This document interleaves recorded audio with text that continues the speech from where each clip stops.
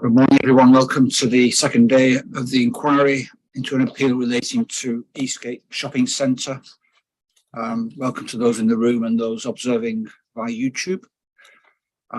Hopefully an attendance listed circulating. Yeah, good, thanks. So today we'll deal with the cross-examination of Mr. Reynolds, which will probably take up this morning. And then we'll move on to the evidence in chief and possibly cross-examination of Mr. Hancock.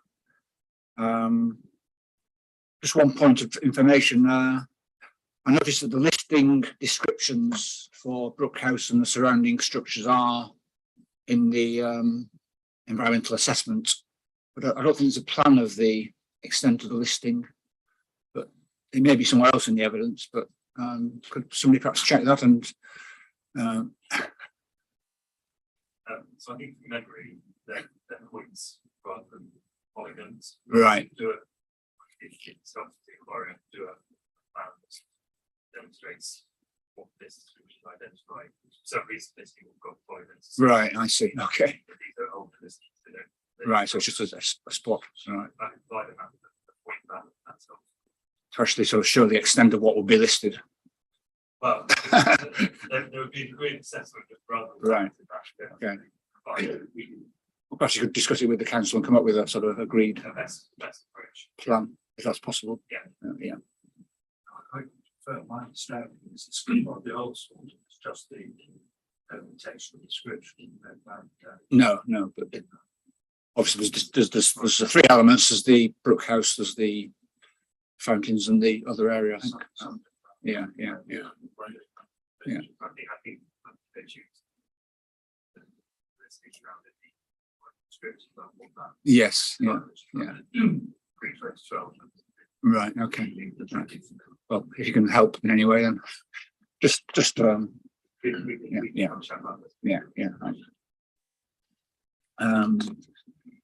Was there anything else in relation to documentation in terms of updates that need to be aware of? Not that I'm aware of. No, nothing in terms of section 106. So we can progressing behind. There has been progress behind the scenes. Yes, there has. I know that. I haven't got anything to provide you just yet, but we may during the course of today.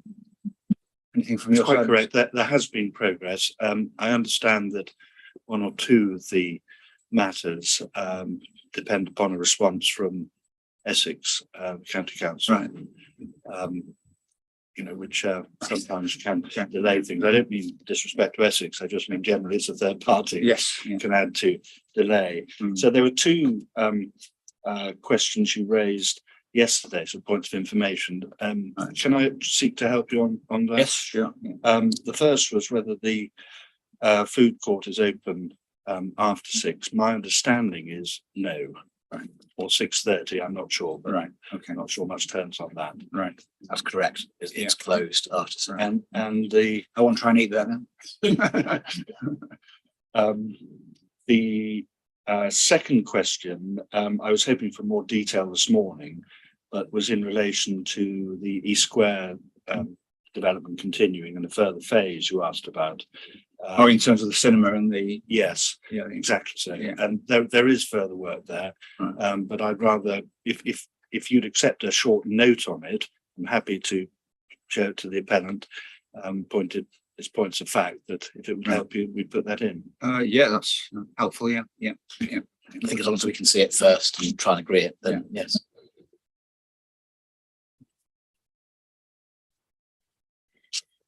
Okay, so that deals with the preliminaries. We'll now move on to cross-examination of Mr. Reynolds. Mr. Banner. Thank you, sir. Good morning, Mr. Reynolds. Please could you take your proof and go to page 2? Yeah. And you tell us that you were first instructed by the council in May of this year, 3 months ago, and you set out at 1.2.3 and 1.2.4 the documents you looked at before that you reached the decision that you could defend the reason for refusal.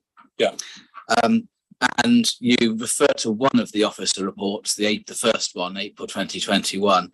There were actually by this stage 2 officer reports, weren't there? Because there'd been a second one in December reiterating the recommendation. You're aware of that, aren't you? Yes, yeah. And you didn't see that before. I don't think that was actually sent in that initial bundle, no. Right. Do you accept that's a relevant consideration in considering the notes? Yeah, yeah. And you weren't provided with the minutes of the extensive 12 months pre-application discussions. And would you agree with me that the pre-application discussion, we're going to look at those a little bit later on, but they're relevant to understanding the genesis of and rationale for the final form of development proposed? Yes, yeah. Yeah. And those relevant considerations you didn't take into account before deciding you could defend the appeal? No, because I was looking at the appeal scheme as it stood. Nice. But I thought part of your case, a large part of the case, was about justification and genesis, not just the appeal scheme as it stands, but the justification. Isn't that right? Isn't that a large part of your analysis? It is. Well, not really. I mean, I suppose I looked at the scheme that was put to the committee, and while yes, the genesis of that is important, I looked at the DAS, which obviously sets out much of that genesis. To a certain degree, I was less kind of concerned with the pre-app discussions with the council, simply because I knew that the council committee report had recommended it for approval, and obviously that's not what members felt, not the second committee. Okay. So I was I don't think it would have, yes, it's important, but I don't know that it would have been material in my decision to. Have you read through all the minutes from start to finish since then? Not all of them. I've been through a number of them.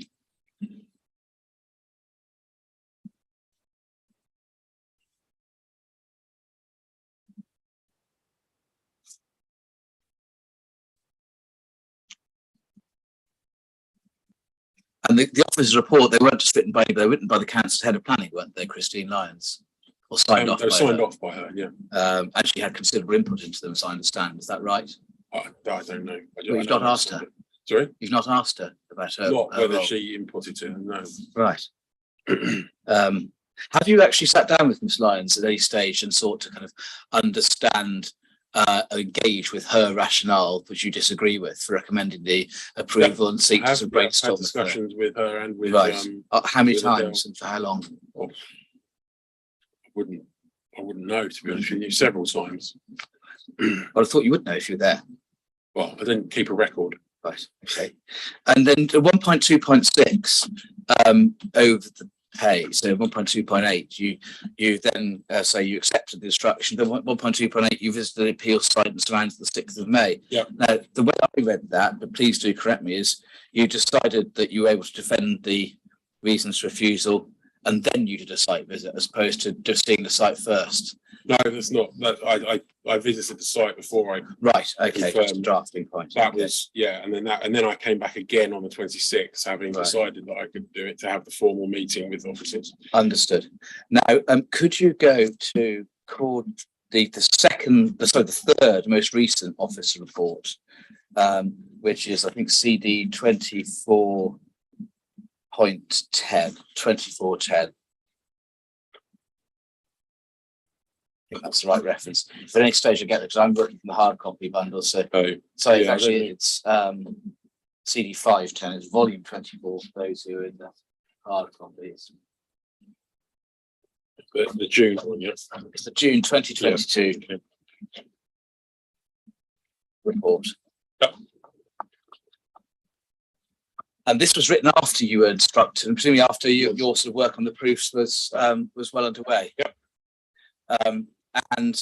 It was the third report, and we see, if we go to section 6.1, advice and conclusions. Do you have that section? Yep. And there's reference to 3 changes of circumstance. We looked at this in opening. The 2 appeal decisions, the withdrawal of the local plan and the 5-year supply. Mhm. And then at 6.22, a couple of pages later, it's said the 2 appeal decisions lend further weight to the acceptability of the appeal scheme application. Yes. Yep. Forgive me if I've missed it, but I don't see in your proof any acknowledgement in your analysis that the council office has actually reached the view after you instructed. After you instructed, they reached the view that the case for planning permission had become even stronger? I don't think that is in my proof, no. Did you take that into account in your analysis silently? No, because I have a different opinion, which is clearly I have a different opinion because Yes. I'm stating why I don't think it should be given consent. I think there are other factors, and I think that the two appeal schemes are, judgments made on their own merits and on their own basis. You might have a different, but is it not worth recognising and grappling with relevant considerations rather than ignoring them, Mr. Reynolds? No, I mean, I think probably that in the planning proof, I think there might be. I'm not sure whether Ms. Reynolds talks about this. Obviously, as a planning. Ask her about that. Certainly, I don't. I mean, I kind of disagree with a number of the things in the report. That's why I'm here. Sure, but did you actually review your analysis in light of the fact that the very council officer who you say approached you and instructed you, had reached a view that actually the case submission had increased during the currency of your instruction? Did you at any stage pause and review your analysis in light of that position? No, because I didn't feel that what had led to that conclusion had bearing on. We'd already discussed at length the implication of the two appeal schemes, and my view was that they didn't lead even stronger to the recommendation for approval. So the fact that that was then written into the report, it's not my report. I'm not a council officer. I wasn't involved in writing the report, and it didn't change my position, which was that I didn't think they did particularly lead. But you are here on behalf of the council, not as some On lone behalf of ranger, aren't you? members, yeah, Yes. yeah. But you're here on behalf of the council corporately, not just on behalf of members. Well, yeah, well, but I'm not a council officer, and I'm not involved in writing the reports that go to committee. Now, you said you were here on behalf of members a second ago. When writing your proof, did you contact any of the members of the planning committee to check if your elaboration of their putative reasons for refusal was consistent with what they had in mind? I haven't spoken to them directly. I watched the video of both committees actually, so I was aware of what the issues were and how they were. Obviously, those reasons for refusal being effectively a summary of the discussions at the committee meeting. So I felt I had a good insight into what their thinking was, and I think that was probably backed up actually by what the councillor said yesterday, which was aligned in a number of ways to what I've got in my proof. Are you familiar with Article 35 of the GPDO? I'm sorry to interrupt, Mr. Banner, but we're just slightly straying into a sort of conversation, and voices are being dropped on both. So you can't hear. I'm so sorry. I wonder whether I could ask you to speak, both of you speak up. Yes, sorry, of course, absolutely. Thank you. Absolutely. Sorry, it's because we're very close. If I speak too loud, we'll be definitely each other. It's the intimacy of the room. It's perhaps a bit of a challenge, but sorry, do please say if at any stage no one can hear. So are you familiar with Article 35 of the DMPO? Not intimately. Right, okay, because you said the reasons were a summary of what they had in mind, but they have to be a bit more than that, don't they, Mr. Reynolds? They have to be a clear and precise statement of the full reasons for refusing. That's what the law requires reasons for refusal to be, isn't it? That's correct, yes, Yeah. but there's still obviously a summary of what was a very long planning meeting. They have to be the full reasons for refusal expressed precisely and clearly. That's right, isn't So it? they are, I believe that Yes. they are that. And that legal requirement on reasons for refusal means, doesn't it, there's no scope for implying considerations into the reasons for refusal, is there? No, but there is scope to elaborate upon them. No, there's not. Not if that means reading in new points, Mr. Reynolds. No, and not this new point, but there is still scope to elaborate upon them. Provided one is within the parameters of them. Right, yeah. Yes. And you would agree, wouldn't you? It's not legitimate for a witness on behalf of a local authority to advance points that fall outside the terms of the reasons for refusal. Would you agree with that? Yeah. And would you agree that if the inspector forms a view that any points you make are outside the reasons for refusal, he can put them to one side? Absolutely. Yeah, absolutely. He can put them to one side if Yeah. they fall outside. Yeah. Thank you.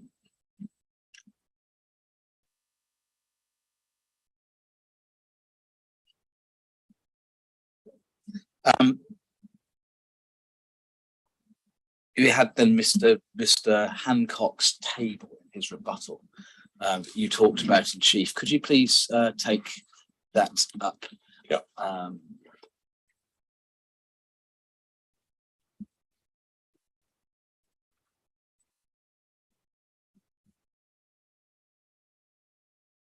Now, you were asked various questions about that yesterday. Yeah. In relation to Mr. Hancock's table, my note is that you didn't actually contest any of his analysis about what was said at what point. You made various points of response in relation to the commentary in the final comment. For example, that you don't say that in relation to market buildings, you don't say that you oppose them in principle. That's about number and justification as one example. But there was nothing when in relation to the columns where he says, to what extent was the issue raised, offers and pre-app, to what extent was in the report, to what extent was in the statement of case, to what extent was the reasons for refusal. You didn't take issue with anything he said in those columns. That's right, isn't it? I didn't. Yeah, I mean, I'll be honest with you, I Yes. didn't check. For example, I didn't go through minutes of meetings. Fine, we've had your chance. That's fine, thank you. Okay.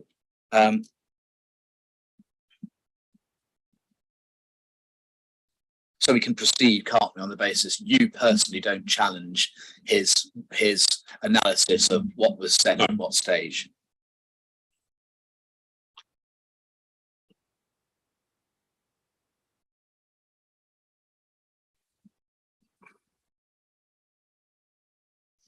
Then if we can go to Mr. Mumby's equivalent table. I appreciate some of his table relates to planning matters, and I will deal with those with your colleague. Yeah. But in relation to his table, right at the end of his, follows page 6 of his rebuttal, gets the same structure table, and my note was that there were 2 points, only 2 points in relation to which you didn't agree with his characterization of what was and wasn't said previously or within the scope of the reasons for refusal. And those 2 points were the compatibility of uses and density. Sorry, you mean within the table or within my evidence in chief general? Within the table. So in your evidence in chief. I don't think we went through the table item by item yesterday. Okay. Well, there are 2 I'm happy points to do that, but well, I think you did actually, because if we go, for example, to page 3, conflict of uses. I mean, obviously, we can always go back and watch it on YouTube if we've forgotten. But at the top of page 3, you did go through this section. You said conflict of uses. You felt was within the scope of the reason. that's right. Yeah, that's one that we did talk about because exactly. it's residential amenity, and that's in reason for refusals. And the second one was density, which is somewhere in this table. I can't remember whether it's above or below. And you said you thought density fell within, was affected the product of height, mass, scale, etc., etc. Yes. So that was within the reason for refusal. But you did go on to say, didn't you, that you didn't actually think density was a reason for refusal itself? Yes. Yeah. Those were the only 2 aspects of this table where you took issue with Mr. Mumby's characterization of what points were taken earlier. That's right. They're the only 2 which we talked about in evidence in chief. Exactly. I've written a response to all of them, and in fact, I think well, it's too late to give evidence in chief now, Mr. No, but I'm just saying, I think that yesterday it was commented that we don't agree with everything that was in here. I think that was stated, and that not responding to it in evidence in chief is not me accepting that what he has said is correct. Okay, but you've given your evidence, haven't you? Yes. Not going to get a chance to give any more evidence. I'm now testing the evidence you have already given. Yes, You understand that's how it works. Sorry, Mr. Banner in particular now is dropping his voice. Sorry, I do when you apologize. take away. Yeah. And I don't want to miss any bon mot. No, it's a challenge with the layout, as you can see, because I'm looking Yes, away no, from you. I do and understand. obviously if I speak very loudly, I'm going to be raise your intimidating the voice witness. more. My point on the density issue, I thought that was more in relation to Mr. Hancock's rebuttal, but It may have been, Yeah, sir. yeah. I'm not sure much turns on that. The No, point no, is, but I'm just trying to understand. Yeah, Yes. Mr. Hancock, if it is, but the point is that those were the only aspects of those tables. they were the only aspects I of haven't those asked the tables. question yet, Mr. Reynolds. You asked me this before. No, Those are the only aspects of I'm those. sorry, Mr. Reynolds. Would you be so kind as to let me ask the questions? So otherwise, we'll end up having to guess what each other's going to say. Those are the only two aspects of the two tables where you expressed disagreement with the characterization of what had been said at earlier stages. That's right, isn't it? They were the only two aspects of the tables that we went through yesterday that I stated that does not mean that I accept the rest of the tables as Right. being correct. Yes. Could you answer my question? I did. No, you didn't. Okay, it was capable of a yes or no, and you've rephrased the question I haven't. and said something else. I- Okay, well, I'll ask it again. I'll ask it again. If you could give me a yes or no, I'd be really grateful. Those were the only two aspects of the tables where you expressed disagreement in your evidence as to the characterization as what had been said before. Yes or no? Yes, Thank but you. I also said that it did not mean that I accepted the ones that we didn't go through.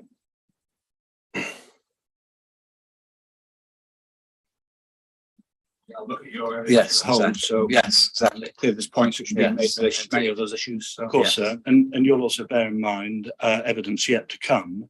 And you'll also bear in mind submissions that I'm entitled to make as well. You're not a expert in retail market or retail lettings, are you yourself? No. No. So when we go to your proof, put Mr. Mumby's bottle away for now. Can we go to your proof? Yeah. 2.1.8.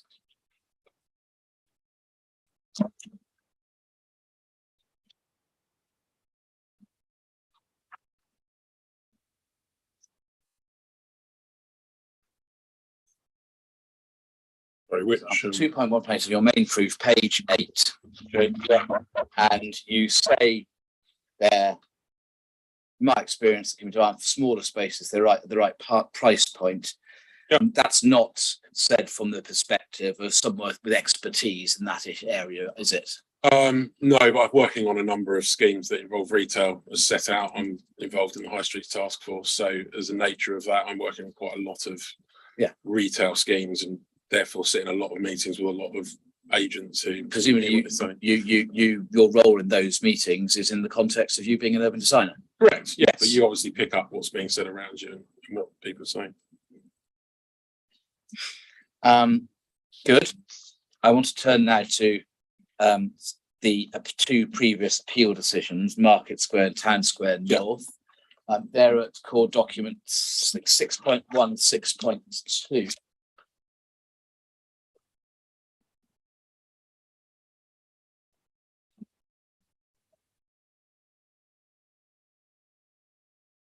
We'll take them chronologically, so it's Market Square first.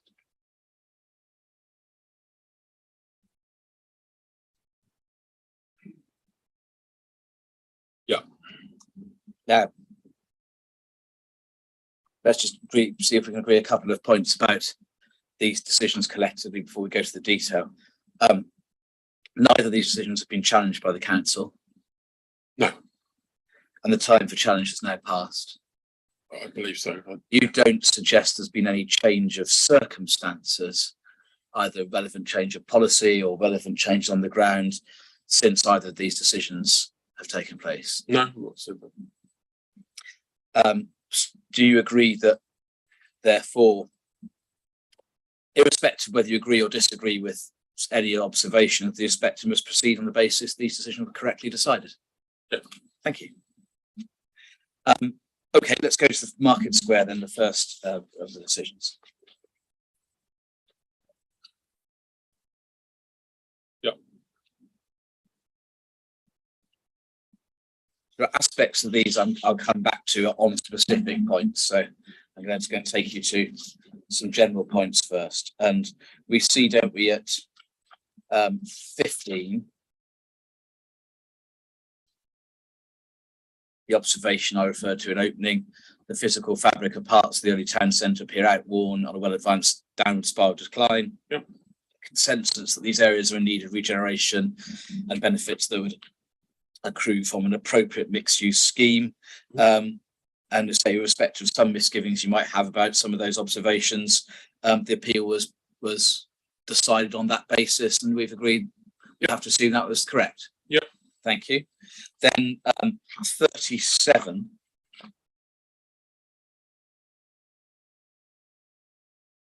The point is made in relation to Brook House that whether it was intended to be the only tall building doesn't really matter anymore, because there's other tall buildings around it now. So it's that the ship sailed in relation to that. Yes, and that's right, isn't it? It is. Yeah.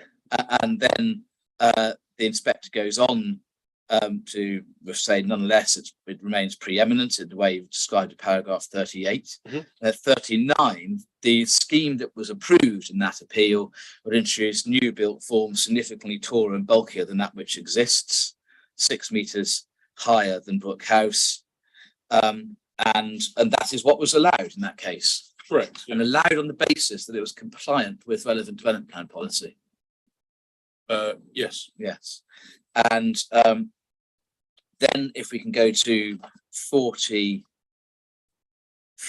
we see that despite the fact that that building would involve built forms significantly taller and bulkier than Brook House, nonetheless, it wouldn't have a material adverse impact on primacy and the captivating townscape function of Brook House, the centrepiece of the new town. Correct. That scheme would. Yes. Yeah. So building at a higher level than Brook House in a relatively close proximity to it, certainly when we compared to our scheme, wouldn't have a material adverse impact on its centrepiece function. In terms of the scheme that the Yes. inspector was assessing, correct. And then the 46, there's long-standing recognition that legibility of the town centre could be improved by introducing some increased height at key arrival points on routes into the centre. Correct. Yeah. And that observation again is one which we, as you've agreed with me already, we have to proceed on the basis that that was correctly decided, that observation. Yeah, and it's set out in my evidence in chief that I Yes. believe that there's scope for increased height. Yes. At key arrival points, plural.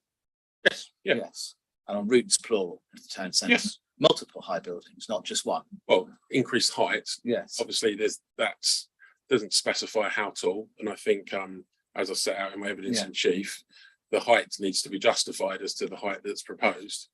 But And we know how tall in that case, because we're told at the next paragraph, and that's so 17 stories in height, what's being looked at. And the effects of that, if we can look a little bit further along, I'm going to come back to the section on the evolution of the scheme in due course when we deal with design coding.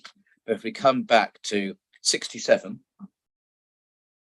that's considerably higher scheme, 17-story, we're told at 67 clearly differ from what was there already. So this wasn't evolution, it was revolution, wasn't it, in terms of what's proposed, something which would clearly differ in terms of composition. That's what we're told at 67. Yeah. Yeah. And then 69, the allegation you made in chief yesterday about the appeal scheme, that it was alien, was an allegation made against that scheme, wasn't it?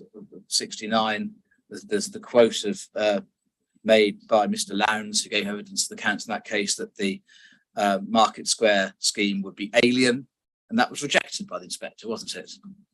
in that case, yes. Yes, and that alien, that's a descriptor that you've resurrected in this case, isn't it?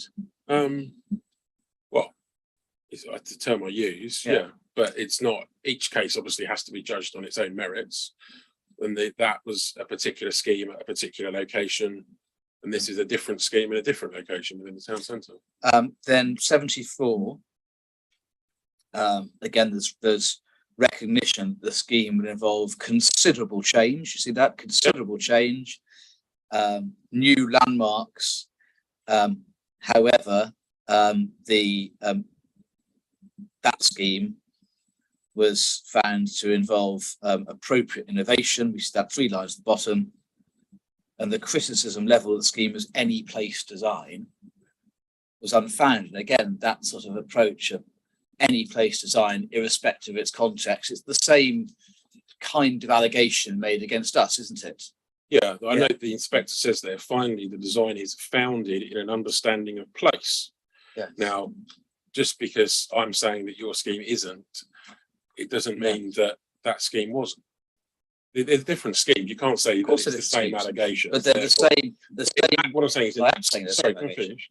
In that scheme, the inspector found that that was an unfounded claim, and that obviously the evidence presented was that. Yeah. It may well be the inspector finds the same in this case, but my evidence is that I do not believe in this case that you have got that understanding of the place, and I hope that my evidence will show. I know what your evidence. There's no need to restate your evidence on every question. We're just trying to. No, explore. I'm just pointing out that that's what I've said out. But Where does the inspector refer to the understanding? It's 74, so the key, but of course, this was a full application, wasn't it? This one. this is the hybrid. It's just a hybrid. Yeah. But we know, don't we, that the rejection of the alien allegation and any place design was made in the context of this being something which was, in his words, clearly different, considerable change, and introduced considerable new built height higher than Brook House. Those considerations didn't preclude the inspector rejecting the allegations we've looked at, did they? No, because in this case, he felt there was an understanding of place. It wasn't a hybrid application; it's the full application. Oh, He made, that's mistaken. Well, there's obviously a lot more detail before him in this case. Yes, exactly. The inspector was. By definition, 'cause it's a full application. Yes. Okay, then can we look at the Town Square North decision? And again, if we go firstly to paragraph 17 by way of context.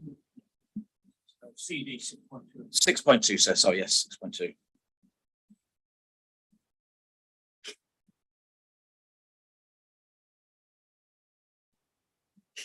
And we see at 6.2, paragraph 17, generally run-down feel in the town centre, evidenced by its fading physical fabric, a plethora of empty retail units, generally underused public spaces in need of regeneration. Again, whatever misgivings you may or may not have, we're agreed that this inquiry has to proceed on the basis that those observations were correct because they were made, they were not challenged, and the team I think on that it's in basis. the statement of common ground that that's. I personally would. I think that the description in this appeal by this inspector is more balanced.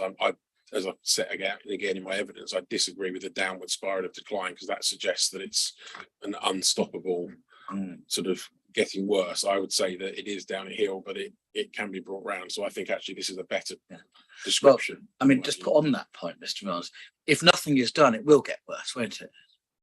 Yeah, but things are getting done. We've got the cinema scheme. We've got these two schemes that have both been approved. Yeah. So things are happening, and doing something can mean refurbishment. There's lots of things to be done other than full demolition and redevelopment. I won't strain to planning evidence. I might pick that up with your colleague. 25. Again, in relation to the history of Brook House. Yeah. Similarly to the previous inspector, what Inspector Barrett's view is well, it doesn't really matter what Brook House was meant to be because things have moved on, and its current role, plainly, townscape role, is in the context of other tall buildings now in the town centre, specifically the existing ones and the at this point authorised town square market square development. Correct. Yeah. And the final sentence, again, we must proceed on the basis this is correct too. No evidence to indicate that Brook House should serve as a cap on future height. No, that's right, isn't yeah. it? And that means, doesn't it, if we think about what that means, that it can't be a reason in principle for rejecting the proposal that if you're looking at a particular vista, Brook House is seen in the context of taller built form. So if you can see the appeal scheme, for example, and Brook House, and the appeal scheme's bigger, that can't of itself be a reason for refusal, because that would mean that Brook House is serving as a cap on future height. That's right, isn't it? I think that's no. I don't know that is is absolutely right. I think what that's saying is that you can't, as a blanket, say Yeah. no buildings taller than Brook House, and I don't state anywhere that that should be the case. Well, you straight on. We're going to look at the photo, the viewpoints in due course. But at various stages in the viewpoints yesterday, you were saying, "Oh, you can see Brook House, but it's dwarfed by, or there's the built form That's bigger not than to it." do with height. That's to do with massing and scale. And Right. volume. It's not to do with height. Okay. Well, let's make a note of that. You use the words dwarfed by, which ordinarily connotes height. I think mass as well. Okay. Someone of my size who dwarfs a lot of people, whether they're taller than me or not. Thank you. Then 50, we're nearly there. 48. Yeah. Again, we see here, don't we, that in longer range views, Brook House is part of a group of tall buildings rather than one of a few disparate tall forms. And the approach of the inspector is that's a good thing, not a bad thing. Correct, yeah, and the inspector goes on to say that due to the significant skyline gap between the new elements and the listed building, in its distinctive form, its preeminence and Yes. wider landmarking role would still be appreciable. Yeah. And again, as the councillor pointed out, and as I pointed out yesterday, that in a number of views, the appeal scheme would remove that skyline Right. gap, which clearly the inspector there felt was justification for approving that. As I said, scheme. we'll look at those Yeah. views in due course and see if that's right or not. But if that descriptor in 48 were to apply to the appeal scheme, that would not be a basis for criticising it, would it? Well, I don't know what you mean by that Well, descriptor. if the effect of the appeal scheme is that Brook House be seen as part of a group of tall buildings, resulting in a lively and attractive skyline, that Well, would as be. long as there's a Can I find it, significant- please, Mr. No. Sorry, No, I you have. clarified what you want. Okay. If you wouldn't mind letting me ask Okay. the questions, it's just going to take longer otherwise. If that is the descriptor the inspector applies to this scheme, that is not a basis for criticising it, is it? If the full statement is true and that there is a significant skyline gap, which is clearly part of that paragraph, we can't only take the first sentence, we have to read the paragraph in its fullest, then I would say that then it's the same applies to this one. Thank you. So we can put that appeal decision away.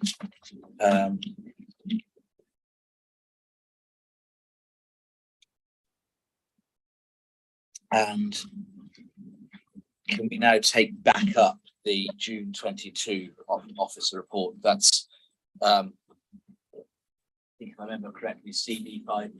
5.10, yeah.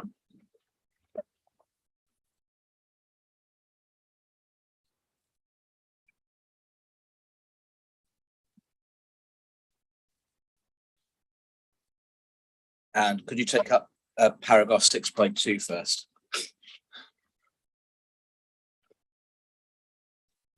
Yeah.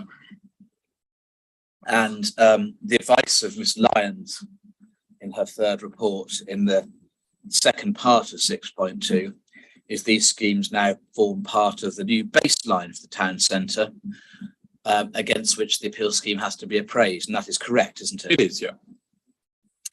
And 6.5, she notes, you said they're different schemes on different locations, but she's right, isn't she? She say they're in close proximity to the appeal site. Yep. They're highly relevant baseline, aren't they? Their baseline, yeah. And they're highly relevant to considering the appeal scheme. It's not like they're a baseline in Billericay. They're highly relevant because they're right next to the appeal site. Well, that makes them baseline. So what's the answer to my question? Are they highly relevant or not? I don't see how a baseline is a baseline. It can't be more relevant or less relevant.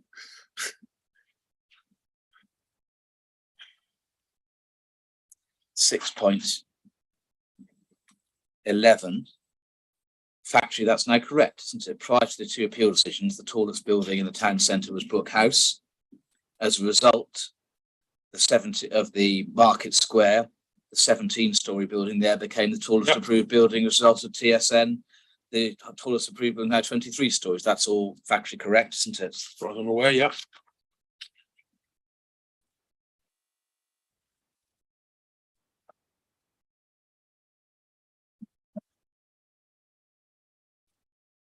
Now, I think this is the point where we need to look at the viewpoints. Could you go to your proof first of all, and 5.4.3? Yep. And at 5.4.3,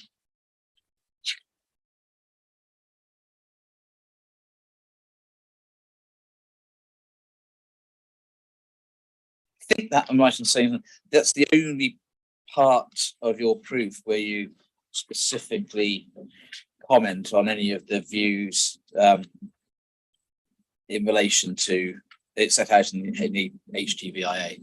I think it's the only one where I give view numbers, Yeah. correct? Yeah, I do at 5.4.14. I do return to where I think the harm is. Yes, in limited, generically, but I don't. yeah. You know, maybe I should have done. I didn't put the specific view numbers in for that paragraph. No, and there's no specific analysis on a sort of viewpoint by viewpoint basis, is there, in your proof? Not of each one No, in turn. no. No. So that exercise you did, Chief, yesterday was some new evidence, wasn't it? In that sense, when you were going through viewpoint by viewpoint, providing specific analysis, viewpoint by viewpoint, that's New not in your evidence. proof. I mean, it is in proof. And also, I've said here that the views I consider to be affected, and then I talk about what the impact is. So right. it isn't set out in a tabular format, but it is in the body of the text. It's Okay. not new evidence. Well, because also, if I heard you correctly yesterday, you took us through 5 viewpoints, I did, yeah. 8, and in fact you referred to 3 in your proof.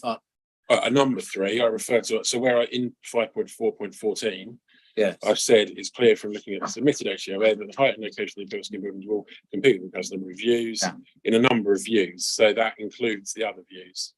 I didn't set them out by number, but it included the ones that we took. So, and if we go back to 5.4.3, the last sentence, you say that the 3 you mentioned are the main views. Yeah. So the other ones you took us to yesterday, 8 and 15, they weren't considered to be sufficiently material to justify being included in your list of main views, were they? To be honest with you, I think it's the way that I've written it, because in those 3 that I listed is when I was really talking about the more distant views.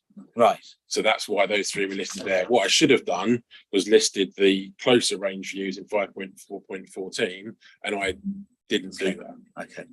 Well, there we are. And I think you said at the end of your evidence, you clarified to say that all of them indicated lower end, less than substantial harm to the significance of the Brook House. From a heritage point of view, but not from a townscape point of view. There is a difference between heritage and townscape. Yes, I am aware of that. Funnily enough, Mr. Ellis. Now, can we go to the 2 documents? So we need CD 3.94 and CD 4.21. Yep. Do this on my computer, so just give me a second.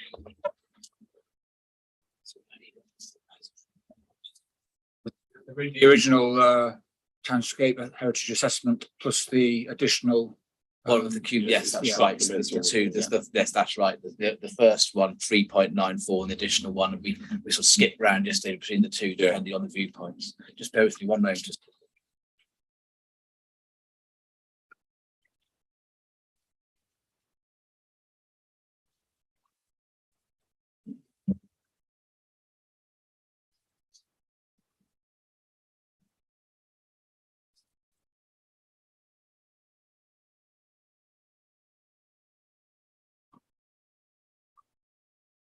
so first one goes to 3.8, which I believe, sorry, 3.8, which I believe is on page 49 of 3.94.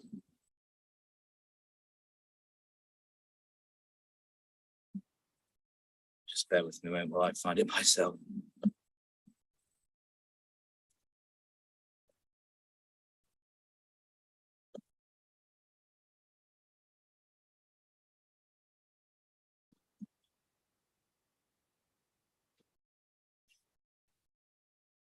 Sorry.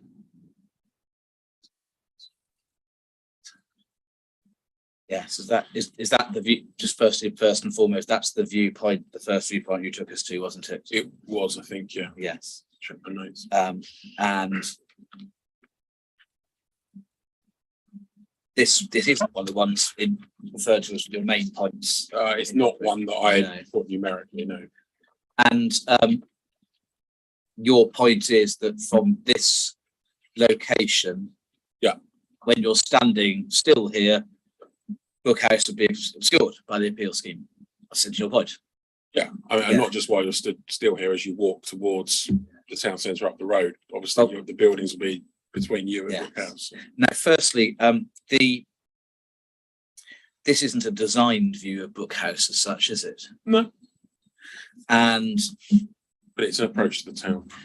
it's the principal significance of Brook House is not readily appreciable from this particular location, is it, Mr. Reynolds? No, but its function as a landmark, as a marker for the town centre is recognised. Mr. Banner, do you mind asking that question again?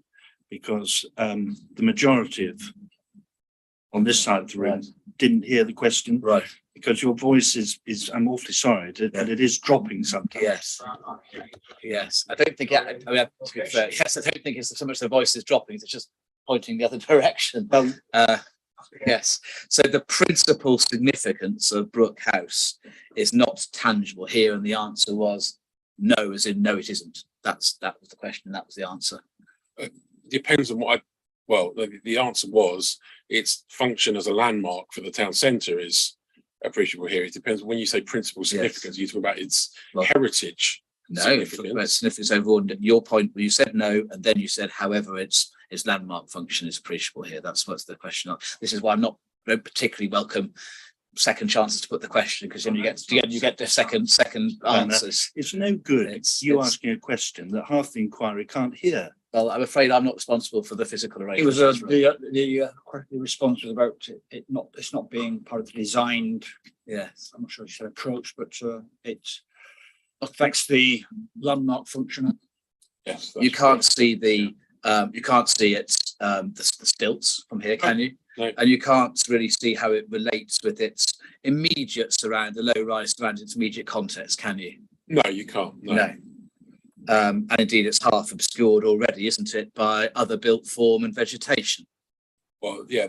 I mean, I don't know what that vegetation is. Clearly, these are summer views, so in winter it may be more appreciable. I don't know whether that's an evergreen tree or not. I can't tell from this distance. Right. And obviously, tall buildings we know have tops, middles, and bottoms, and in more distant views, it's the top of the building that is the important bit, because that's the bit you typically see in distance views. So, from a view of this distance, which I would probably say is a mid-range view, we talked about short, mid, and long-range views.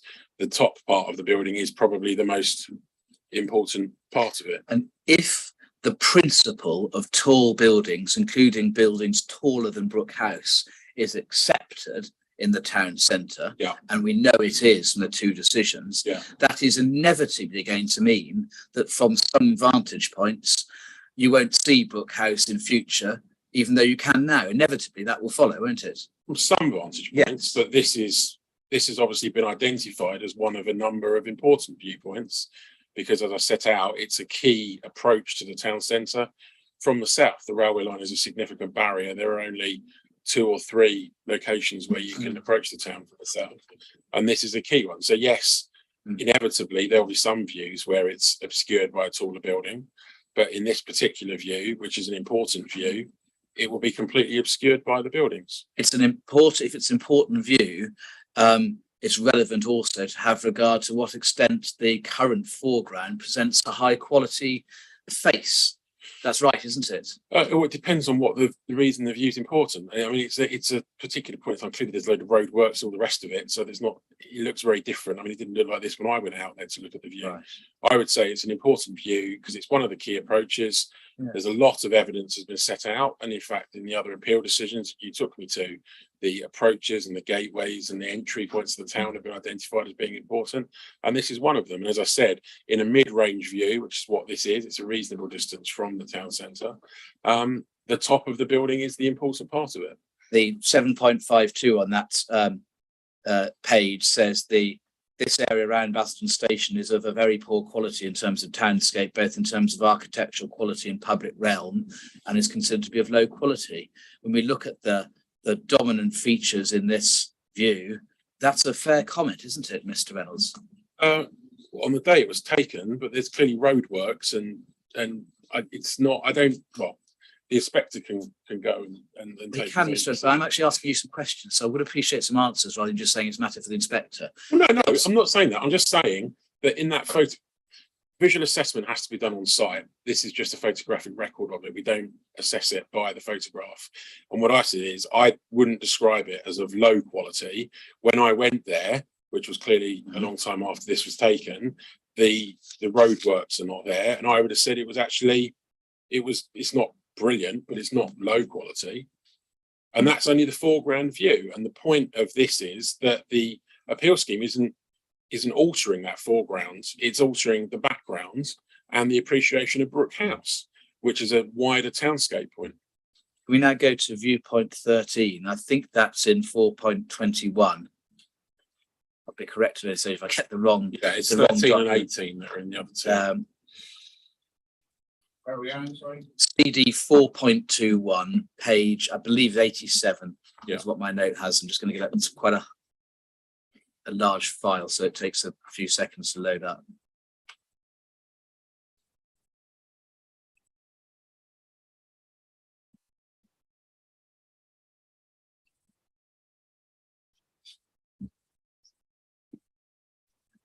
This was one of your main. It's one of the distance views that I identified, yeah.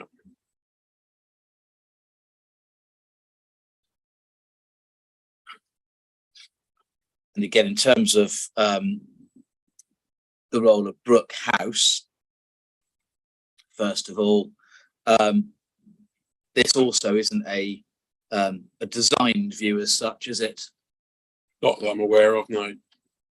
And again, one doesn't readily appreciate from this location the existing contrast between the height of Brook House and the low level immediate surrounding. Does one? No, so that's why I've described it as a townscape matter rather than a heritage matter. Yeah. But that's part of its townscape function too, isn't it? That contrast. It's part of its townscape It's function. part of it, Yes. yeah. Again, nothing among in terms of its primary townscape significance, other than the fact that you can see it. There's nothing of primary townscape significance in Brook House tangible from this location. At this distance, again, it's about it as a marker for the town centre. Yeah, and that's all, isn't it? So apart from the fact that you can see it, there's nothing else of townscape significance tangible from this location. No, it's about it as a marker for the town centre.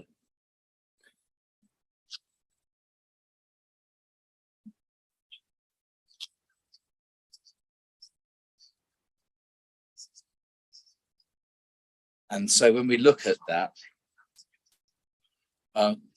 how have you looked at how different the outcome would be if just the consented schemes are permitted and not the appeal scheme? I've tried to. I mean, obviously that isn't provided within. There's not a view that only shows that information. No, but pretty much if you've got the versions, I think there's two versions because my version of 4.21 is a little different, Mr. Sorry, so this is the cumulative, so only Yes. the original H2. Yes. So it's probably the best place. So you probably want it. So actually, could you get in that case? Thank you. Could you get this viewpoint 13 in the original, which is page 62 of 3.91? Just to get a sense of, put your comments into context. So I knew I'd get the reference from it, so at one stage.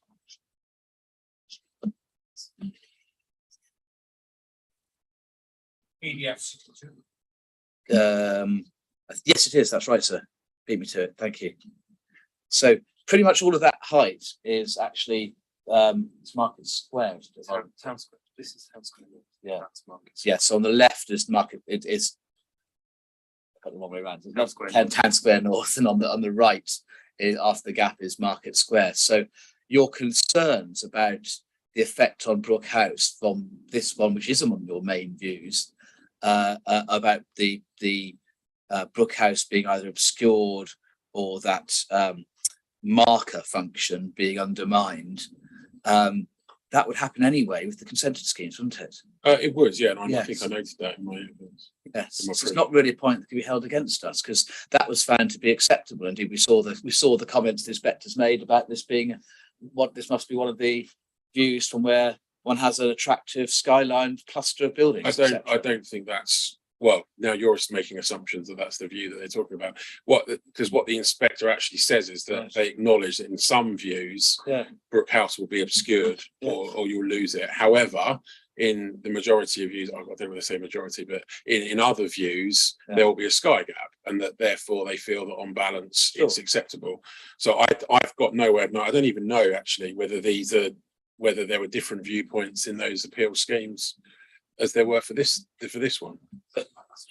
I'm told we were actually asked to provide, well, all three appellants were asked to provide pretty The much same the same viewpoints, viewpoint. fine, everywhere. okay. But I mean, the key thing is this is one of your three quote main views you refer to in your proof. Three example views. No, that's not what you say in your proof, Mr. Is it Andrews. not? Well, the main 5.4.3. Let's not rewrite your evidence. 5.4.3 main last sentence. All words, not mine. Okay, yeah, the main, yeah. So in one of your three main views, Yeah. the consequence you complain about in chief, the loss of Brook House's singularity, the landmark functions, scored, etc., is something which will already happen as a result of the consented schemes, which were judged to be in accordance with the development plan. Factually, that is right, isn't it? Yes. Thank you.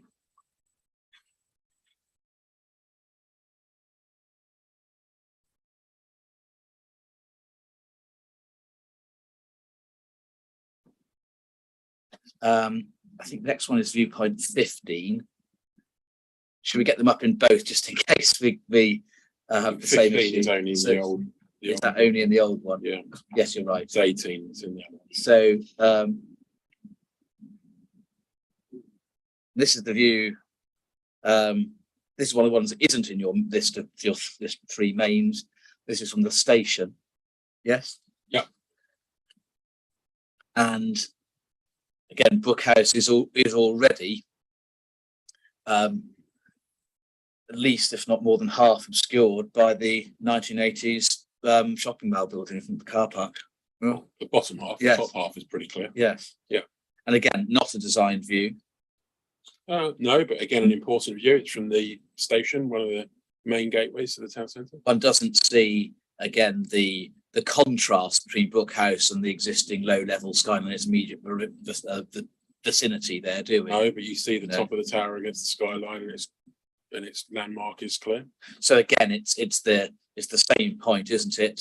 As in the previous view 15, it's the marker function of Brook House. Correct. Yeah. And we know that altering that marker function from certain viewpoints didn't preclude the two previous inspectors from considering it as accordance to the development plan, did it? We know that because we saw the last image and we saw their conclusions. Yeah, because in some views you could still see it. Thank you. Then 18 is the last one. That's in the newer document. I think 18. No. So, just bear with me one moment. I might have got that wrong. The 16, forgive me, 16 was the next one. The graveyard. The church. Yep. And that is in 3.94, isn't it? It is, yeah. And again, a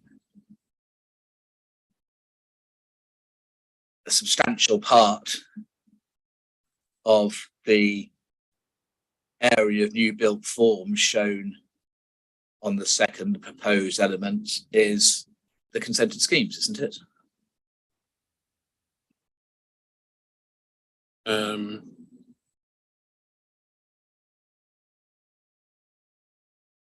Quite hard to tell, to be honest with you. I don't think. Well, put it this way. You can see that. Yes. You can see it. I mean, I think this is one where it's actually easier to perceive it on site than it is in the photograph, to be honest. But You can't perceive what's proposed from on site. no, but you can you can understand the building is clearer. I'd like to ask you about it anyway, if I may. Yeah. And it's right, isn't it, that the two appeal decisions that have already been allowed and are not challenged by the council will mean that, irrespective of this outcome of this appeal, Brook House would, from this viewpoint, be seen as part of a cluster of tall I buildings. think That's this right, is one. isn't it? This is one view where Brook House will be part of that. Was it the Lively and whatever skyline? Paragraph 48 of the second decision, the Yes. cluster. Yeah. Yes. So the answer to my question was yes. This is a viewpoint from which, and this is one of your three main points. Yeah, This but is so this is one where I think that the appeal scheme would lessen the ability to see it as part of Right. that cluster, and that's because the appeal scheme appears behind Brook House in this, which means that Brook House will be less readable as part of it. They're very clear in the appeal decisions that comment about the liveliness is about you can still read Brook House, but it's part of a group, not that it's lost into or it's amalgamated into it. And I think this is one where, and again, it's a quirk of the photograph viewpoint, that it's one where it will become unreadable against the backdrop. Okay. Right, well, we don't accept that, but I think it's going to be easier for Mr. Hancock to explain how the disposition will work in his evidence in chief. I think that's all the viewpoint. Let me just check I haven't missed one. I think it's 18, isn't there, actually? 18. Yeah. And that's in both, actually. But so let's just get both up to make sure we're not missing anything.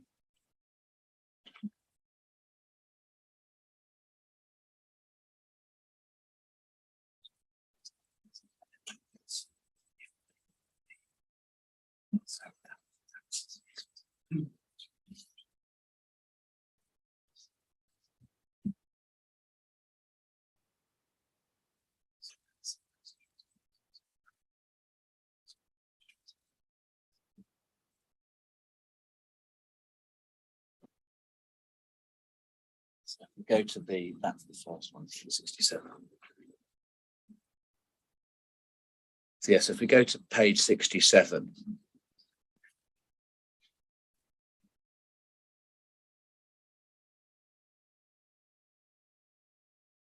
I've got the easiest thing to do if you've got the electronic version, you flick between 66 and 67. You see there's quite considerable, again, existing built form. I'll use the word surrounding liberally, but surrounding Brook House as a result of the consented schemes, irrespective of the appeal scheme. That's right, isn't it? Yeah. So once again, I mean, it's hard to tell because we don't have a view that's kind of, if you like, just the consented schemes and not the appeal scheme. But what I would say is this is probably one of those views where you would say that the appeal scheme will certainly be very visible, but Brook House would be kind of still standalone with Sky Gap around it. Between you would read the consented scheme to the right, and then Brook House, a gap, and then Brook House. But with the appeal scheme appears directly behind Brook House. It doesn't stand alone, does it? Because even now it's right next to the other tall Well, building, with the Great Oaks building. Yeah, but it's still it doesn't stand alone. That's right. Well, isn't it's still readable, is what I'm saying. right. But And your appeal scheme would appear behind it, whereas the consented Town Square and Market Square schemes appear to the side. They don't appear directly behind it. This skyline is going to change fundamentally in any event, isn't it? As a result Skyline of will change. That's not in doubt. However, the inspector, in allowing the appeal, noted that there would still be views where it would be Brook House would be readable as a separate element because of those sky gaps. And this is one of the views where the appeal scheme, if consented, would remove one of those sky gaps that the inspector specifically identified as justification for allowing those appeal schemes. And your point in this respect, and indeed actually in respect to most of the other views, this isn't about, I mean, it's described in the reason tree as a height point, but this isn't about lopping off one or two stories. This is really an objection to any form of tall building, really, because even if it was a couple of stories lower, the same complaint would be made. That's No, right. that's not correct. It's about high scale and massing. So it's about the location of the towers within the scheme, and it's about their overall height. And it's also about, as I've set out again in my evidence, which I know you don't want to keep referring back to, but obviously it's an outline scheme. So it's harder to do this kind of assessment because materiality will have an impact, even though I think that at this distance and on this scale of development, the impact of materiality will be relatively limited to the readability of those two buildings. And that's based on my experience of assessing these both as outlines and detailed. I'm going to come back to your point. Just clarify what viewpoint 18 is showing. I mean, I know where it's from because I actually walked back that way to the hotel. So I'm now in the. If you're in 66, I think I'll be correct in saying 66 is the 66 appeal the bottom scheme. is the appeal scheme And then when you go to 67, that drops in the consented schemes. as well. If I got that right way around. Market Market Square. Because there's Market Square been submitted at the time. Yes, And then it drops in Town Square. Town Square North. Which is on page 66, we've got the consented schemes. Those page No, it's the way 66 is the appeal scheme, so at the bottom. Right. And then on page 67, you can kind of ignore the top one because that was when only one scheme had been submitted. But I see. if you look at the bottom one, that's Bottom one, effectively 67, equivalent to the exactly. appeal. I see, right. So it's so if you do it actually helps to have the electronic version because you can flick between them and you can see it drop in effectively. Thank you. I think we can put the viewpoints away. Then can we go to, let's go check my reference.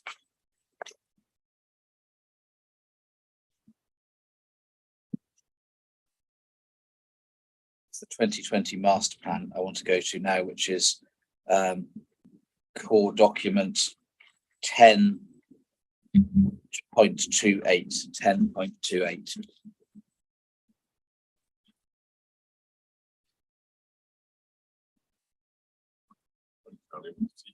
No, really. I got that right. There's no 10.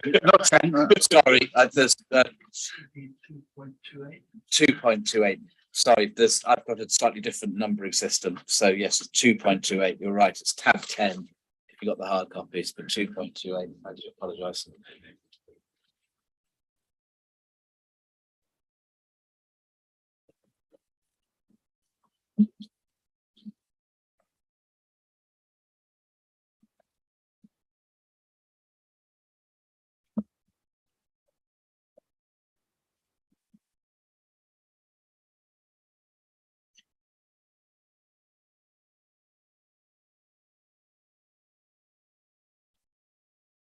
And can we take your proof up as well? Proof paragraph 2.1.0.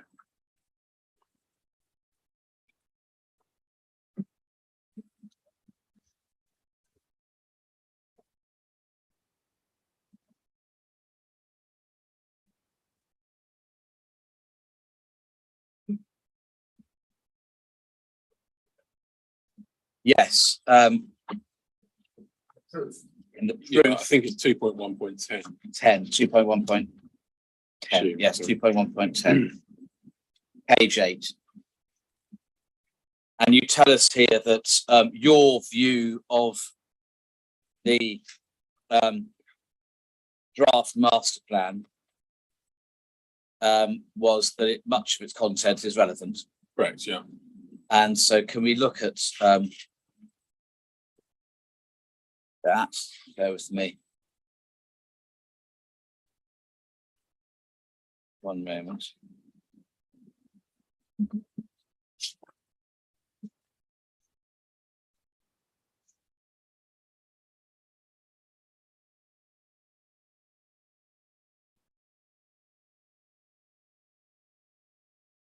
Bear with me one moment.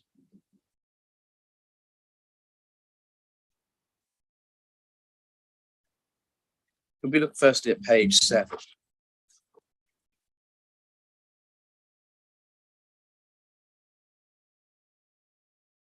Hopefully you have an introduction section. yeah. Do you have that? Yeah. And the master plan was informed by the views, the people who use the town centre. Yep. It's subject to consultation, wasn't it? It was, yeah. And the key themes of that consultation included the 4 bullet points that follow that paragraph. Yes. Yeah, That includes improvements to restaurants, shops, and entertainment, a greener town centre, make the pedestrian environment feel safer and better connections in public transport. Those were themes arising from the public correct. engagements that informed the 2020 master plan. Yeah. And Eastgate is within the scope of the 2020 master plan. Within the study area, yeah. Yes.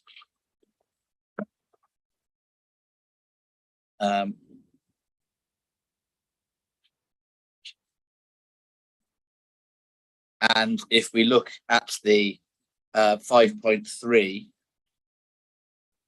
strategic aims, yeah, the strategic aims of this document, which you consider to be relevant, to bring about physical transformation. Yes, correct. Yeah, physical transformation through improvements to gateways, improvements to public realm, promoting about 4 or 5 lives down, a key ambition to contribute to the vision of social wellbeing in the town centre by promoting a mix of uses. correct. Yeah, including residential development. We see that after the bullets. correct. Yeah, and then we see, don't we, at 5.3, the desire for greater permeability and connectivity. See Yeah. that plan. Yeah. Lots of arrows through areas which are currently built form. Mhm. Then if we go a little forward to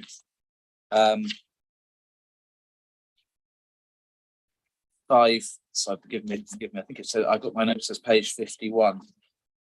Just check, I'm not sure that's, yes, page 51. There's a section on scale and massing. You see that? yeah, And that section on scale and massing in this document, informed by public engagement, includes in the last line, taller marker buildings, plural, around key routes and entrances, plural. correct. And So- I think the diagram at the bottom right there identifies one.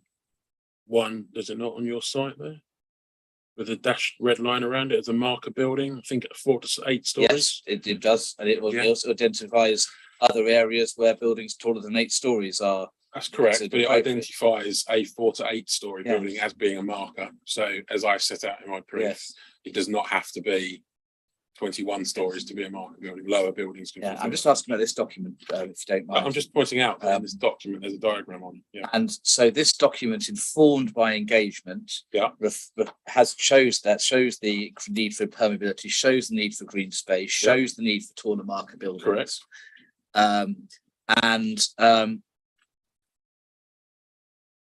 You say in your proof that the appeal scheme, paragraph 5.3.9, keep this document open, it goes 5.3.9 in your proof.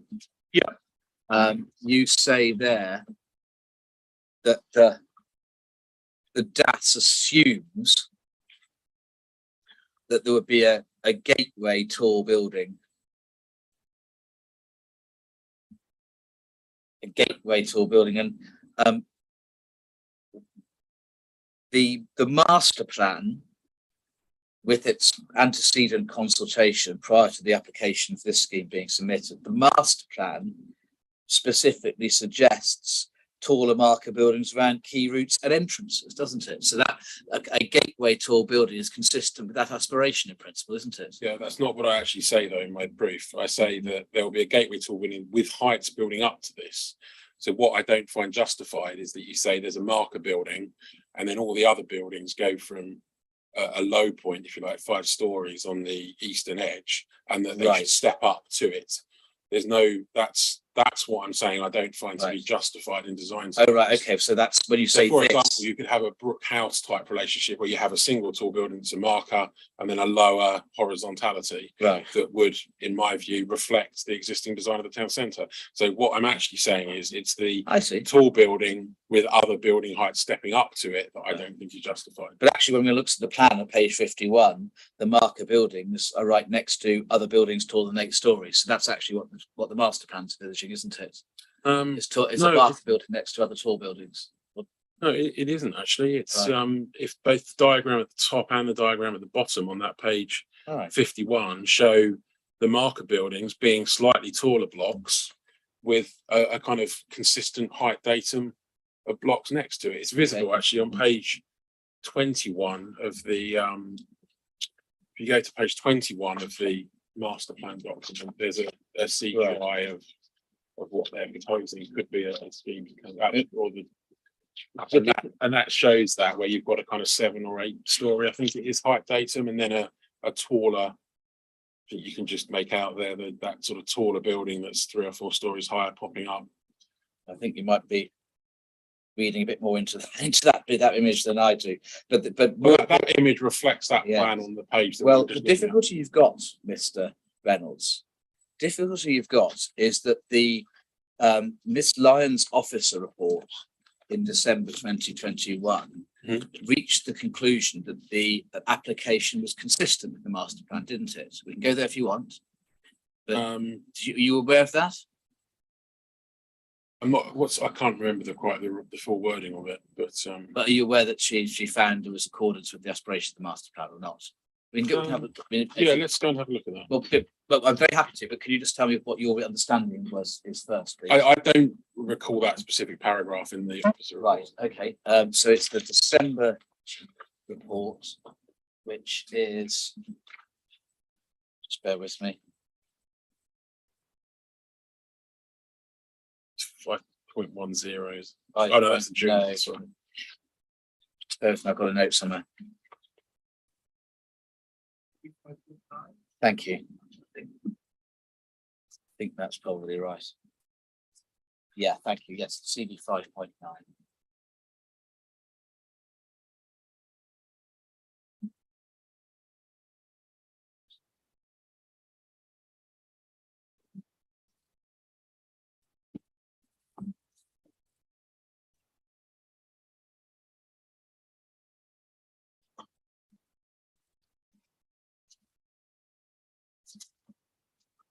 Just bear with me.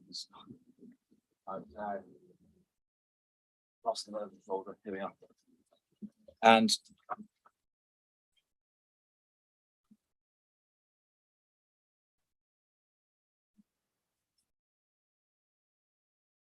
we need the April. Actually, I'm not sure it is 5.9 because that's the December report, isn't it? It's not the original. Isn't it? 5.8 is the original one.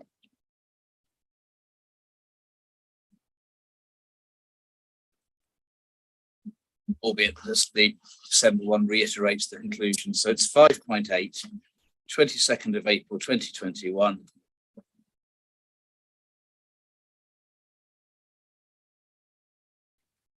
And if you go to the 6.6,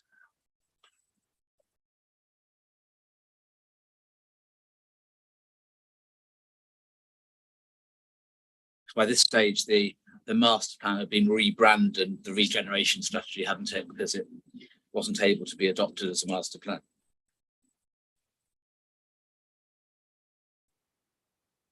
And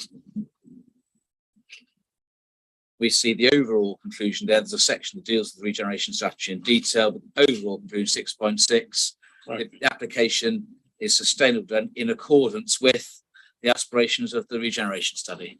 Yeah, I mean, it says the aspirations, which, as you rightly read out on the first page, are greener town centre and other things. So, Well, they're a bit more than that. I mean, well, I think I would say that it does accord with the aspirations, but not the detail of it. And if the intention was that the officer who wrote the report was dealt with the detail of it, then I would have to disagree with the officer because clearly it doesn't. Yeah, but I'm not asking your view, Mr.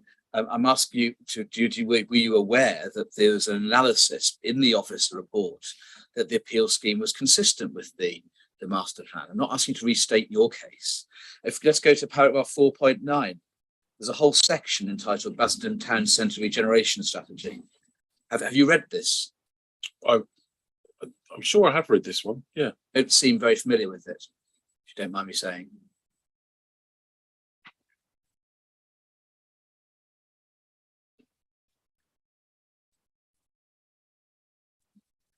So it would be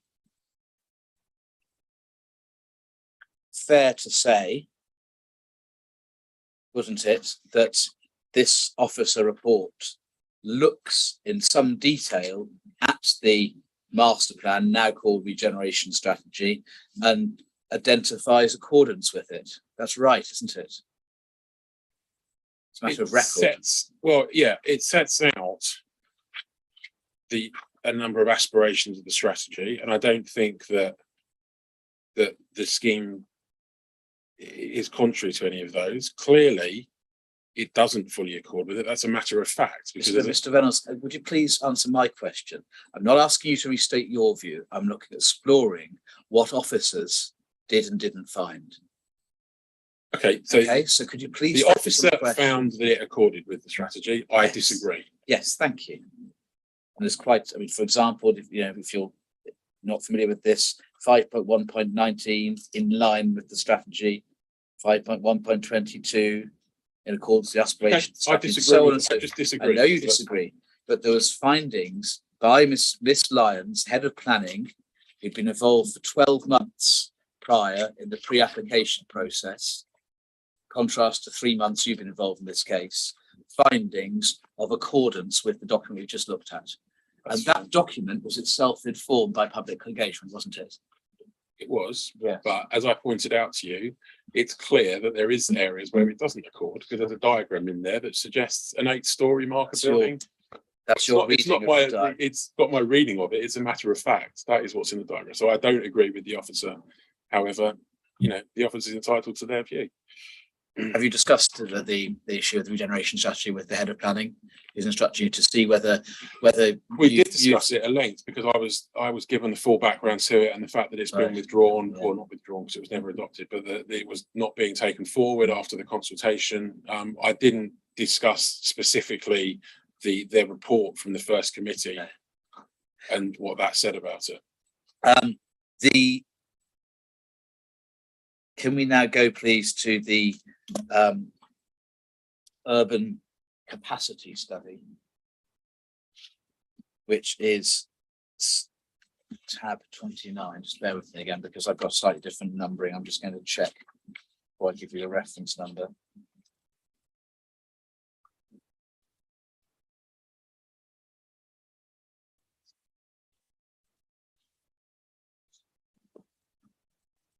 It's CD 3.29.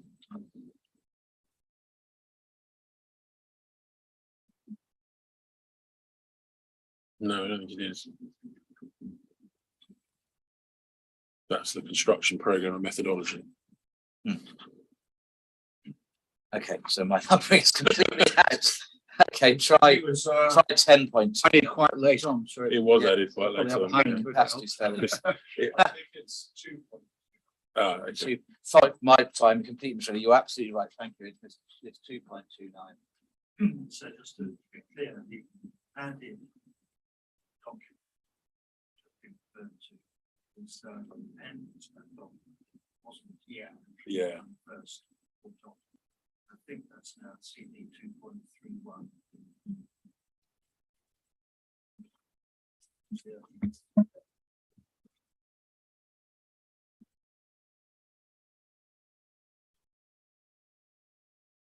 And the urban capacity study was something which was developed sort of hand in hand with the master plan regeneration strategy, wasn't it? As I understand it, it was a parallel. Yeah, By the same, also we made that. Yes. It informed their consideration of what the master plan should be.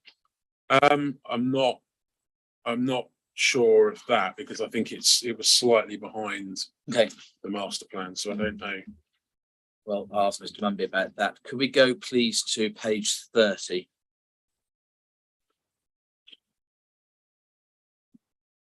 And that is section 5, this document, urban capacity study sites. Yeah. And UC 7 is Eastgate, ownership, infrared, capital partners, etc. We see that. Yes. And the analysis there is that there's an opportunity for up to 2,800 units. That's what is said there, isn't it? Under planning status, opportunity for up to 2,800 units. Existing buildings worthy of attention, none. Yeah. Existing open green spaces worthy of attention, none. Right. So that was the view of, we made that in this document. Yeah. Just to be clear, I think the reason they said opportunity for up to 2,800 is because the planning application had been submitted and was going to, as they note underneath, going to committee on the 6th of October. I wouldn't read into that they've done independent analysis and are supporting 2,800. Right. If that's where we're going. Have you discussed it with them to understand whether that's right?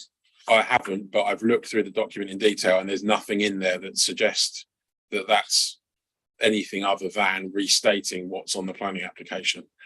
Right. None of the other plots, for example, does it suggest a number of units other than those where there is a consent either in process or. Well, so for example, if we look to the right slightly where you have the so-called Toys R Us site, there's nothing in there in terms of the number of units that would be suggested. But then if we look to the site UC5 to the left again, it does talk about 295 units, noting that that's at a pre-app stage. So I think where they note unit numbers, that's taken from in process planning applications. This hasn't been generated by them doing independent analysis. Well, let's look at page 3, shall we, and see what this document was intended to be. Yeah. You see the first paragraph. This is intended to provide a robust evidence base for future development potential in Basildon town centre. Yeah. So if the authors of this document considered that the site didn't have potential for up to 2,800 units, contrary to what was being proposed, then if they were doing their job properly, they would have said so, because this is intended to be in a robust evidence base. That's right, isn't it? No, I disagree with that. I think if you've got a scheme that's been submitted, is due to go, has got a committee date, is presumably by the point that they wrote this, if there was a known committee date, they would know that it was going to be getting officer recommendation for approval. I think you would include what was in that planning application. They would be very hard pressed to come up with a different number when on other sites they do not come up with numbers. That's not where this document gets to.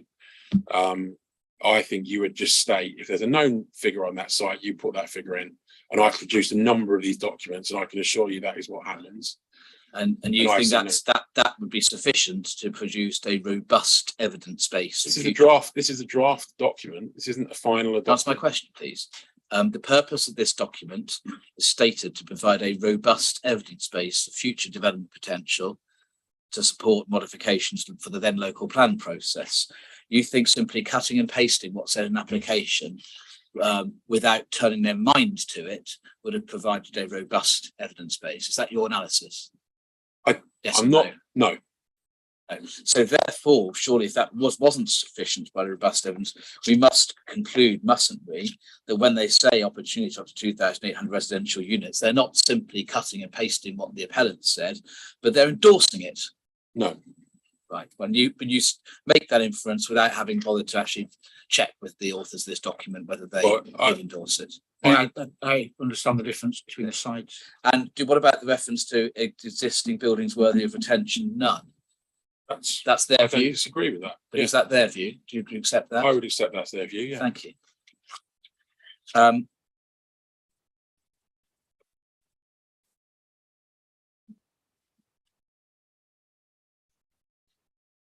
It's legitimate, isn't it, in considering the appropriate design rationale to bear in mind the severe housing shortfall in Basildon, isn't it? Because taller buildings enable desperately needed homes to be provided in a sustainable location, which doesn't involve green belt release for those homes. Now, would you accept that's relevant consideration to be taken into account in assessing the appropriateness of tall buildings in this location?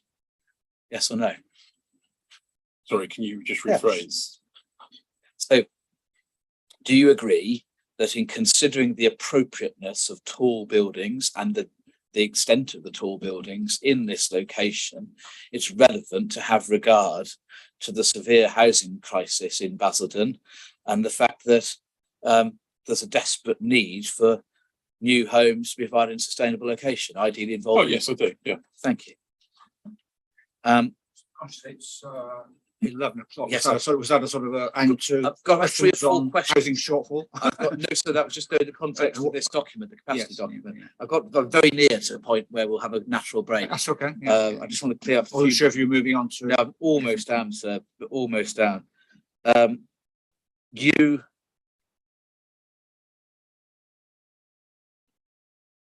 In fact, no, that is a good point. So actually, thank you. No, that is a good point because we've dealt with one of these points already. So thank you. No, I'll pause there. Thank you. Okay, so it's 11 o'clock. We'll pause for how much longer? Another hour and a half, I think. At least, right? Okay.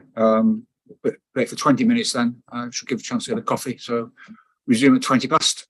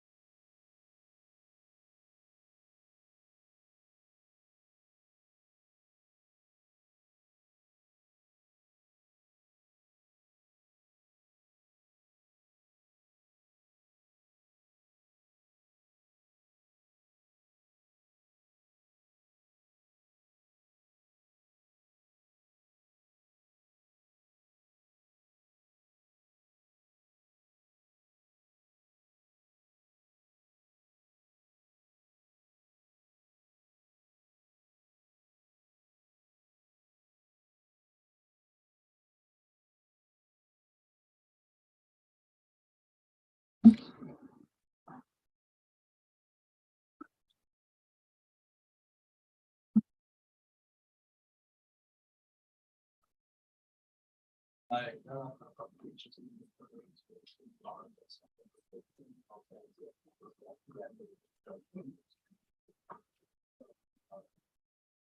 it's 11:20, so we'll resume the cross-examination of Mr. Reynolds. Thank you, sir. Hello again, Mr. Reynolds. Could you take out CD 5.16, which is Mr. Tracy's presentation slides?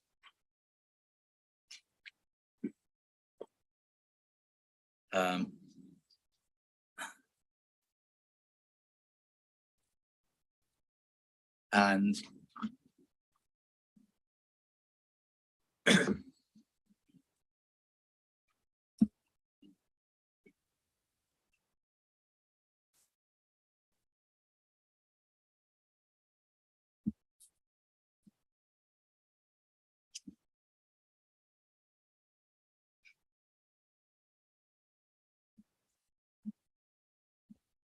let me know when you've got them.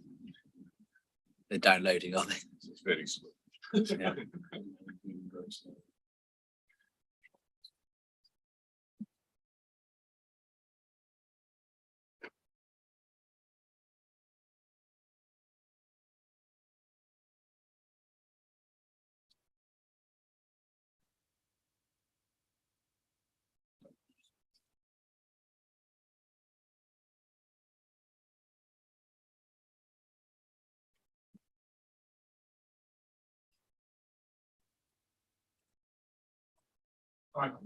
You got them, Mr. Reynolds?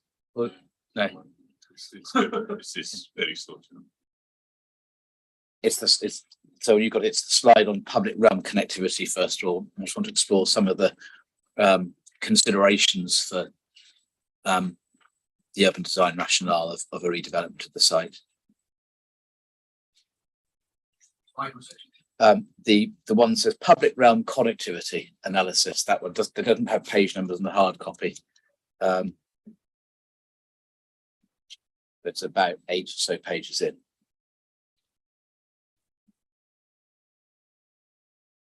If you let me know, Mr. Reynolds, when you've got it, I say it's take. It's I'll tell you which one it is in a second. It's page 9 of the PDF.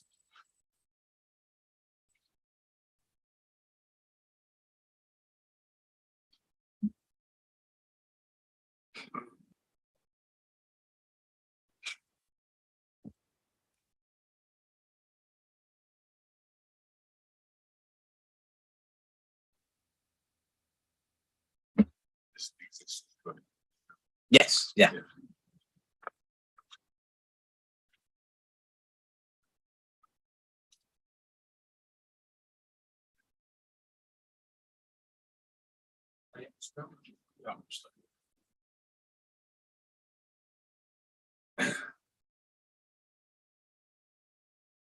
So in relation to connectivity and permeability, let's firstly look at the baseline and then look at what's proposed. And it is right, isn't it, as Mr. Tracy sets out here and explained in his presentation, that currently the town centre ring road creates a barrier to pedestrian movement. That's right, isn't it? It is, yeah. And overall, there is poor permeability in this part of the town centre. Yes. He says that the network of streets is complicated and illegible. And that's a fair comment. I wouldn't say it's complicated and illegible. It's not. It's poor, but I think it's okay. Well, accept poor.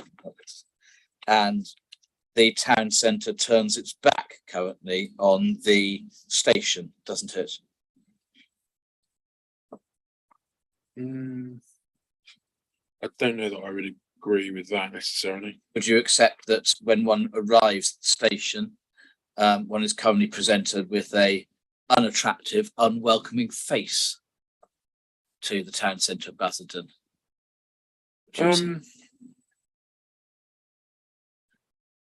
It's not great, but I wouldn't say it was unwelcoming and unattractive. I think the recent public realm improvements have made it a lot better. If we then move forward to the proposals, and we go to the illustrative master plans, let's go down to slide 28.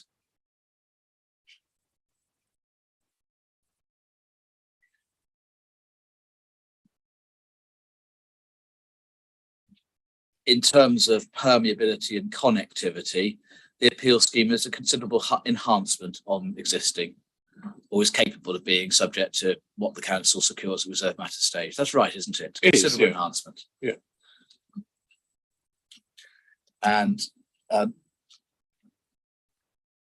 could you, in this keep everything you've got up, but also get CD 1.7, the National Design Guide?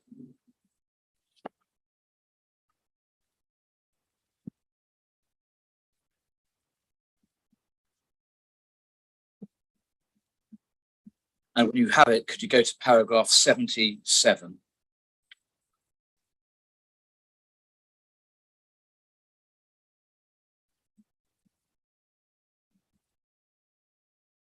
Which is a page 22 of the hard copy. It almost certainly means a different page number on the PDF. At 77. It's on the slide, on the section entitled Movement. Page 22. 22. 22 on the PDF as well. Crikey. And we see there the provisions in relation to a well-designed movement network, don't we? Yep. And in relation to the consideration set out there, the appeal scheme performs better than existing, doesn't it? Yes. Then next point in relation to mixed use. It's appropriate, isn't it, for any redevelopment of the Eastgate Quarter to be mixed use, including residential. Yeah. That's in the common ground statement. And that would avoid the crime and antisocial issues that can arise when a town centre involves little evening activity. I think that's quite a complex issue. I mean, it will bring activity in the evenings. Yes, bringing activity in the evenings helps to avoid antisocial issues that can arise when a town centre doesn't involve much evening activity. I don't know that I'm qualified to comment on that. Right, you're qualified to comment on retail lettings, but not that. Because I've never had a meeting with police to know what contributes to antisocial behaviour. But if you go to 4.1.19 of your proof, 4.1.19 of your proof, you do in fact advise on this issue. So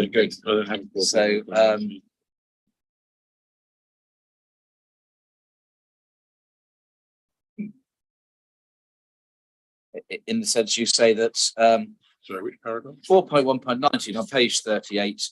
9. Sorry, did I say 9? No, sorry, forgive me, 4.1.9. And in the page 38, the second sentence, which I understand you're describing the status quo at the current time, where the disrepair combined with the lack of non-retail uses, which are critical to bringing life and energy outside shop opening hours, mean the town centre feels down a hill underperforming. So the introduction of a mix of uses is important to ensuring that there is a safe and thriving town centre. As I just said in my answer to you, I agree that it's critical to bringing life and energy outside of shop opening hours. What I'm not qualified to do is to say whether that would lead to a reduction in crime and antisocial activity, because clearly there's that comes in various forms. Have you walked around the town centre in hours of darkness? I have actually, yeah, not recently, but I have been here before.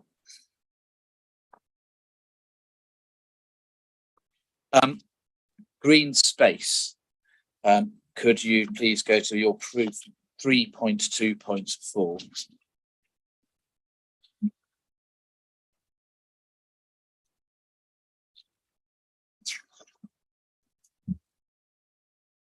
And you, page 20, you note here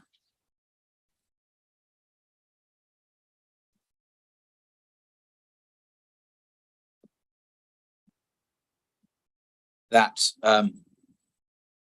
the imperative of national policy includes providing access to a network of high quality open spaces, providing opportunities for sport, physical activity, which is important to health and well-being, can deliver wider benefits, including for Yeah. nature.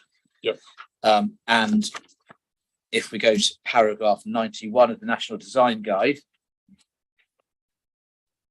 91.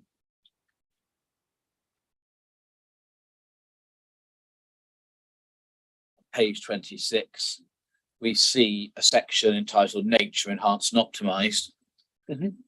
And we see at 91 that well-designed places include integrating existing and incorporating new natural features into the multifunctional network. Yes, That's correct. so incorporating natural green space is part of good design.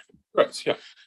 And the current position is that the town centre is lacking in Correct. green space, dominated by concrete. Yes, that's correct. And again, in this respect, the appeal scheme is a considerable improvement on existing, isn't it? I don't know, because it's a reserved matter. It's capable of being considerable improvement on existing, isn't it? Because plainly it's capable of securing considerably more green space. It's capable of it. However, I don't believe that the design code can give certainty of that it would deliver that. I think you could bring forward a compliance scheme that would not deliver additional green space. But you think that you could bring it would, the council would be unable to resist at reserve matters stage a proposal that would involve no new green space? Yes or I'm no? saying, I'm not looking Ask at, the question yes or no, and then give the I qualification. don't know. You don't know.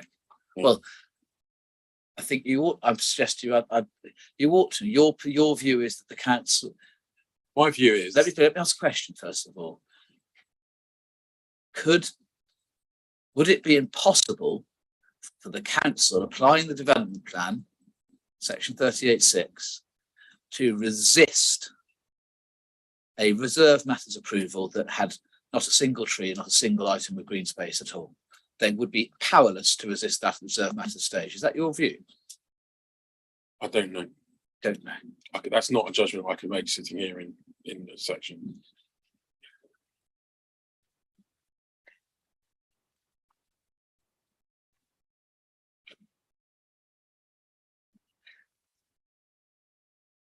Let me now go put Mr. Tracy's slides away for now, but maybe perhaps keep them down. Leave it Don't open. shut it down because it'll take another 10 minutes to download the second time. We have to go back there. Taking back the National Design Guide and going to paragraph 44, which is on page 12. Yeah. National Design Guide tells us that well-designed places don't need to copy their surroundings in every way. Correct. It's important not to stifle innovation or change, such as increased densities or new sustainable features or schemes. Correct. And can we then look at 59 on page 16? And we are told there that where the scale or density of new development is very different to the existing place, it may be more appropriate to create a new identity rather than to scale up the character of an existing place in its context. Yes? Correct. Yeah.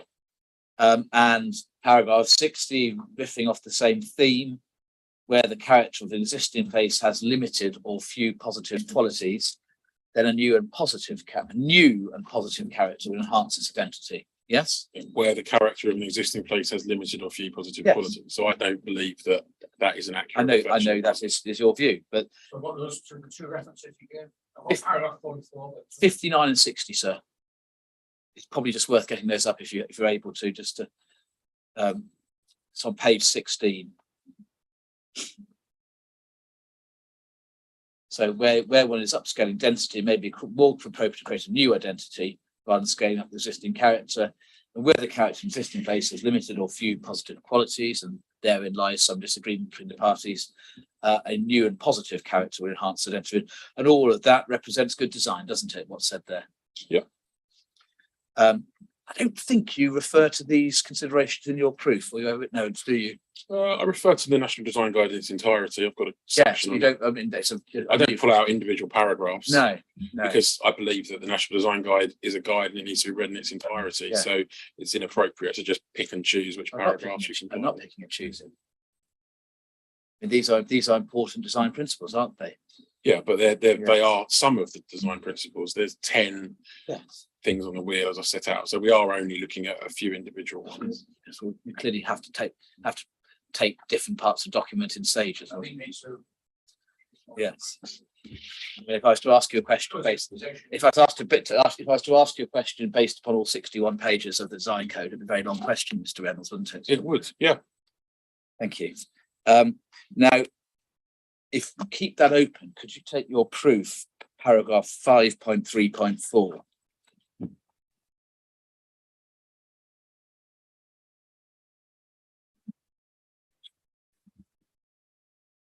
You say the appeal scheme is introducing a very different typology in a new residential street grid. Where a scheme seeks to do this, it's really important, you say, really important that they maintain elements of character from the existing area to ensure they have a strong sense of place. That's your analysis. Correct. Set out in your proof. But the National Design Guide, the passages we've just looked at, make clear that actually that need not always be the case if the passages I've taken you to are engaged. That's right, isn't it? But I'm saying that that's not the case in this scheme. You don't recognise, do you, in your analysis that actually the National Design Guide does not say it is always really important to maintain elements of character in the existing area. It may be more appropriate to create a new identity. That is, in terms, what National Design Guide says, isn't it? If you read it in its entirety, that's not what it says. That paragraph talks about where the character of an existing place had limited a few positive qualities, a new and positive character will enhance its identity.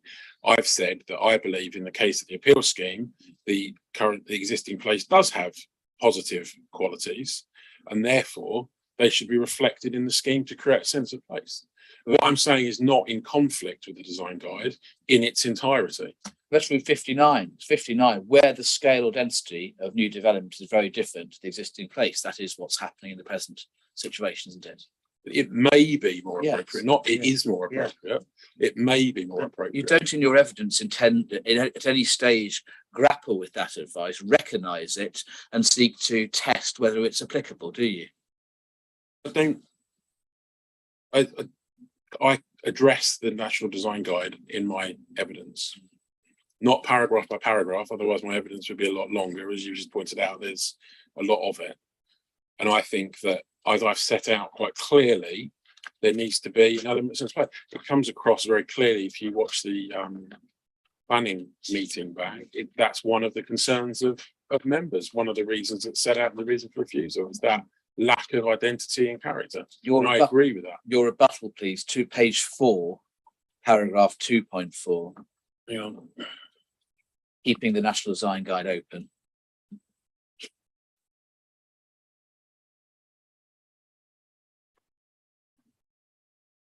Planning, do you have that? Sorry, I'll wait till you've got it. My rebuttal. Sorry, which paragraph? 2.4.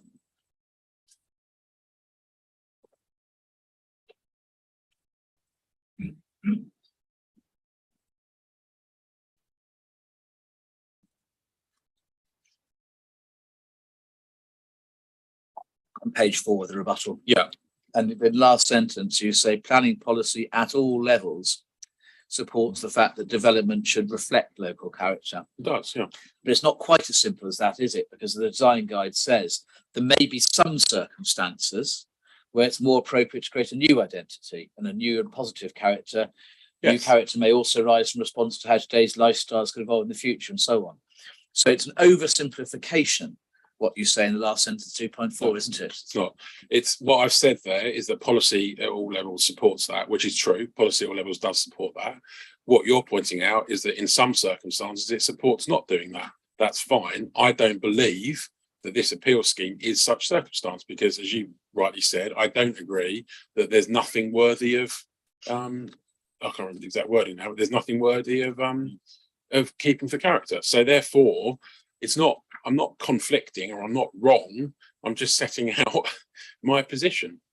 Can we now look at the pre-app discussions, and I think at least the bulk of them are in core document 4.24. It's probably worth keeping the National Design Guide on your, it's one of the windows that are open on your computer.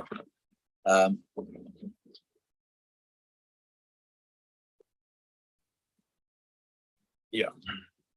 So these are the meeting minutes of the, I think, circa 12 months of pre-app that the appellants held with Miss Lyons, that provide the context for her 3 reports. And I missed the reference. CD 4.24. And the first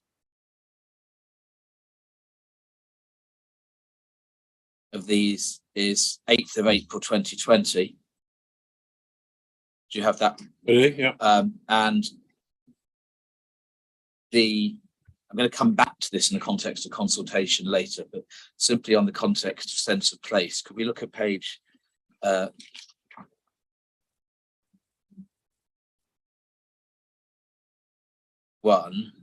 and the last line?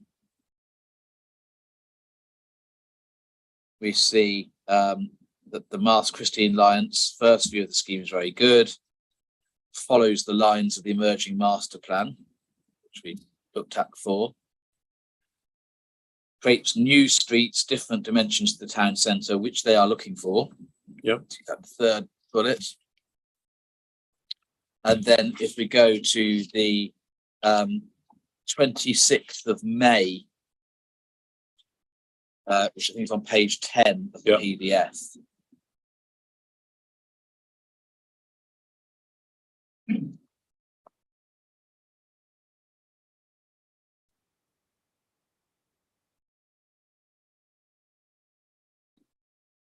Do you have that one? Yep. And on page 10, we see 2.6 comments from Charles, which for once that isn't me, but Charles Sweeney of the council. The scheme is looking really good and likes the fact it's local distinctiveness rather than repeating London. Context analysis is strong. So pausing there, the view expressed by council officers in this iterative process is that this isn't cut and paste urban design, but it's creating a local distinctiveness. That's what they're saying, isn't it? I don't know what he's referring to, because it doesn't say that. What I would note is that it's an update from the architect and exterior architecture. Now, as I pointed out in my evidence, I think that on the landscape side, there is good analysis of what makes Basildon unique, and that is carried through into the landscape design.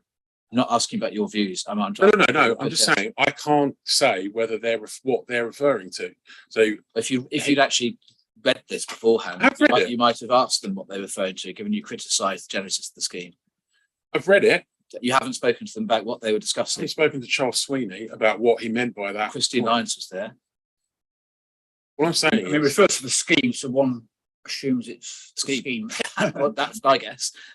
Okay. I mean, local distinctiveness rather than repeating London. It's very obvious what the point being made is, isn't it, Mr. Reynolds? I don't know. Well, I know what the point is, but what I'm saying is I don't know whether he's talking about the architecture of the buildings or the landscape. Because in my view, the landscape does achieve this and the buildings don't. And it's not clear from the minutes, because it simply says, have you heard this before? Yes, I have. Because 2.8 is talking about landscape, isn't it?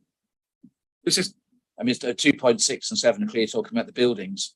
I mean, it's very obvious if you spend a moment, maybe I'll invite you and the inspector to a moment to scan through 2.6 and 2.8, and I invite you to reflect upon whether 2.6 and 2.7 are truly referring to landscape in your professional judgment. I don't know, because it doesn't say. But it does say where the landscape is being looked at, doesn't it? 2.8, you see. Well, it's separated out. I think I'll look back at it as a document as a whole. I mean, it's If you look at it's a 2. question of Mr. Reynolds wasn't involved in the I meeting. wasn't at the so it's meeting. difficult. I'm not going to be able to say what was being thought about. in the No, meeting. 2.7. These important points of record, Mr. in terms of understanding the genesis of the scheme. No, We but did agree this at the beginning, didn't we, Mr. Reynolds, that the pre-app discussions, you criticised the scheme for being inadequately justified and inadequately thought through. These discussions are relevant to understanding They are. how the scheme was thought through. However, So could you I answer the don't have questions to now? agree with what officers said for I'm starters. not asking you to agree with officers. I'm asking you to recognise what officers said, not agree with it. Well, I'm saying that in this case, I can't say that that's what they said because I wasn't in the meeting and I would be reading into that something that isn't clearly stated there. Comments from Christine as follows. Second bullet, applicant has taken the right approach in terms of it looking different to London and trying to make it different to other standard house builder schemes. Her comment there is consistent with the comment of 2.6 that it's local distinctiveness rather than repeating London. Those two observations are consistent with each other, aren't they? Those two comments are, yes. And it's fair to say, isn't it, that these individuals, including Ms. Lyons, who wrote the 3 reports, have had considerably longer involvement in the gestation and formulation of the scheme over literally years than you have had over 3 months. That's right. Isn't Absolutely. it? Were you aware of these comments when you wrote your proof? Yes. So why did you not recognise them and so attempt to engage with them in your proof rather than Because I ignore didn't them? see the relevance of them, if I'm honest with you. Right. Because I looked at the material, I do not see anything of the character of Basildon in those appeal schemes. So the fact that a different person does, that's fine. That's their personal opinion. They're entitled to their opinion. I disagree with it. If I had been in that meeting, I wouldn't have said, unless something was, the other thing I should add is obviously that the scheme has evolved. So I've got no way of knowing whether the scheme that is before the inspector now, how that looked or what was being presented back in that pre-application. We meeting. know Christine Lyons' view is the case of commission's got better rather than worse. We know that because that's what she said in her report. That's a months ago. completely separate issue. That's not on the design evolution has got better. That was to do solely around tall buildings and the fact there's now 2 appeal schemes. Reynolds, Look, the point is, I can't comment on. I don't know what scheme was being talked about there. I wasn't in the meeting. I'm not going to infer what people were talking about in that meeting. You haven't asked. And I haven't asked, no. If these observations are correct, they are consistent with the conclusion that the appeal scheme accords with the passages of the National Design Guide I took you to. If they're correct, that's right, isn't it? Sorry, what do you mean? I don't know what you mean by that. If the observations that the scheme represents local distinctiveness, for example, creates a sense of local distinctiveness, then they're consistent with the passages of the National Design Guide I took you to. If the current scheme, the appeal scheme does Yes. that, yes. But I don't know what scheme these minutes refer to. It could be a completely different scheme. The date on this is May 2020. And I think if you are going to press the point about what it shows as the current appeal scheme, it would be fair to the witness to show a plan, for example. We can certainly produce a plan to show how the scheme evolved from May 2020, 3 months before it was applied for. You're seriously suggesting it was a completely different scheme discussed at this stage, 3 months before this permission was granted? Is that seriously your suggestion? Well, I Mr. think Reynolds? this was prior to the public consultation. So I would have thought that there would have been, unless the scheme didn't So- take into account anything from the public consultation, I would have thought there was probably evolution of the scheme in that period. Yes, evolution, which Miss Lyons clearly thought was satisfactory because she wrote it up for approval, didn't she? Yeah. 3 times. But yes, and I disagree. Now, putting this to one side, we're going to come back to this in consultation later on. Could you take up again Mr. Tracy's slides? And could you please go, there's the quote from Lewis Silkin, which is on slide page 11. Would you please take that up? Yeah.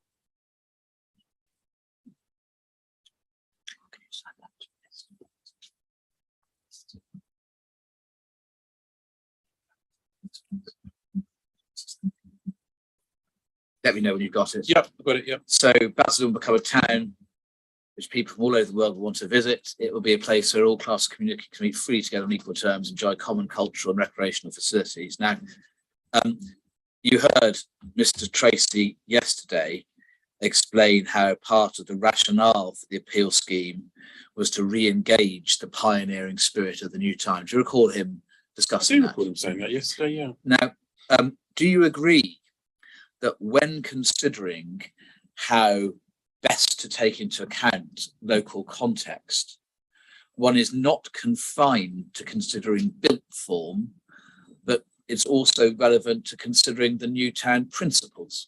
Do you agree that? Yes. Okay.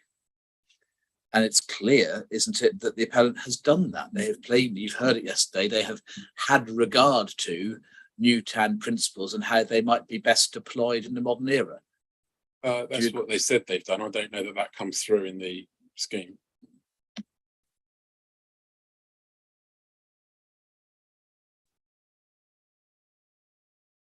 So let's break that down. You accept Mr. Tracy is telling the truth, that they had regard to it. I've no you reason accept to that. I've Thank no you. reason to accuse him of lying. No.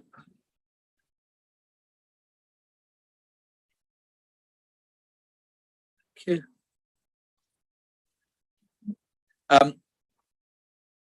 Next point, we can put the slides again to one side, but given the size of the file, keep it open. And back to your proof. And there are two passes in your proof I want to take you to, one in your rebuttal and then a question. So 5.2.18. 5.2.18. Just the rebuttal. Of the proof to start with. Yeah. Page 53. You make a point here about a failure to properly to consider the reuse or adaptation of buildings that are to be replaced. Yes. And you return to that at 5.5.56 of the main proof, 5.5.56. Page 71, you say no mention of that on consideration of reuse and repurposing of buildings. Yeah. And again in the rebuttal at 2.11.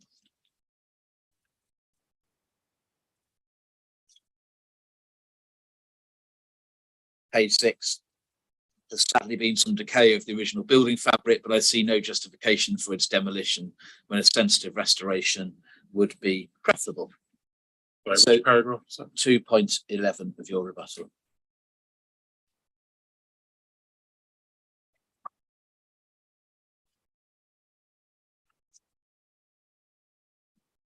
No justification for demolition when a sensitive restoration would be preferable. In fact, keep 2.11 open because there's an allegation I'd like to explore with you then that Just to be clear, that 2.11 is not specifically in relation to the appeal scheme. It's about the town centre in general. oh, I see. Right. Are you making that point in relation to the bill scheme or not?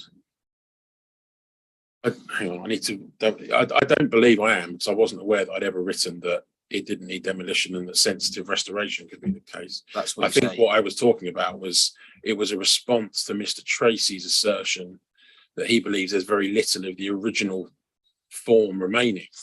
Okay. And that the only listed building in the vicinity is Brook House, which it isn't because Well, we can I have put the other- question this way? Are you taking the point that there's been a failure to consider reuse or adaptations of buildings within the appeal scheme that are to be replaced? That's the point that I'm making in my proof, is that So yes. Yes. So there are buildings that are going to be removed or may be removed. Yes. Which you think should stay put. or could. I'm just saying I haven't seen in the material that was submitted any kind of analysis of, for example, the Debenham store, whether the Debenham store could be repurposed or adapted to residential rather than demolished. Just could you take up firstly your proof page, main proof page 4, where you set out the reasons for refusal? I mean, they're in various places, but they're. Yeah. I mean, the reasons for refusal relate to what is proposed, not what is to be removed, don't they? Yes. So this point about these mystery buildings that you think should be, you don't actually identify in your proof, that should be kept rather than lost, it's not a point in the reasons for refusal, is it, Mr. Reynolds? Only in the sense that the reason for refusal is very clear, that it's about responding to the Newtown modernism, and that there's going to be harm from the scheme. And I'm merely pointing out that one way potentially of avoiding that harm would be to retain some of the would be looking at retaining the urban fabric. There's no Newtown buildings being lost, are there, by the police scheme? They're largely 1980 subsequent buildings. You know, the point is, I'm not. Can you answer my question? I'll just say what the point is, if you don't mind, and you'll answer the question. Can you tell me specifically which Newtown buildings you say are to be lost in the appeal scheme, which you say should be retained? Specifically, which ones? Again, I need to look at the drawings. I can't provide that information sitting here. Well, the bus station. Okay. The bus station. What, That's the, the original. So the covered shops in the bus station? Is that- The covered shops aren't Newtown buildings, are they? They're Bus station is the bus station. So the only original building, in No, fact, no. Sorry, you said, can I give you an example? yes. And the bus station is an example. As I said, I can't Yeah. name all of them. I would need to go through the plans in more detail. Oh. But the bus station is an example. That's in fact the only original building that's to be demolished, isn't it? I don't know without looking at the plans. Well, it's your evidence, Mr. Rose. You're the one saying that we shouldn't have planning permission. No, And I'm asking to understand what your case is. Yeah. the demolition buildings. I mean, I want to know specifically what it is that you're saying is being lost that shouldn't be. Now's your chance. I think there's 2 points here. One is, in my rebuttal, I'm not talking about the appeal scheme. Sure, you've So made that that's point. fine. So The what's your second main point, proof? in my proof, what I'm talking about is that a good design process begins by looking at the potential for adaptation. It's a key point of sustainability, climate crisis, all the rest of it. The starting point is looking at adaptation and reuse before you look at demolition. Sorry, and Mr. Reynolds, but recovery. you're moving all over the place. No, I'm not. I'm not. Would you- Sorry, would you I'm like not. that- Because Really? if- Okay. What Mr. Reynolds was trying to make is that, Yeah. the process should have looked at that as a possibility. He's not saying that that would have been the outcome, presumably. No, The absolutely. difficulty is so that when we're squaring with reasons for refusal a moment ago, he was saying it's within reason for refusal one, failure to have robustly justified the approach to the townscape of what makes Basildon unique and Newtown modernism. That's not a process point. That's a point of so Well- we're moving all over the place in terms of where this fits within reasons for refusal. I'm saying that it's part of the design process, and the design process Right. is what's covered in reason for refusal one. Right. Because the design code point 3 is talking about the scheme, not what's lost. It fails to provide the clarity, certainty, and precision. But this isn't Necessary for design the- code. This isn't the design code point, though. Right. Okay. So where in the reasons for refusal does it fall then? I've said it's within reason for refusal one. Newtown, what fails to positively respond to the Newtown modernism. And if it falls within that, there must be something about the Newtown modernism that is to be lost that you say shouldn't be. But it's responding to it. It's not about copying Right. it. So let's go back. Anything else other than the bus station you're able to point to now? Not while I sit here now, no. No. Do you accept that is the only original building that is to be demolished? Not without checking, but Okay, well, I'll assume that unless you come back to us with a note. okay, explaining. fine. Could you go back to the pre-app, please, CD 4.24?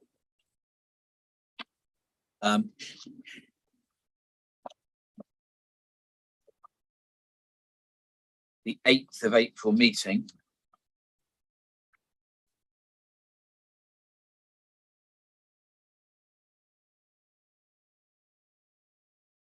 Yeah.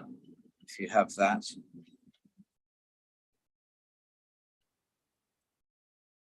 Yeah. And the Christine Lyons under movement and connectivity. Updated bus station is key to town centre revival, getting away from the 1960s is a good opportunity. So actually, in terms of the proposals in relation to the bus station, we were doing what we were told by Christine Lyons, head of planning, weren't we? That's right, isn't it? I don't know. you're asking me a question that isn't answered by what's in there. Oh, you're Clearly, Christine's view was that the updated bus station was key, and getting away from the 1960s is a good opportunity. I don't know what she meant by that, and I don't know whether you were instructed to replace the I'm bus not able station. to ask her questions because she's not been. No, fielded that's within right. us.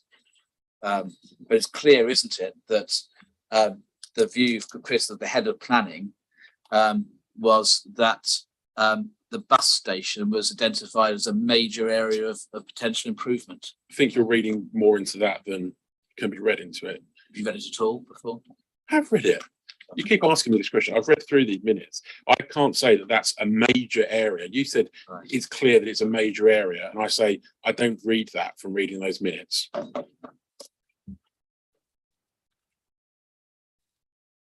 Could we then go to your proof 5.5.34 on page 67 of the main proof?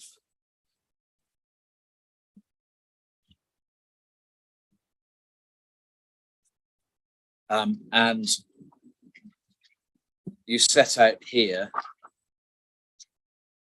the elements which you say you think are key. Yeah. And which over the page at 5.5.35, you say no reason why they can't be incorporated. Correct, yeah.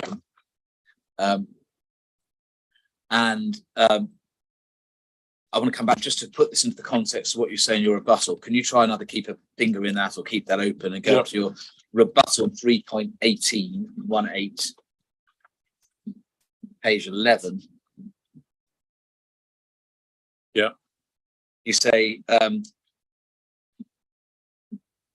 point to the council's objection. It's not about Newtown's good or bad. It's about recognising what makes Basildon unique, the elements that make it special, even if it has faults. Yeah. And I read that in conjunction with what you say at 5.5. Yeah. Those are the elements. Yeah, there's some of the Referring ones to that at 380. the ones I think are They're the key. ones you actually refer to, yes. Yeah. And your point, as I understand it in the rebuttal, is it's the faults that can be what makes the place special. No. It's about recognising what makes it unique, the elements that make it special, even if it has faults. What I'm saying is that I'm not saying it's the faults to make it special. I'm just saying that because something has a fault, it can't be Right. disregarded. Okay. So let's go back to your main proof in that part, that page 67, 5.5.34, those Yeah. bullet points. The brutalist elements, modernist approach to architecture. Yeah. To the modernist elements in the town centre will be preserved within the town centre through, for example, Brook House. The existing ones will, yeah. Yes. So it's not the case, is it, that if this scheme is built and the two consented schemes are built, it's not the case that there will be no nods to the town, to the brutalist modernist past of Basildon. You will have, for example, the centrepiece remaining of Brook House. That is a matter Well, that's of fact. not a nod to it. Could you let me finish my question? Could you please let me finish my question, Mr. Reynolds, before on? And occasionally, if you could actually give a yes or no answer before launching off into a qualification, that'd be very kind. The inspector did ask that at the beginning of the inquiry. So I'll ask the question again. If the appeal scheme is allowed and is built, and the other two consented schemes are built, the town centre will still contain brutalist and modernist elements, won't it? Yes. Thank you. A 2020s pastiche of modernism would not be an appropriate design response to the appeal scheme, would it? No. The detailed architectural style and materials of the new buildings will be for the reserve matter stage, won't it? Yes, secured via the design code. And the other conditions and the development plan. Yes? Yes.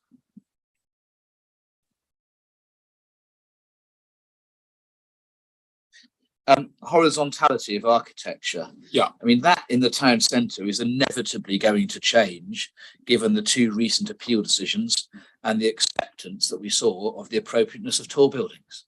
That's No, right. because it's about architectural treatment. Right. Okay. So that's not a point against tall buildings in terms of being low, rising and flat. It's a point of architecture. So again, that is something which is, if appropriate, could be considered at the reserve matter stage As long as it's secured through the design code. or through the development plan or other conditions. Yes. And let me just, I'm going to come back to the design code of a whole section cross examination on that. But do you accept that the right way of looking at the acceptability of an outline application is, are the council able to secure a high quality scheme at reserve matter stage? Yes. Thank you.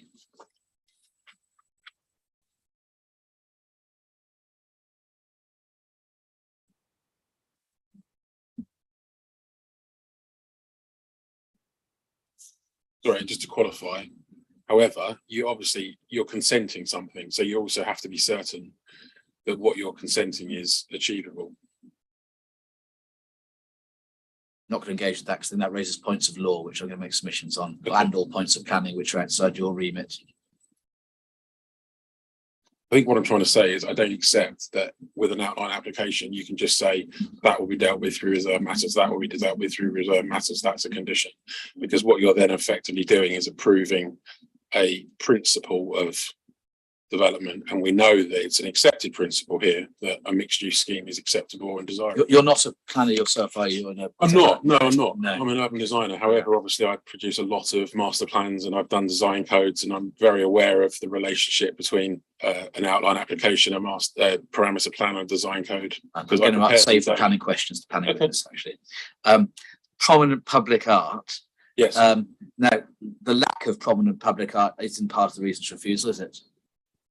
No, but they're not respecting the character and reflecting the character of Basildon is, and the character of Basildon, if you walk around it, is prominent public art. Because we've agreed, haven't we, that there's no scope for implication reasons for it. They have to be Not full, implication. clear and precise.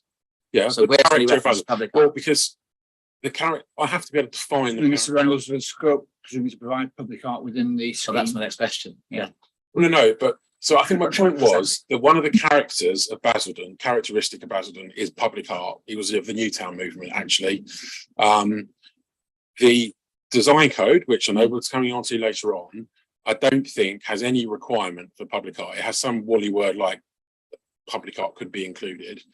So there's nothing precluding public art, but I don't see anything in the illustrative scheme or the design code that says a defining characteristic of Basildon is that it has high profile public art. Therefore, every plot or every zone should include public art. That to me would be a way of reflecting what I see when I walk around as a characteristic of Basildon. That's not going beyond the reasons for refusal, because the reasons for refusal clearly state that the scheme does not reflect the character of Basildon. Now, if you're then saying, well, you don't know, all you can say is the character of Basildon, and everything I say that is the character of Basildon, you say, well, that's not in the reason for refusal, then how am I able to define the character of Basildon? So you haven't spoken to members what they had in mind as the character of Basildon, do you? Have you? You'd have absolutely no idea whether members, let me ask my question, Mr. Reynolds, please. You have absolutely no idea whether the 5 bullet points you set out, 5.5.34, whether any of them, all of them, how many of them were in members' minds when they refused? I haven't taken those to members and asked them to agree to them. So I've watched. Can I finish now? I've watched the meeting back, so I know what some of the things were that were talked about, and I've spoken to officers, so I know what some of the thoughts are on was that. public art talked about Public art has been talked about in the because meeting? because it's been retained on the cinema building. The piece of public art that was on the old building was kept because that was felt to be So very. if we watch the committee meeting, we can see members talk about public art. I don't know whether that was specifically talked about in that. That's been talked about outside of that. Different case, right? Yeah. Okay. So public art. I mean, if that was in it an issue in any way, could be secured by condition. It's a 106 obligation. Seems section 106 obligation. It's public art all the time. Well, it could be, but then Yes, thank you. what if it conflicts with it's a planning point. I'm not going to come in. Okay. I've not seen any suggested form of words from the council in terms of a condition for a public art scheme or section 106 obligations. That's not been put I've forward. not been involved in writing those. Strong axial layout, Yes. creating long perspective views. There's no views that are being shut down by the appeal scheme. No routes that are being closed off. No, but I'm not suggesting there are there. What I'm saying is that's a characteristic of the town, and there's no new strong axial views being created. Could we get Mr. Tracy's document up again? I hope you haven't shut it down. And go within it, please, to character area 2, first of all. Oh, character area 1, let's just go through them. Page 32 of the PDF. Yeah. The view down here, I mean, this is obviously the downgraded Southern Hay with its now greened approach. That is a enhanced. So which view, 2 or 1? 1, first of all, page 32 of the PDF. Yeah. That's an enhanced greened long open view, isn't it? It's not an axial layout. It's just a view down a road. It's not the same. Character area 2, again, a new open high street capable of being achieved in the form shown there. Yes. Yeah, that's the view that I think was said to be the view from Town Square, which it isn't, is it? That doesn't matter. It's a new open high street. That's the point. No, because it is about an Long axis. This is about view. an axis.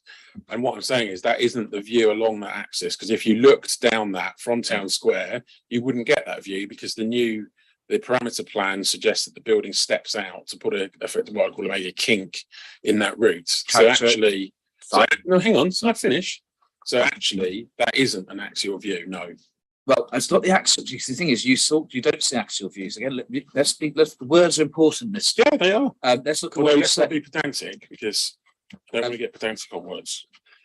Mr. Reynolds, if you could just look at the final bullet on your page 67, you say strong axial layout. Yes. Creating long perspective views. So yes. It's the long perspective views that you say are important. The point is, let's look at character area 4. There are a range of new and enhanced long perspective views created by this appeal scheme. That's right, isn't it? That's not what I'm for that, for example, is an angled view. It's not axial. You can see the buildings, they curve round. My question was, there are a range of long perspective views created by the development. Do you agree or do you disagree? Yes or no? Can we have an answer, please? I disagree. You disagree. I think in terms of the scheme and compared to what was there at the moment, you don't believe there's any significant improvement in terms of axial or perspective views? I think area 3 is probably the one that I would say is an axial view, that diagonal route from the corner, because it's a clear, straight route, effectively. I think the other ones, I would say, because they have curves in them or buildings step out and block them, they're not what I would refer to as that kind of axial layout. You don't say axial views there, do you? So it's actually like creating long perspective views. You see, again, that's how you analyse in your proof. Yeah, but then It's I say punctuated again, by adjacent buildings, street widening to become squares, functional naming and legibility. So again, I all of those things make strong axial layout, not just a perspective view. And I don't think these do that. I mean, none of these open out into squares. None of them are have that kind of adjacent buildings that are prominent into them.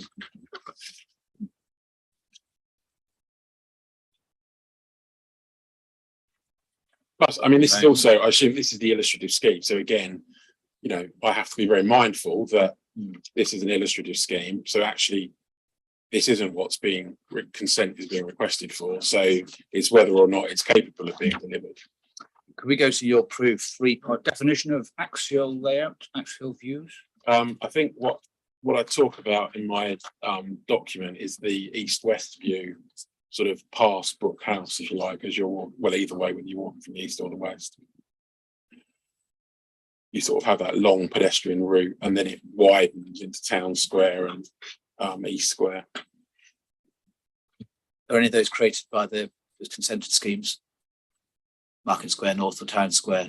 Do they have strong Created by them? Yes. Well, they're on existing. Yes. They're different schemes. They're on existing footprints. So, your rebuttal, please. 3.15. On this point, Yeah, about having regard to what makes Basildon special, you refer to in your rebuttal and append the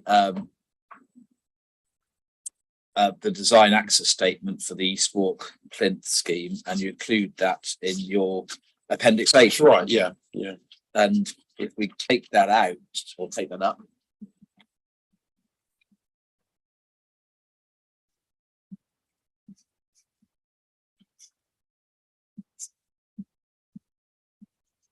there's all sorts of discussion when we get to the actual proposal.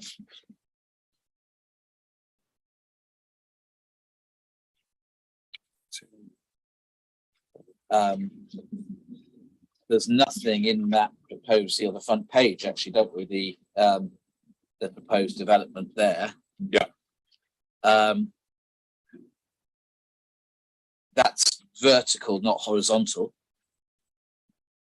It's both. It's vertical with horizontal. The emphasis is vertical, is it not? No, I disagree. If you go through it, Okay. actually, you've got the canopies, for example, which are a very strong piece of local character.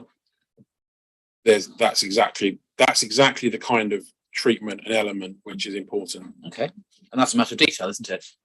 It is, yeah. So it should be secure through the design code.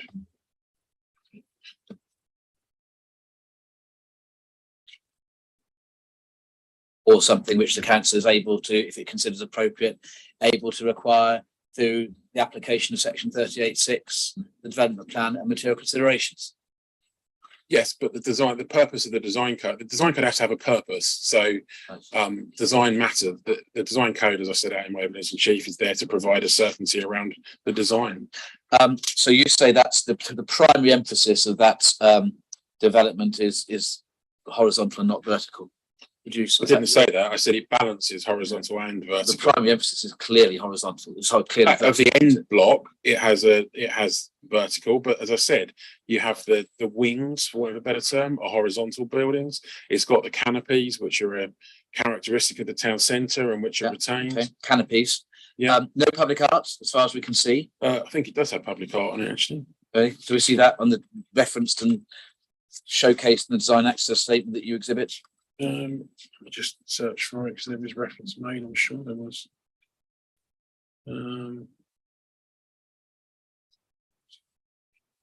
It's all about kind of working out and justification analysis. Where do we see the analysis in relation to public art? I don't know if it's got analysis about public art, but it talks about, it's got quite detailed analysis of East Walk and the original building. It has sections on the neighbouring buildings and the context, various photographs, talks about what are the key features of them, like the canopies, architectural context, talks about the kind of shifting architecture. I mean, it's quite an interesting essay on townscape of Basildon as it currently stands. Which part of the DAS specifically shows how the analysis, the essay on Basildon, has actually directly informed the scheme design? Where's the specific passages that provide the link? Well, You just showed me which parts of the DAS I don't think there is text that says it. I think it's it's clear from when you look at it. I mean, the analysis talks about the canopies, and then you look at the scheme and it's got canopies. So I don't think I need some kind of text to explain it. I see. Okay, so one doesn't need text linking the analysis of the townscape with the proposal. It's enough to have an analysis of the townscape and have a proposal without that. If it reflects it, yeah. If the analysis said, for example, canopies are a key feature, and then the proposal didn't have any canopies in it, I would expect them to say why they've not included them if it's a key feature. If the analysis says canopies are a key feature and the scheme has them, then it's pretty obvious that how they've interpreted that. Just show me where it says canopies are a key feature. Hang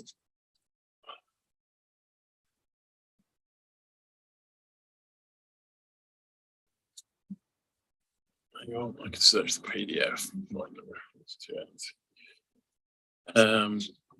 So under the site context, it says the original building on the north side is particularly fine modernist building with You have to tell me where you're reading from, I'm afraid. This is page? no, there's no page numbers, is there? It's 28 of the PDF. What's the page? Site context, East neighbouring buildings, East Walk. Hold on.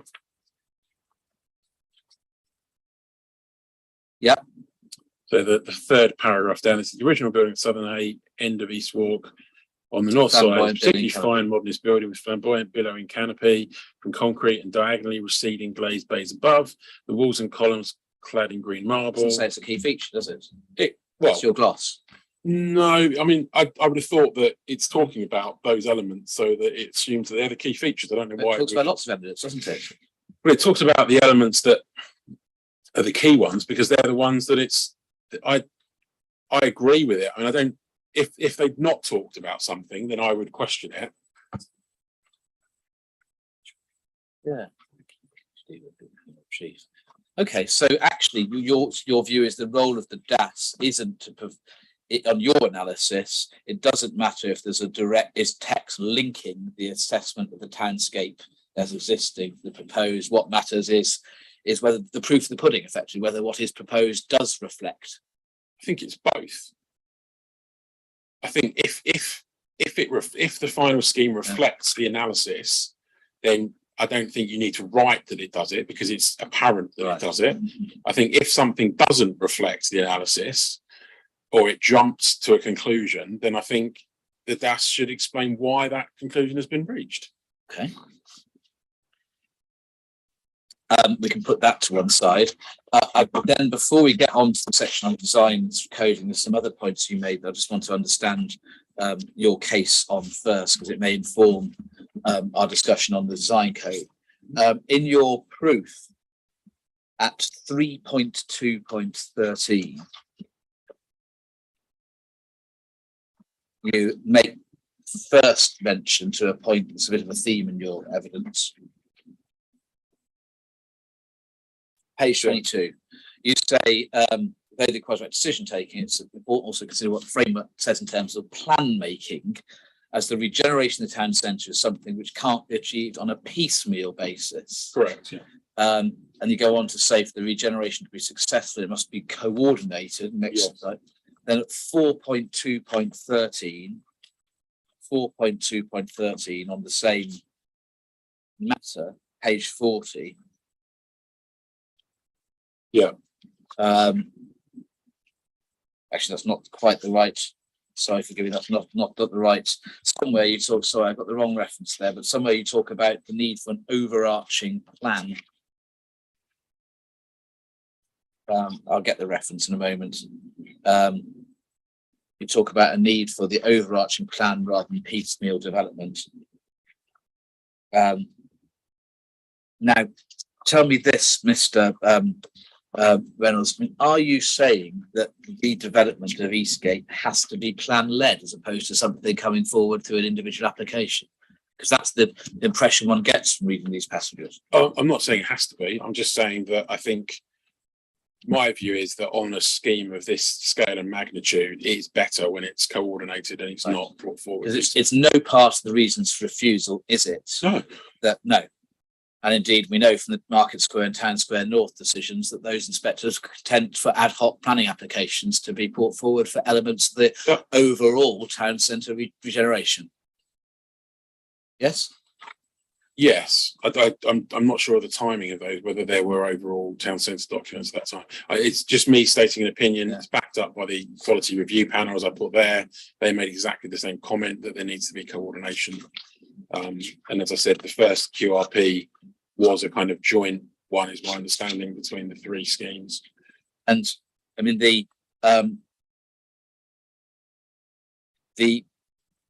officer's report on the withdrawal of the local plan, I don't think we need to go there, but specifically advise members that the withdrawal of the local plan and with it the ability to incorporate the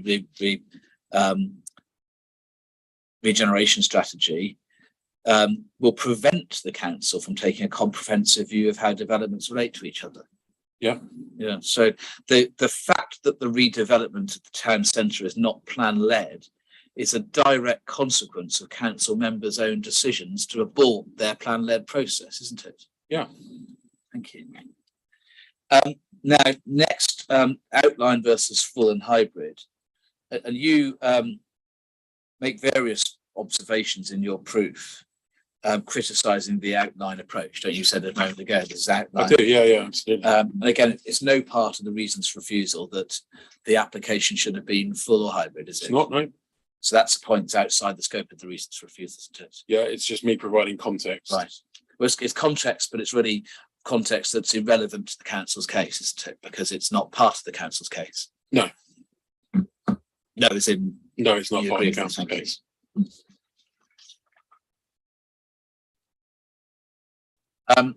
Consultation. Mm. Your proof 5 points. I think I've got the reference correct. 5.5.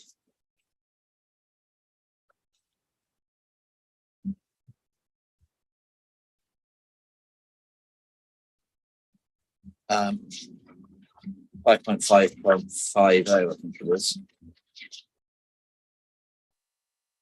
Yes, on Yeah. page 70, Yeah. there's a whole section that starts on page 69 on what you say is a lack of effective community engagement in design code. Yes. And amongst the things you say at 5.5.50 that the consultation period was too short, questions posed were too leading, etc. And, Yeah. and that's a fairly major theme of your analysis. It is, yeah. Again, it's not actually any part of the reason for refusal, is it? That there was any failure of consultation. The lack of the design code is one of the 3 reasons for refusal, and the lack of, and as I set out in my evidence, it's the National Model Design Code makes it very clear that public consultation is a very important part of writing a design code. Now, number of points there. If you go to the reasons for refusal again, because the design code is mentioned, because bearing in mind the legal duties in relation to reasons for refusal of full statement, clear and precisely set out. There's a reference to design code, but there's no reference, is there, to a failure of consultation. The allegation is about the content of the design code, not the process that led to it. That's right, isn't it? Sorry, I need to find the wording. No reference to the process as opposed to the content. Page 5 of your proof. That's Yes, helpful. 4 and 5.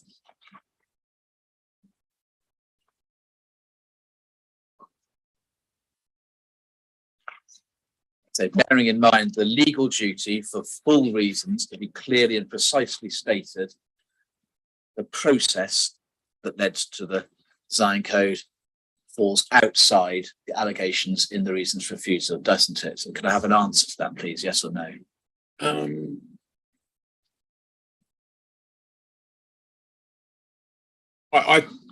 No, I think it is part of it. I mean, it talks about the authority necessary. I would say part of the authority of a design code is that it incorporates the views of the community. Really? Well, it's set out in the National Model Design Code that it should include the views of the community. Well, so I would say a document that doesn't do that Right. has less authority than one that does do that. Would you not agree? I get to answer the questions, Mr. Reynolds. I'll tell you what I think in my closing submissions and the cost application. Let's be very clear, the National Model Design Code came into being after the application was submitted, didn't It was it? first submitted, yeah. And so by definition, the application could not have done what the National Model Design Code directed because it was in the future. Not originally. You could have submitted supplemental material since. We to weren't do- asked for it, were we? Any stage, if the council wanted more information, it could have asked for it. We weren't asked for any more information. You weren't were we? asked for it, as far as No. I know, but you could Why- also have volunteered it. Why on earth would anybody volunteer information to the local authority in the context of a 12-month pre-app? In the context of all led to this, why on earth do you volunteer something you didn't ask for? You would volunteer it in order to remove one of the reasons for refusal from the. Well, we were Yes. recommended for approval 3 times actually, and resolved to be approved. You know, in the context of a resolution to grant, which you seem to have forgotten about, that hung over from April till December, with a resolution to grant, why would we supplement the design code? Because if you had have done, it would have then become common ground that reason for refusal would no longer be an issue. Well, what stage has anybody actually ever said what the design code should say? I mean, you've not actually provided any sort of track changes or alternative design I code, haven't. have you? No. I have provided an alternative. I provided an exemplar Oh, example, There which is is caused water. as the appendix in my document to my Yes. ton. So I have actually provided an example of a different scheme.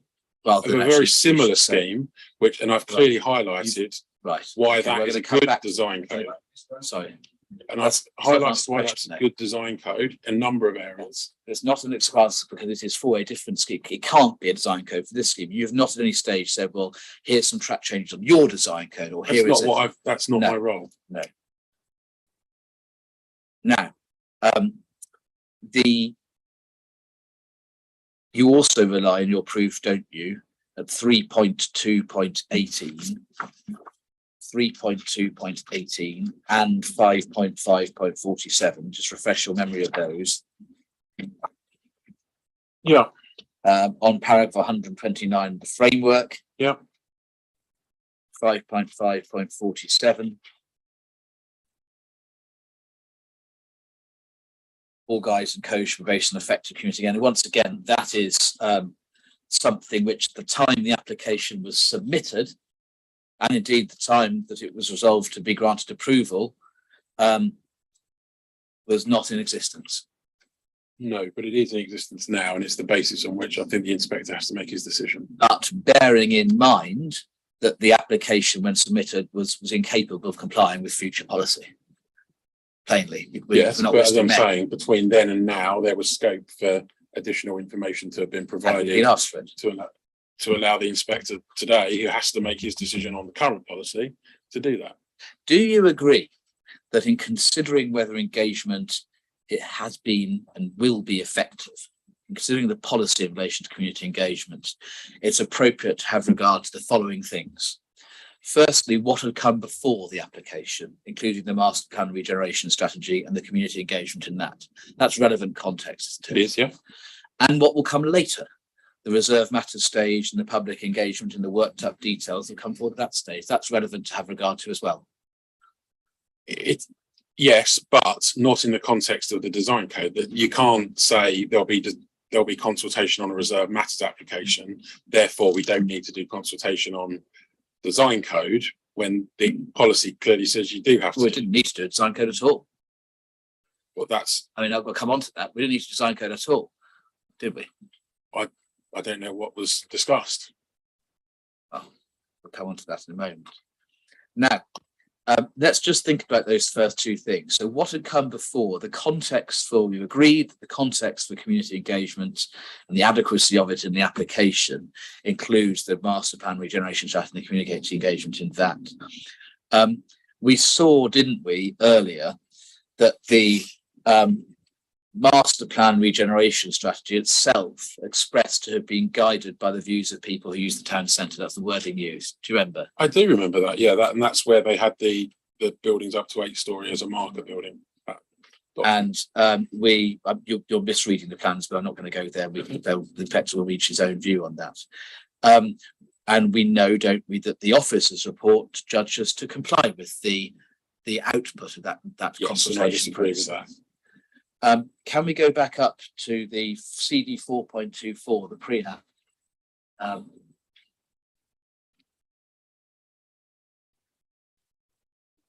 And can we start with the 8th of April meeting again, 2020? Yeah.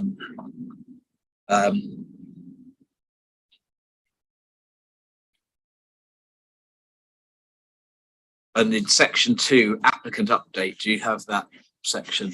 Yeah. And we see there's an update on the master plan. So pausing there, it was clear, isn't it, that in the context of pre-app discussions, the application was being discussed and considered in the context of the master plan. It wasn't being looked at in isolation. The two very much were happening in the context of each other. That's right, isn't it?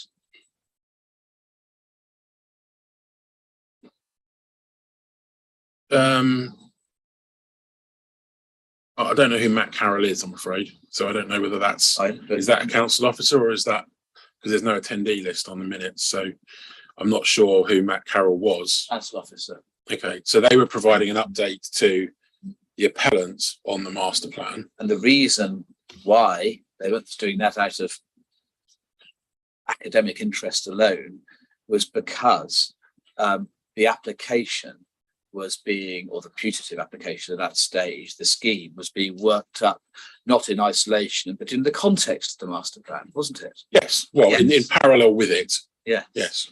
And we see there was discussion as to the community engagement on the master plan under which the application was intended to sit. Targeted consultation sessions with key stakeholders, as well as using the online Basildon platform. And Mr. Mumby asked how successful the consultation on the master plan was. Christine Lyons agreed, noted 500 responses was good for early engagement. Yeah. So that's the kind of, again, the context of the community engagement on the wider framework within which the application fell. Then can we look, please, on page 3, item 9, public and stakeholder consultation. And this is now consultation on the appeal scheme. Mm-hmm. And subject to 10 minutes worth of discussion. And Christine Lyons said this, that engage with Matt on the, suggest that we, that's my clients, Yes. engage with Matt on the consultation strategy for the master plan. And then this, we need to be careful about consultation periods and avoid consulting at the same time as the master plan. Otherwise, the public may be worn out and not engaged. Need to look carefully at the timelines and coordinate with Matt Carroll. Yeah? Yeah. Are you aware of that? Yeah. And it's clear, isn't it, that what's being said is that we needed to time our own consultation period, having regard to the timing of the consultation on the master plan, so that they don't clash. Yes, they don't clash. Yeah. Yes. And that influenced the timing of when the consultation on our scheme happened. Because you take a point in your proof about the timing of the consultation on this scheme, don't you? Which point's that? You say it was done very fairly. You say it was 5.5. Yeah, I say it was very short. Yeah, no, not just that. No, it's not just that. 5.5. You say it was very soon before the application was submitted. That's correct, yeah. And the point is that the timing of when we consulted was a product. Once again, we did what we were told by your head of planning, by whom you instructed, Mr. Reynolds. The timing was a consequence of what we were told to do, wasn't it? I'd needed to know the dates of the consultation for the master plan, and I'm not sure who told you to submit your application when you did. Once again, Mr. Reynolds, these are matters which you could have discussed with Miss Lyons, aren't they? I don't see why the relevance of the date that you had submitted your application was something I needed to discuss. Well, you take a point about the timing of the consultation, Yes, and it's very clear the It is- timing of the consultation was the point- choreographed very carefully. If I can finish my question, please. It was choreographed very carefully in conjunction with the direction of the council by whom you were instructed. the consultation period was very short. If you're suggesting that the council informed you of the date you had to submit your application, that's not something I was aware of. The defect did not answer my No, question. no, I am. Excuse No, me. you're Can I not. finish? No, Can I because finish? I'd like a yes or no answer first. You can, the inspector said at the beginning of this inquiry to all witnesses, would you To please say answer the so? question. And And David, you're your stopping me from qualification- answering the question. Yeah, What was the question? the question is, the timing of our consultation was a direct consequence of what we were told to do by the council. Now, give your qualification, No. give the answer first. No. No, it wasn't, okay? And why did you say no? Reason that I say no is, I don't know what the timings of the other consultation were, so I've got no idea whether or not your one was influenced by it. Secondly, I don't believe, and please do correct me if I'm wrong, that you were told the date you had to submit your application on.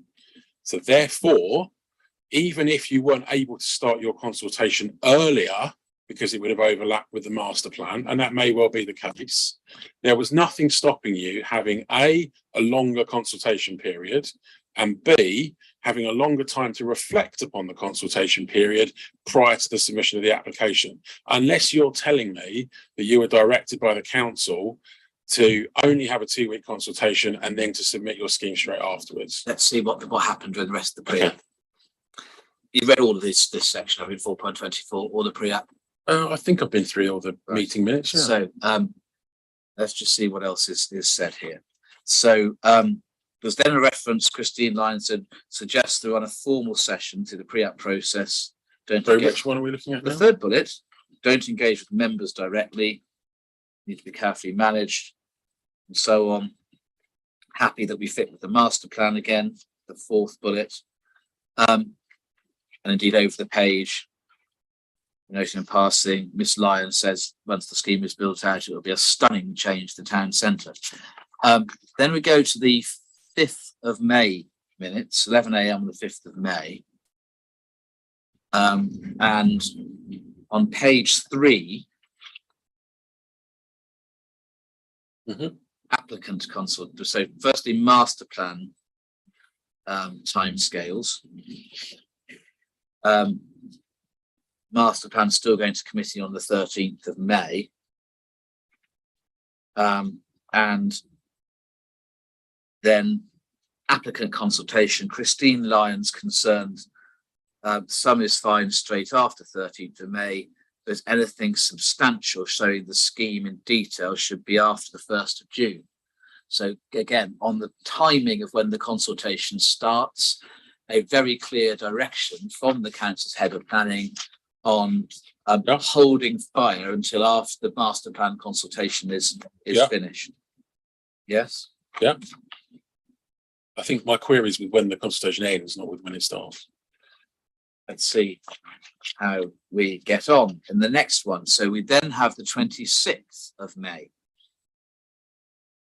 And 1.1, at that stage, it was envisaged that the application would be submitted at the end of June. Okay. You do, of course, in the context, if there was a planning performance agreement, wasn't there? Which obviously have various time. You understand how PPAs work, don't you? And I do, yeah. They can be extended, yeah. Yes, and there's no record of any pushback from the council in relation to that comment, is the end of June submission, not saying, no, that's too soon. There's nothing minuted there. No. We know from what we've just seen that when they don't like timescales, they say hold fire, wait, etc., because they did that in relation to consultation. You know that, yeah. Then on the just bear with me. We go forward. Consultation update. Against the context of the earlier statement that the application is intended to be submitted at the end of June. Against that context, the update is provided at paragraph 6.1. Redwood, who were the consultancy dealing with the consultation, provide an update on consultation strategy and timescales. And there's no record here, is there, that unlike earlier when the council did have particular comments on timescales, no pushback from the council on timescales. No, that surprised me. And confirmation that digital consultation likely to start on the 4th of June for 2 weeks. Yeah. And again, no suggestion by Miss Lyons, the head of planning, or anybody else that 2-week consultation period, fitting as it did underneath the antecedent consultation on the master plan, no suggestion that was an insufficient period, is there? No, which surprises me because I would have said that's quite short. And how are you going to take on board comments in the consultation if you're submitting 2 weeks later? Did you engage with Ms. Lyons about this and ask about? I wasn't working on the project in June. No, but you have been since May. Well, have you spoken to her about why she might have done that? And whether, for example, it might have been because there'd already been the layer of consultation on the master plan, which set the framework. I haven't had that explicit conversation. We had an implicit conversation. No. And then submission target at the end of June. So the length of the consultation period and its relationship to the application date was expressly dealt with in the pre-app, wasn't it? It was stated in the pre-app, yeah. And no pushback from the council. None minuted, no. No, you're not suggesting these are inaccurate minutes, are you? No. They're a summary, aren't they? So I don't know what the full discussion was. Then could we go to the EQRP. That's just bear with me, I need to get my reference correct. It's the 20th of May 2020. I think it's in the same bundle actually. Yeah. And there's a section entitled People, which I've now lost. I'll find it. Just bear with me. Yeah, it's the last but one page of the first document.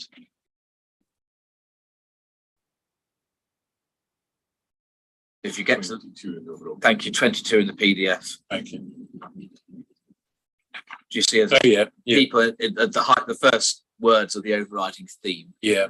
And you see the EQRP in the final paragraph under people. The view of the EQRP is clear. There's a strong engagement program being developed by all three applicants. Yeah. So just standing back, we've got no issues taken by the count. We did exactly what Miss Lyons told us. The EQRP were satisfied with a strong engagement program. You're out on your own, aren't you, Mr. Reynolds, in terms of criticising the community engagement? I don't think I am. I mean, the date of that meeting was in April, which I think was after. Was that after or before the It's May actually, 2020. So about halfway through the pre-app meetings that we've been through. Strong engagement program is being developed by all three applicants. So that's no, well, sorry, just to be clear. So that was a meeting on the 30th of April, and it was the 28th of May when you set out your 2-week consultation at the start of June and submission still on for the end of June. So I don't know what the consultation strategy was in April. It could have been a different consultation strategy. Mr. Reynolds, the question that I asked, just to remind you, was you're out on your own. No, I'm not out on my own. So who else, where else do we see any criticism from either the council or the EQRP or any statutory consultee as to the adequacy of the community engagement in the application and the design code? Who else apart from members? I believe there's a third party representation. Third party representation, right. Who says that they weren't Yes. consulted. Yeah. Yes, that's all you can point to, is it? Well, that's not all I can point to, but there is another one. You said you're out on your own, and I've said no. Yeah. And one other example would mean that I'm not out on my own. There may be other examples, and what I'm saying is that reference in the QRP minute may not refer to the consultation which was in discussion. As you said, you can't foretell the future. So in April, the QRP said they felt the consultation was good. In May, a different consultation strategy could have been set out, and you can't then say, oh, well, that's the one they meant in April. I don't know that. Well, you're the one criticising it, Mr. Reynolds. So I'm Maybe you criticising should have- what actually happened. You're the one criticising. Maybe you should have established the facts before you levied the criticism. The criticism still stands. A 2-week consultation followed by submission 2 weeks later is what I have criticised. That is a matter of fact. That is what took place, and that is what I believe is inadequate, particularly in the context of the requirements for consultation and feeding into design codes. Can we go? So what was agreed with officers and what the timings of all that was, to a certain degree, is irrelevant in relation to whether or not I believe that what actually took place was adequate, and I don't. I'd like to now go to the statement of community involvement. That's CD 3.99.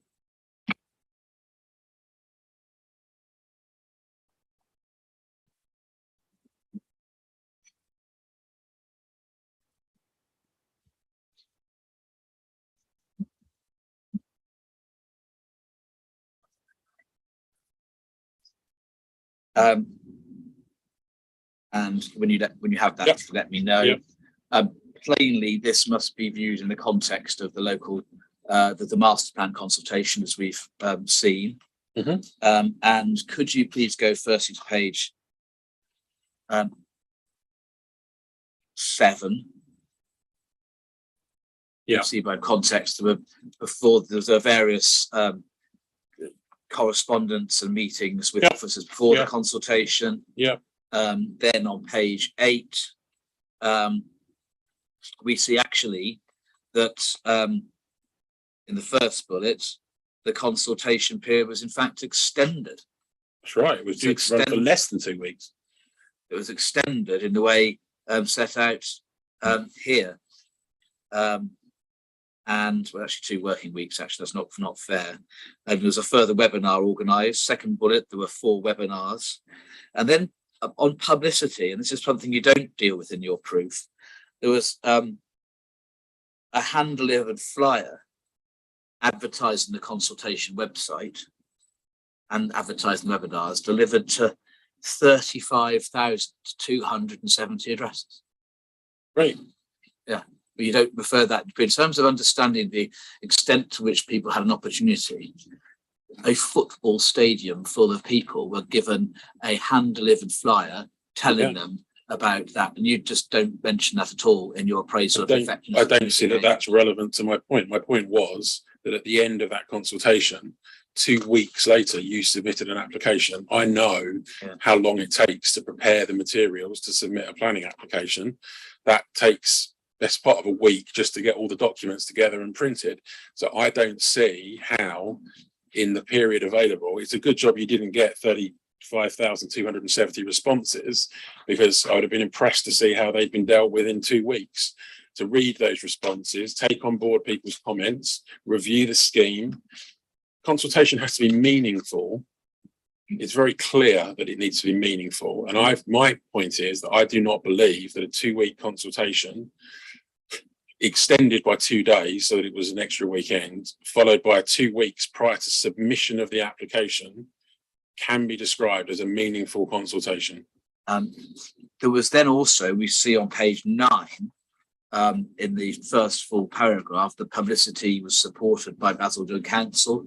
And we know, don't we, from the pre-app, we've seen that Basildon Council, the appeal scheme, what the appellants did in terms of consultation and procedure was entirely in line with what they were told to do by the council's head of planning. Yes, and as I've said, I disagree with that. I don't think that that was adequate. Then we see on page 9, 17,999 people visited the website. Yeah. There was page 11, there was stakeholder meetings set out there. Yeah. And then page public meetings too, page 12, 4 public meetings despite COVID. And page 24, responding to feedback. And let's just look at this, because the common themes are set out here. You don't suggest that this is an inaccurate or incomplete summary of common themes that came out. And height and density, well, we know from the councillor that there's a view amongst some people that it should be no more than 6 stories. We don't agree with that, and we're entitled to disagree with that. Yes. Expect to be the judge of that. Yes. We're not constrained to putting forward an application that every single member of the public agrees with, and that would be absurd. And you wouldn't be able to, because you'd have different views. And no housing needs wouldn't remotely be met if that was the case, would it? Well, that's a separate point. But It's a good point too. Right sizing of retail. And the point noted there, of course, is that in the final bullet, this is an outline application, the great degree of scope for flexibility. So in terms of calibrating the precise size of particular units, etc., this is something which will be the subject of further consideration at the reserve matter stage, at which there will be further community involvement. Okay. Yeah. So no decisions are taken at this stage which constrain the ability to take into account community engagement as to the sizing of the units in due course. Okay. Yeah, social infrastructure. Well, density, you say, is not an issue, a reason for refusal anyway. And the applicant is continuing to work closely with the LPA to ensure the necessary provision of social infrastructure. Part of that will be dealt with through Section 106 obligations, which are still in the process of being finalised. So an ongoing ability to have regard to community input in relation to that. Yes. Yeah, as long as the outline application facilitates it, clearly. Then in relation to over the page, again, safety and antisocial behaviour, again, matters which will be considerations at the reserve matters stage, won't they? Yes, but also need to be incorporated into the design code. Then if the appellant chose to put a design code in, of course, not a mandatory consideration anyway. Conclusion, look at page 26. Yeah. The final paragraph, the applicant would like to finally emphasise this is just the start of the journey, not its end. As the applicant goes through the outline process, onto the detailed process, the people of Basildon, many stakeholders will continue to shape this important critical site at the heart of Basildon and help the town reach its transformative ambitions. That's right, isn't it? That as we agreed, the community engagement doesn't stop at the moment the application goes in, given its outline nature. It's right, isn't it? Well, the consultation on this application would stop because it's been submitted. But it's not actually, because the council then does its own consultation. That's not right, actually. Well, okay, but the public consultation done by the applicant stops. Yes, and then there's the consultation on the ES, the public consultation, etc. So there's an iterative process. This is the point, Mr. Johns, that you're looking at the consultation on the pre-application consultation with blinkers on. No, that's unfair. Let me finish my question, please. It's an iterative process of consultation that extended considerably before that point and will extend considerably after it. And that's right, isn't it? There are other elements of That's right, consultation. isn't it? Yes or no? No, It's not an iterative process. I don't see how it can be iterative. Iterative suggests that you do the Question consultation. about further consultation at reserve matters, or is that Throughout. Yeah. And it's There will be further consultation. consultation at reserve matter stage, yes. However, that's not on this application. That's on a reserve matters application. Dealing with some of the points which were identified as main themes thrown out by the public consultation. In my opinion, which is set out in my evidence, is that a 2-week consultation followed by a 2-week period before submission is inadequate to call that a meaningful consultation, even in the context of there being potential later consultations on reserve matters applications. How long would you have made it for? Consultations normally run for a month, 6 weeks, and then I would have allowed a reasonable period to have made amendments on a scheme of this scale with an environmental statement. You would have probably wanted to do that consultation months before it was submitted. Yeah. So the council weren't just a bit out. I mean, Christine Lyons was way out in endorsing the process.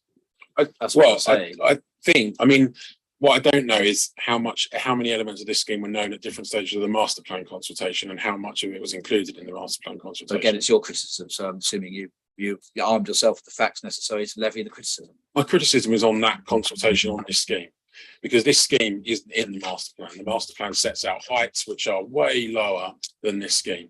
So my criticism stands.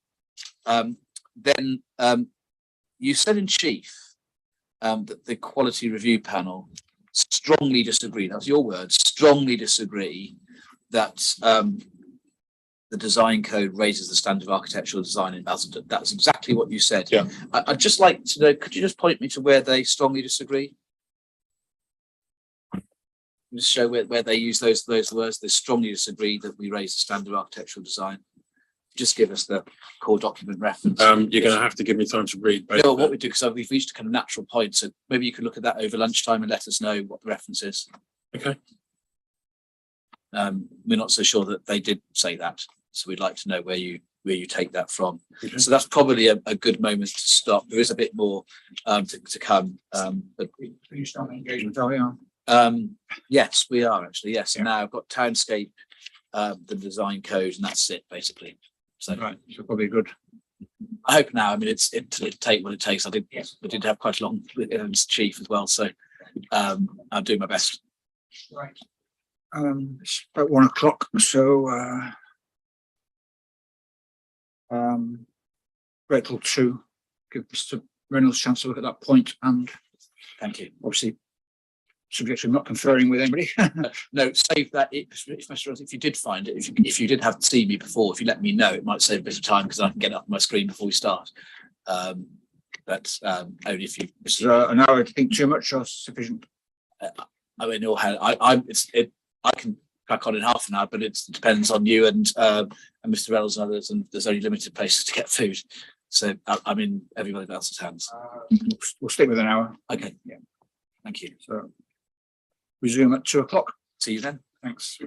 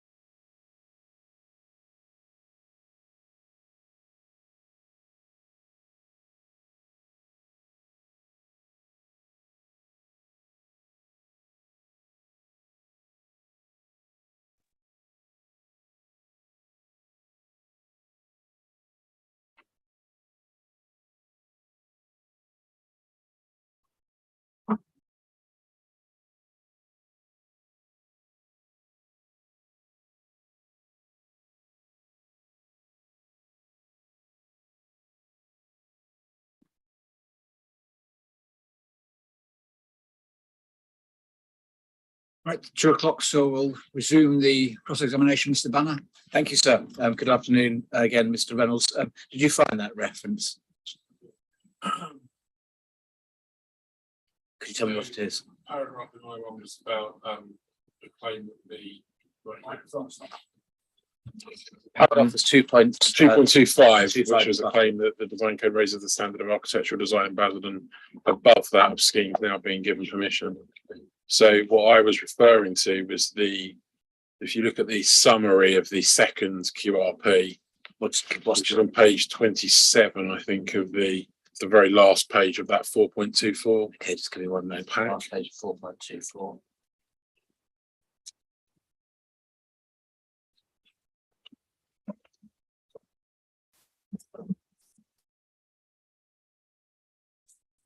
Summary, yes. It's clear from this letter that there are still concerns and further opportunities to enhance the quality of the proposal in terms of its response to local context, as well as responding to the needs and objectives of achieving a sustainable design that will help shape the future success of this site for years to come. So what I was referring to in my proof there was the fact that the QRP is saying that there are still concerns and further opportunities to enhance, which is very different to suggesting that this is somehow far superior to the other schemes that are coming forward in Basildon. Okay, because I mean that's not quite. You're slightly recasting what you said at 2.25, aren't you? Because you say at 2.25 that the QRP strongly disagree that. No, I said I strongly disagree. As do others. As do others, yeah. So you're suggesting they strongly disagree. I meant they disagree. Sorry, strongly disagree with my point of view, and the as do others meant others disagree. Others don't think that it's of the level of design quality that. Because we have to read this letter as a whole, don't we? Yes, we do, absolutely. And if we look at, for example, first page, general. As an overview, for example, third, as an overview, given the scale and nature of the panel is supportive of the principle, this level of housing development of the town centre and are encouraged by the design progression. However, Yes. however, there are Finish now the question, further comments and recommendations Yes. to ensure that the application continues to progress and achieve greater design quality Exactly. standards on submission. Exactly. So what they're I haven't not, asked the question yet, Mr. Reynolds. no, I'm just saying, but so it is. Okay. So, I mean, we have to read this letter as a whole. And Totally. whilst they were clearly identifying what they thought were improvements, the suggestion that they thought they strongly disagreed with the appeal scheme raises the standard of architectural design in Basildon is untenable. I don't think that's untenable. Okay, well, I'll invite the inspector to. Yeah, absolutely. I'll invite the Totally inspector to agree. form a judgment on your credibility based upon reading that letter and forming his view on whether you've Okay. read it rightly. Very well. Put that to one side. Do you agree that planning application documents should not be read in isolation from each other, but in the context of each other? Yes. And it's unnecessary for one application document to repeat material that's set out in another, isn't it? Yes. You don't, do you, in your evidence, do your own townscape visual impact assessment? I Fine, don't okay. undertake a full one, no. Don't undertake A full one. you don't undertake a part one, do you? I talk about townscape character in my proof. Talk about it, but you don't do an impact assessment applying the Glivia 3 guidance. do No, you? so I don't do a full. No. No. Well, is there such a thing as half a TVIA? No, but there's No, a do one you response. don't do There's a one. response to someone else's. Yeah, so that's not the same as a TVI. I don't undertake an independent full TVA. No. And I mean, that's what the council did do, isn't it? They commissioned a townscape appraisal for Michael Lowndes, for example, for the Town Square North appeal, didn't they? You've exhibited it, I think. Yeah, they did. Yeah, and we Yeah. discussed that on this Yeah. one. I felt that it wasn't required. And the only TVIA of this scheme before the inquiry is that produced by the appellant, isn't it? Yes, which I've commented on. Which you commented upon. Thank you. Now, I want to move on in terms of design to do design code, design coding. Yeah. And can we start by going back to the passages of the two recent appeal decisions that deal with this subject, which I said I'd come back to. So it's CD 6.1 and 6.2. If you start with 6.1, Market Square, if you let me know when you have that.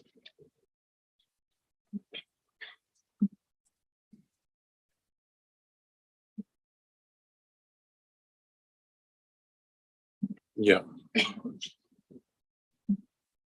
Yeah. And, that was a full application, so the issues of design coding didn't really sort of come No, into play really didn't, effectively.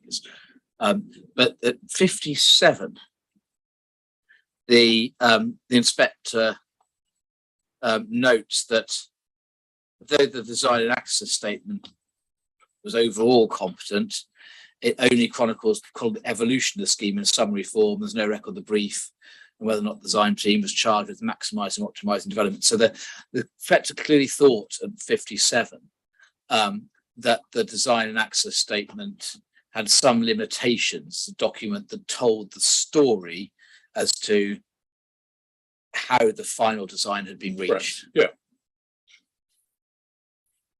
And the inspector went on to say, didn't he, at 59, that whilst the genesis of the scheme is vague, that's, if you like, it was vague as to the storytelling as to how we got to that result, the task now was to critically evaluate the proposal and establish whether it's well-founded by reference to the principles of the National Design Guide. That was the approach to Spectre, yes? Correct, yeah.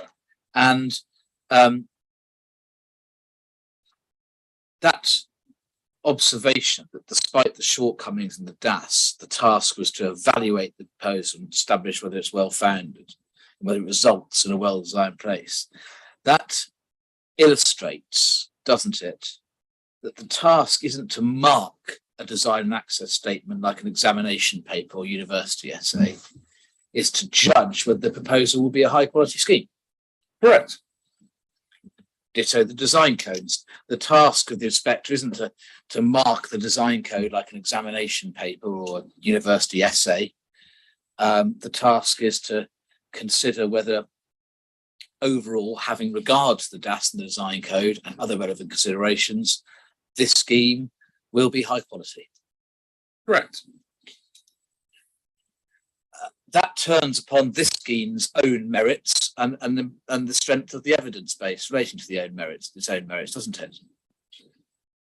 Yes. It's not a comparison or ranking exercise with other DASs or other design codes relating to other schemes. No. Now, thank you. The next decision, which is Town Square North, you go to paragraphs 43 and 44.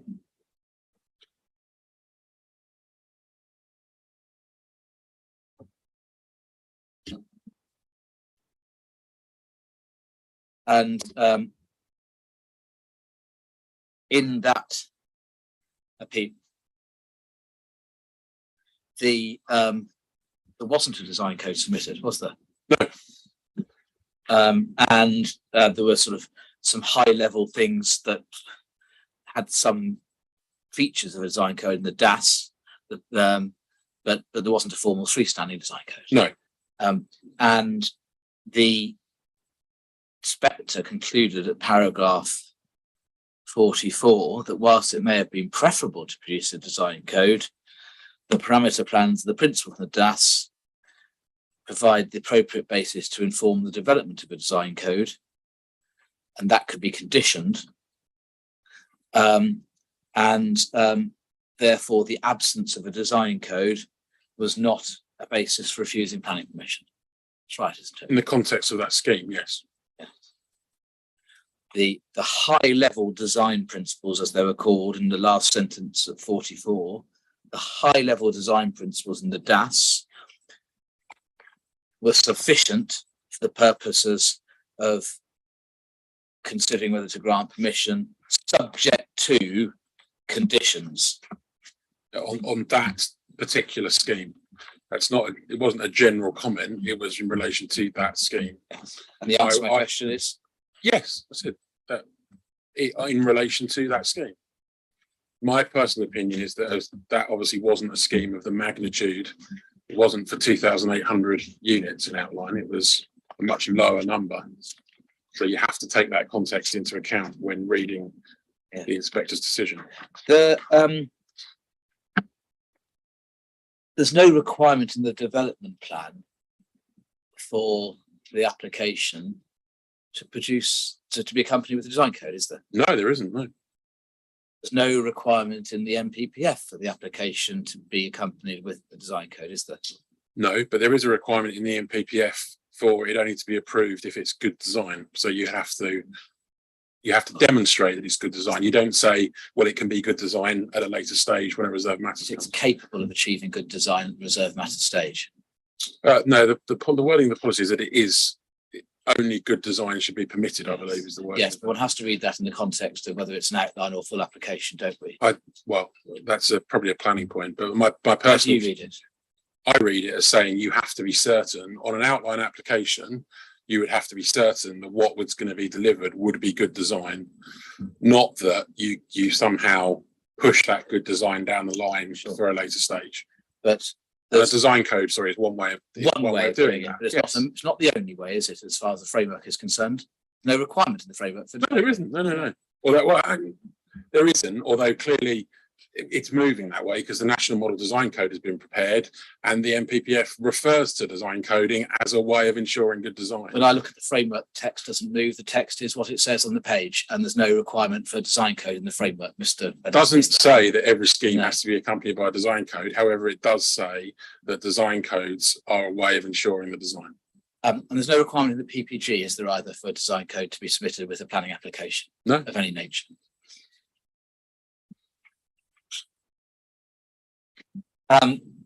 The National Model Design Code, we need to keep Market Square up, but can we go to the National Model Design Code? Yeah.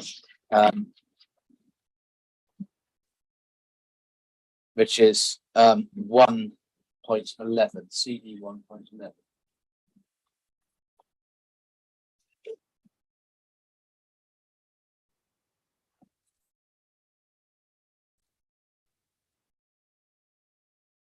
This is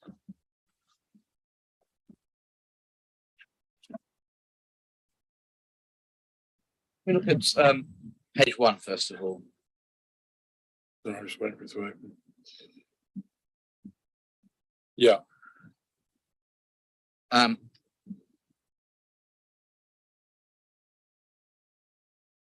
This notes, doesn't it, in paragraph 2, that the MPPF requires local planning authorities to prepare design guides or design codes, which then act as frameworks for considering development control applications. Yes.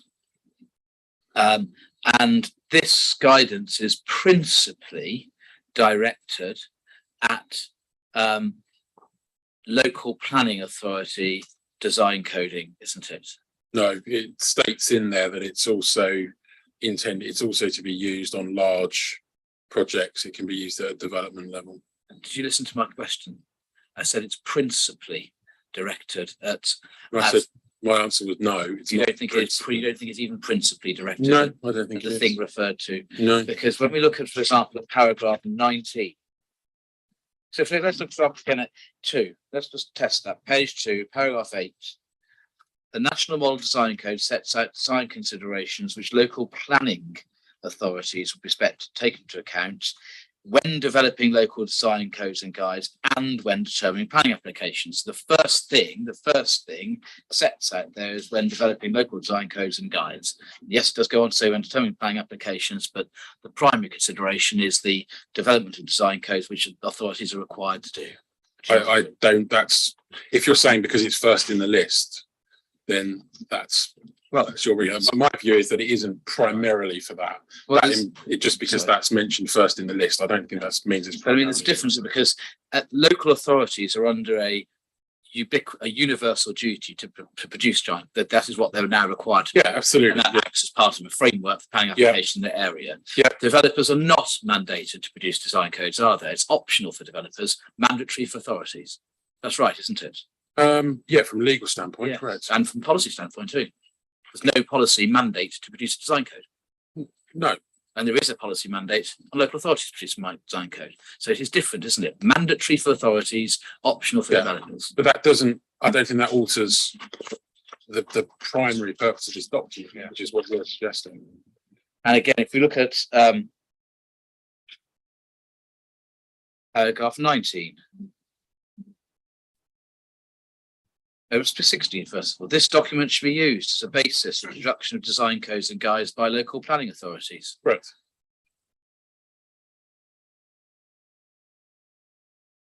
And it goes on to say at the back end of 19, the last bit of that page, developers and landowners may also choose to prepare their own design code. Very different language, isn't it? For local authorities, obligatory everywhere. Local authorities, matter of their choice. They may do it if they want to. I'm not disagreeing with that. Yeah. And if we hadn't produced a design code, the lack of a design code wouldn't have been a basis for refusal. Well, no, because if you hadn't produced one, then it couldn't have been.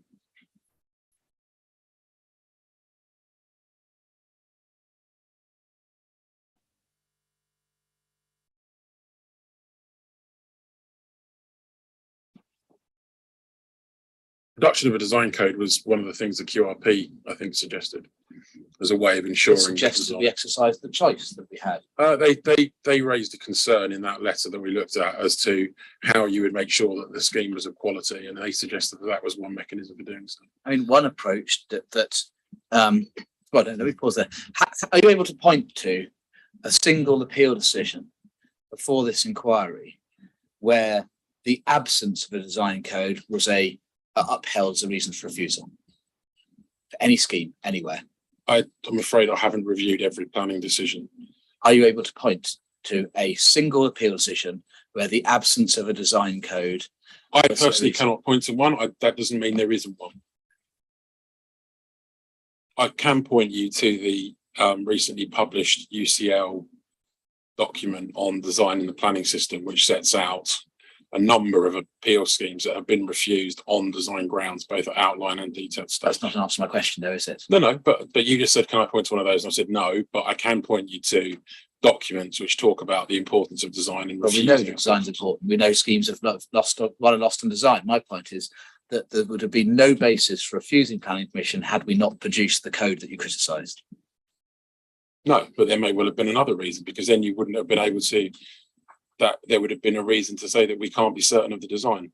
Designing by condition is not good planning. You don't need to be certain of the design at the outline stage. This is the fundamental flaw in your analysis, Mr. Vance. You have to be certain that the MPPF requires the delivery of high quality places. So you have to be certain that what you're delivering can be of high quality. And high level design principles, to borrow the term used by the market, if I've got the right scheme, Town Square North, high level design principles, Town Square North, paragraph 44, are sufficient at the outline stage, subject to an appropriate framework of planning conditions. On a scheme of that scale, you can't apply a reference to one scheme to another. It was based on the context of that scheme. That was a hybrid scheme. So there was actually a lot of detail on specific parts of it. For starters, on this scheme, we have no detail on any part of it. And it was a much smaller scheme. And clearly the size of the scheme, there's an implication on how you maintain design quality between a small scheme of tens of units versus a scheme of thousands of units. At outline stage, you still have to be certain that you're delivering a high quality place, because you are legally giving permission to someone to build 2,000 up to 2,800 units. You cannot then condition their ability to do that, because you can't use conditions. Your beef is not so much with the the principle of development, it's the justification of particular form of development. You made that very clear throughout. It's a question of case not proven, rather than you having a particular concern. No. My point is that my personal opinion is that on this type of the value of an outline planning application is in securing the principle of a development. Okay, and on an agricultural field, the principle of converting that to a number of dwellings, I fully see the way that can be done at outline. On a town centre scheme, where there is an agreement between all parties, myself included, that a mixed use scheme is desirable. Yeah. I think that an outline application has to do more than just fix the principle of a mixed use scheme. So what I expect is a way of knowing that you could deliver 2,800 units in a way which will deliver a high quality place as required by the framework. And the way that would be done is through the parameter plans, the design code, and with the illustrative scheme being an example. You have how that plan. You're restating your case now. Focus on the questions, because it's taking a lot longer because we're getting answers that don't bear very much relation to the questions. That's the next question. Thank you, sir. What would have been wrong with an approach such as this, whereby there was a condition saying prior to the submission of any reserve matters applications, a site-wide design code should be submitted and proven in writing in line with up-to-date guidance, and any reserve matters should be consistent with that design code? There would be nothing wrong with that as a matter of principle, would there? Had that been the approach taken? Well, my concern with that would be... Ask the question first of all, because again, I think that's a question that's capable of a yes or no answer. There would have been nothing wrong in principle with a condition. When you say in principle, do you mean in legal terms or do you mean in legal policy terms? Nothing objectionable, no grounds for refusal. Had the course of action been, instead of to submit a design code, I'm not being allowed to answer the question. Ask the question, then nothing wrong in principle with a condition along the ways I've just described. Prior to any RM, you submit a design code, it's approved, it has to be consistent with the NMDC, etc. And then any RM are consistent with a legitimate way of securing high quality design, wouldn't it? I disagree. So your view is that there would have had to be a design code submitted with the application then? There would have to be something that made certain that you could deliver 2,800 units in a way that was lead to a high quality place. Right. And a design access statement wouldn't have been enough. No. Right. Something implies it doesn't have to be design code. So what if it's not? That's my exactly. Some sort of development framework, something that's for approval, if you like. Because my understanding, and again, I'm kind of veering into the planning point, is that you can't have a condition which effectively prohibits the main permission. So if you grant permission for 2,800 units, and then 3 months later you prepare your design code, which says, actually, if you were to build it in line with the design code, you can only get 1,000 units on there. That would have effectively been an illegal planning condition because it prohibits the ability to deliver 2,800. But I mean, let's go back to, I want to test this if I may, please. Can we go to your proof? And it's page 67. Yeah.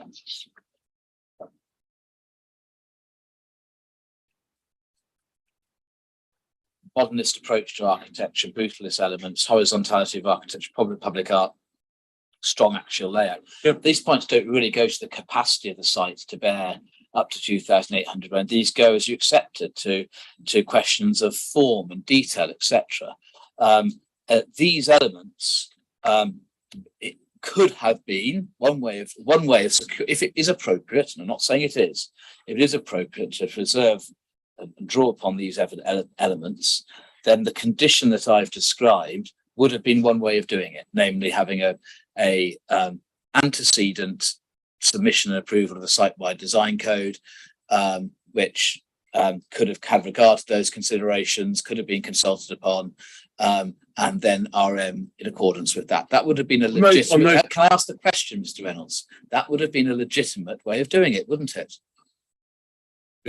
On those particular points, it would have worked. There are other points that it wouldn't have worked. Okay. They're not my only objections to the scheme. Those.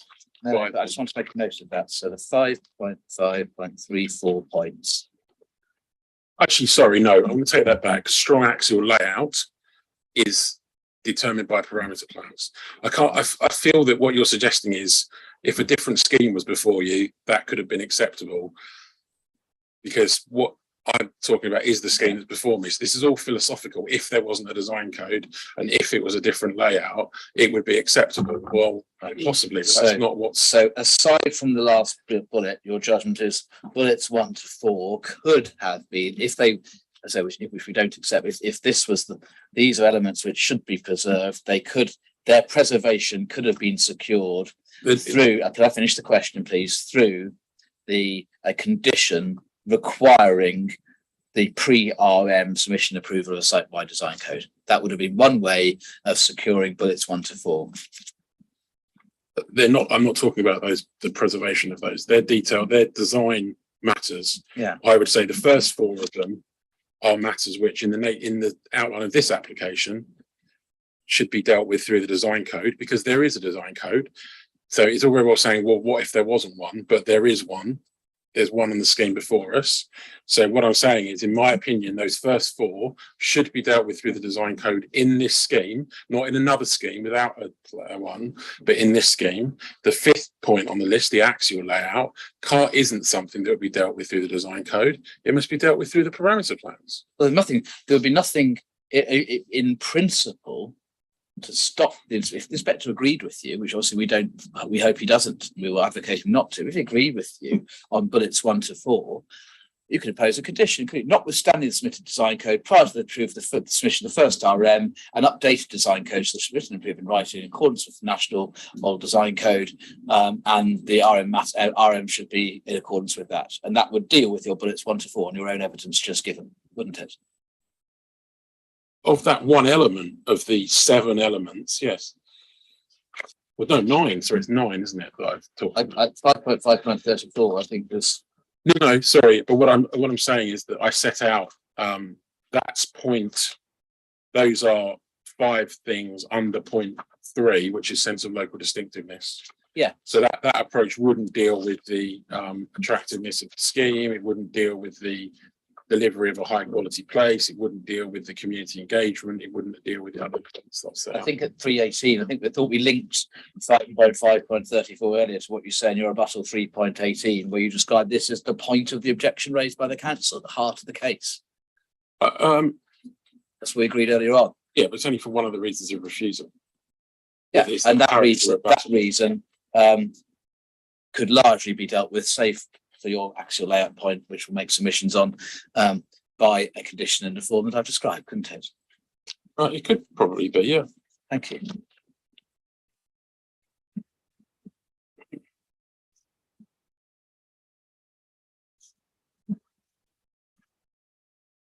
Okay.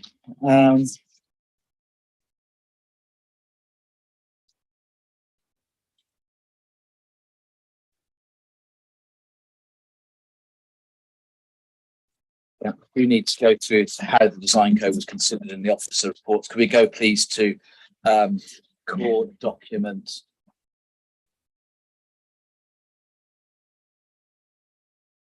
Bear with me, it's the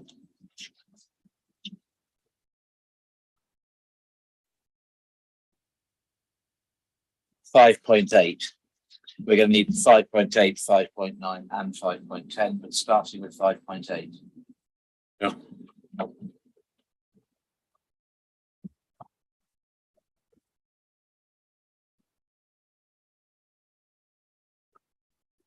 And when you've got that, could you go firstly to, I'll put various passages to you, then ask the question. So if you'll bear with me, firstly, 1.13.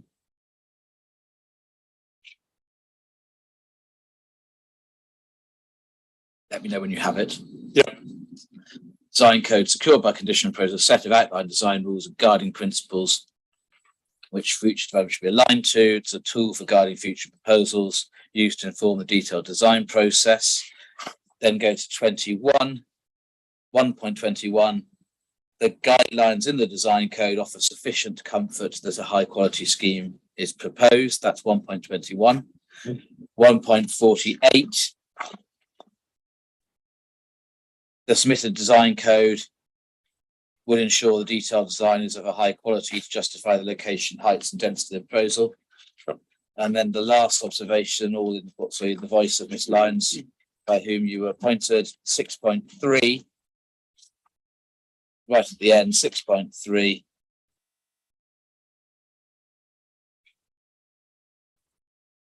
The same point, the design code will ensure that detailed design is of a high quality. So it's, and of course, members at the first meeting agreed with this advice because they resolved to grant permission. So it's not the case that the adequacy of the design code was overlooked by Miss Lyons in her first report or by members in adopting it. It was considered and it several times throughout the report and considered to be sufficiently robust. As a matter of fact, that's correct, is it not?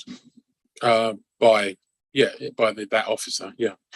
Then the June 2022 report, which is at 5.10. Could you get that up? The April one basically reiterates the December one reiterates April. June is at CD 5.10, and could you take up 6.15?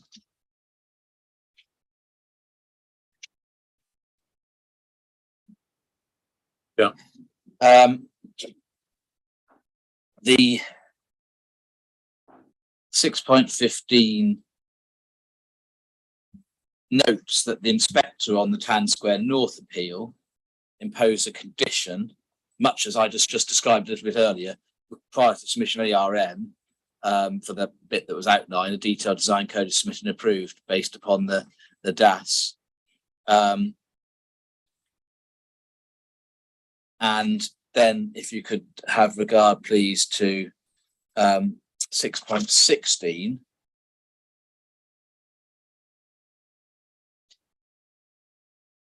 In light of that, Ms. Lyons says members are asked to consider whether putative reason number 3, the point about the design code, should be maintained. So a clear suggestion where they needed to reconsider specifically whether the design code reason for refusal should properly be maintained in light of what had been said about design in the 2 decisions, particularly the one that didn't have a design code, and that wasn't a reason for refusal. Yeah. Yes. Can we then go to the minutes of that meeting to see whether that invitation was looked at? So that's CD 5.12. They're draft minutes, but I don't detect anyone suggest that they're inaccurate. And page 5, where the case is considered, and there's various points made by members about the end product, the heights, etc., a separate point. Unless I've missed it, members didn't reconsider whether the design code objection could stand in light of the fact that in the most recent decision, the absence of a design code wasn't a reason for refusal. They didn't actually specifically look at the point, did they? It's not listed in the minutes, but I don't know. Well, you said you watched it. No, I watched the original. Right, you haven't watched the reconsideration. I haven't watched the reconsideration. Right. So there's no evidence, is there, that members actually did what was recommended by Miss Lyons, which was to think very carefully about whether that reason was tenable in light of. I don't know. There's nothing written there. No. No. And if they didn't, that's not a very reasonable position to have taken, is it? To have ignored that advice and not even reconsidered it. Not a reasonable position to have taken, is it? If they didn't consider it, but it doesn't mean that it wasn't considered just because it wasn't minuted.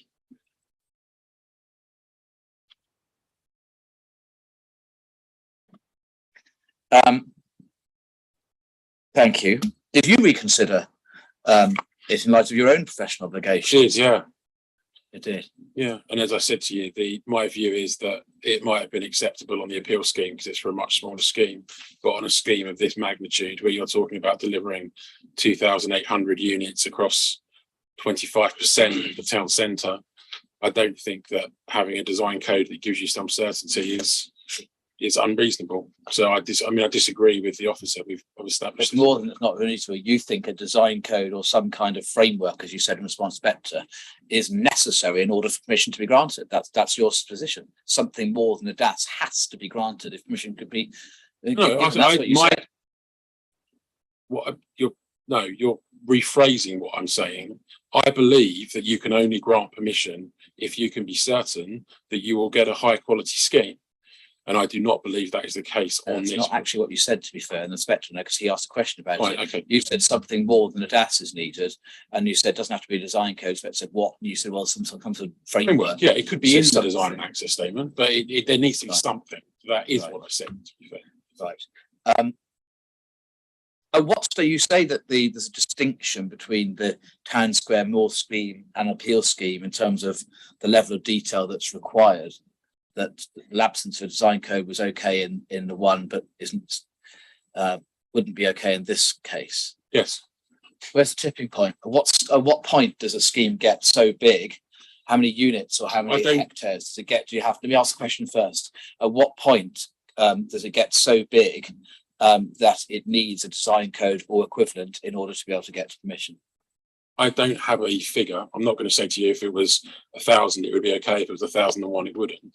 It depends entirely on the scale of the scheme, what the scheme's entailing, the area the scheme's located in, if it's a sensitive area or not a sensitive area. So many things. It's context. So how's a developer to know in advance whether they should submit one or not? Guess, or do they do a pre-app and engage with the council and see what the council want?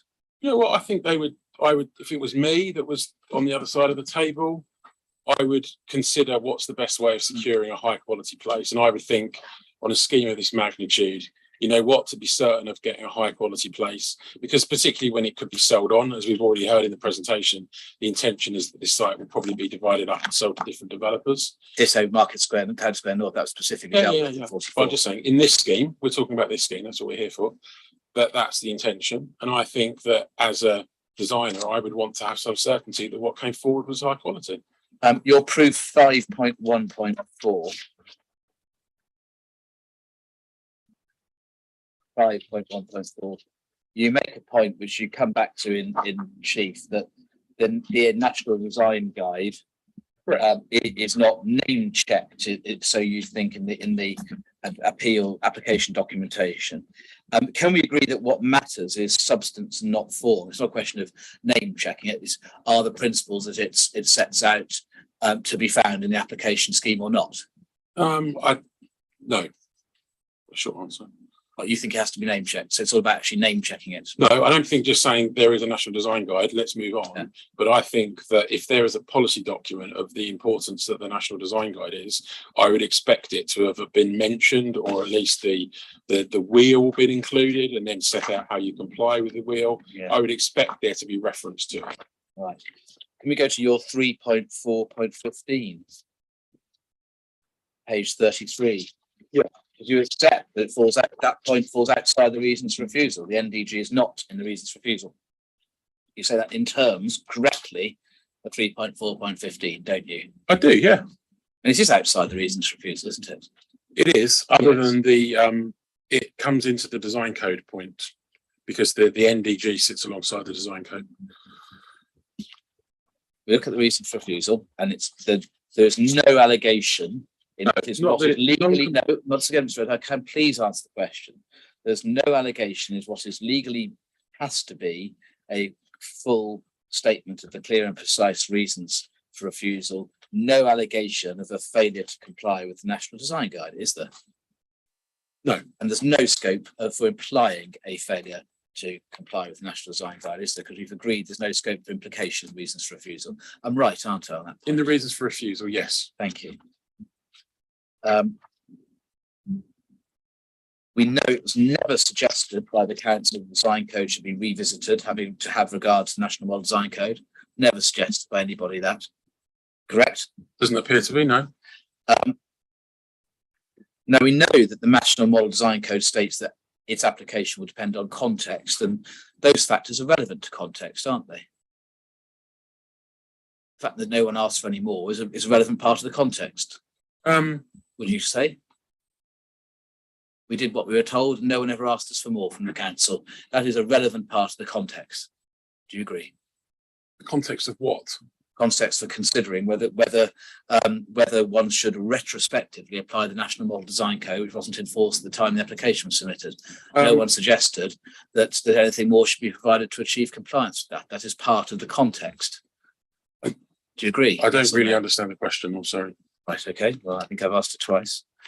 You said context, you mean context of the overall Yeah, it's context. evolution of the scheme, or? Context for considering whether there's anything in the National Model Design Code that should generate a reason for refusal.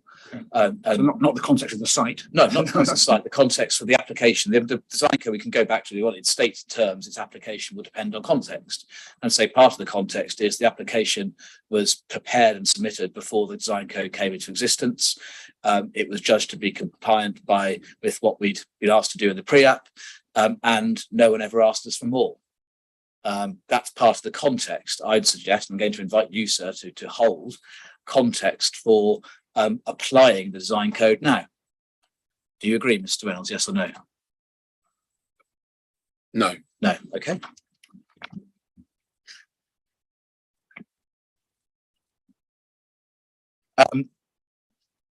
Proof 5.5.15.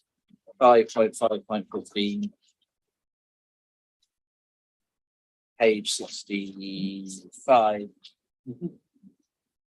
Sorry, 5.5.17. Do apologise. Yeah. Your main concern about the design code is what you set out here, isn't it? Is that right? That's what you say. Your main concern. My main concern is around the way the information is set out in the document. Yeah, that's right. Isn't it? It's fair. So the main concern, then you say it's wordy, lots of text, not specific. Yep. And then you say it's an important point because it goes to clarity, certainty, precision, authority. And critically, the point you say is important is it's not clear what you call an absolute parameter and what's an interpretive one. correct. And that this is the key point, the most important point you set out, as I understand it. And this is due with the wording shall versus must versus should. Yes. Yeah. And as I understand it, your concern isn't that shalls should be musts or musts should be shalls. It's there's uncertainty as what those words mean. The two words are used interchangeably. Yeah. And so therefore your view is it's unclear what, if you like, where there's no scope for deviation and where there's some scope for deviation. That's your main point. It's unclear. Is that what your point is? As I set out yesterday, there's. Yeah, is that your point? Yes or no? First of all. Sorry, can you repeat the question? Yeah.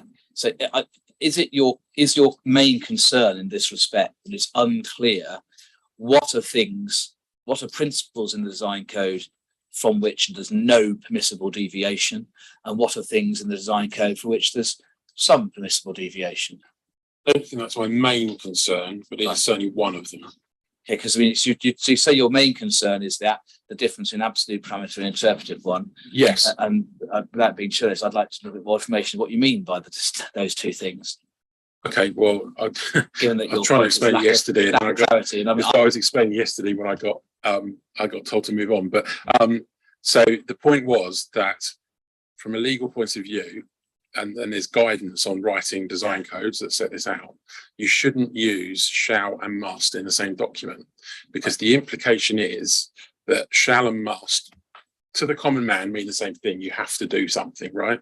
But if you use both of them in the same document, the implication is that they have a different meaning. Because why have you said shall and not must? And I'm just trying to understand, why is that a problem? The reason that's a problem is because it means there's no certainty, because then it means that becomes open to interpretation. That's your main concern about design. One of my main concerns. So you say it is the main concern, don't you? No, the main concern is around the wording in general. And then the second part to that is where you use should, which is the one that's not a I'm going to interrupt you because you say specifically, you said it's not your main concern. You put it in bold text. You say most importantly. what's clear, what's an absolute parameter, what's interpreted is an important point. I understood the key, like the high watermark of your concern about design code to be it's unclear whether there's a difference between shall and must, and if so, what that difference So is. my main concern is everything that's set out in my proof from 5.5.19 to 5.5.26. Yeah. And I'll leave it at that. Well, no, I'm sorry, it's not good enough. I'm sorry, I'm sorry, I don't want to. I mean, these is quite. I thought the main distinction is between shall and must and should. Yeah. I mean, Shall and must are yeah. similar. I mean, certainly shall is used in conditions, implying that you have to Yeah. comply with it. So, But it's the use of those words, shall, must, and that's the main concern about design code is how much flex is there or not. So there's three parts. Yeah. There's the potential for confusion between shall and must. Yeah. The use of shall/must and Yeah. should. Yeah. And the balance of those within the document. Yeah. So Because isn't if that was that's the key point, isn't it resolvable? If you're right, which we don't say, isn't it resolvable by adding one page to the design code with a glossary on what those words are to be meant, how they're to be interpreted, what shall, must, and should mean in the context of design code, and then you have the certainty. What would be the problem with that? That doesn't deal with the second point, which is the balance between the two. Right, so it's not just the lack of clarity, it's actually you think some things which you take as being optional should be mandatory. Yeah. So the wording of the reason for refusal and the comment here is about providing certainty. Okay. So if we're talking about things in the design code that are shoulds, yeah, it's not certain. So if you say you should provide, I don't know, 5 square meters of open space per unit, that means you don't have to do that because it says should. Not sure I agree. I mean, if this is the high wire, this is a strange debate to have, but it does seem to be a critical part of the case against. So I am. I think it is really important, actually. Yes. Yeah. some things may be suitable as interpretive matters rather than absolutes. Absolutely. Yeah. So have you? No. Maybe you need to distinguish between shalls and shoulds. Yeah, I quite agree. If that is the problem, then we could just put an interpretation page, glossary, what those words mean in the context of the design code. What's wrong with that? No, my point is that what we're saying is that the shoulds are not, they're the ones that are interpretive. So that's not a definite. Yeah. So if all the shoulds became must, if you had a page at the end of the design code said every reference to shall and should be taken as meaning must, your problem would get the point would go, wouldn't it? It would, yeah. Some shoulds may be appropriate because that's what I'm testing his case exactly. Well, no, that's my point. Is that Yeah. you need to look at the whole document because there'll be some things in there that you can't assume. And you've It's not- not you- as simple as saying what you've all of them will be say must. And what you've not done is go through and subtract, change, identify which ones you consider should be absolute parameters and which ones you think should be interpreted. You've not. That's not assessed within that my yourself. scope, to be fair.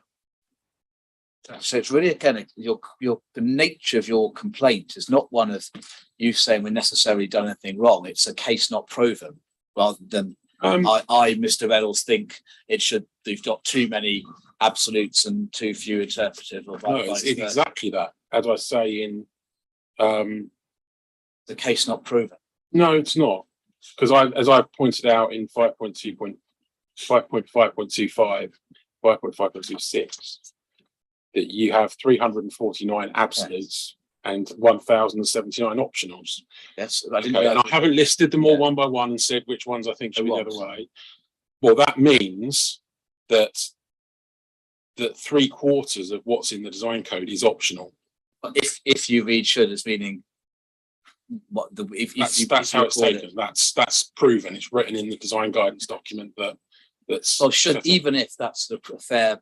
It is a fair point. I'm not going to debate the meaning of should with you because that will be a matter for firstly the authors of the statement, secondly for submissions. But even if you're right that there's more flex in the word should than in the words shall and must, it clearly indicates a strong presumption, doesn't it? I mean, let's say, for the sake, let me finish, please, Mr. Evans, and I'll ask the question if you don't mind. Let's say there was again a glossary page that made clear expressly that shall and must have zero flexibility, and with should there's a very strong presumption that can only be rebutted if the very clear justification is put forward.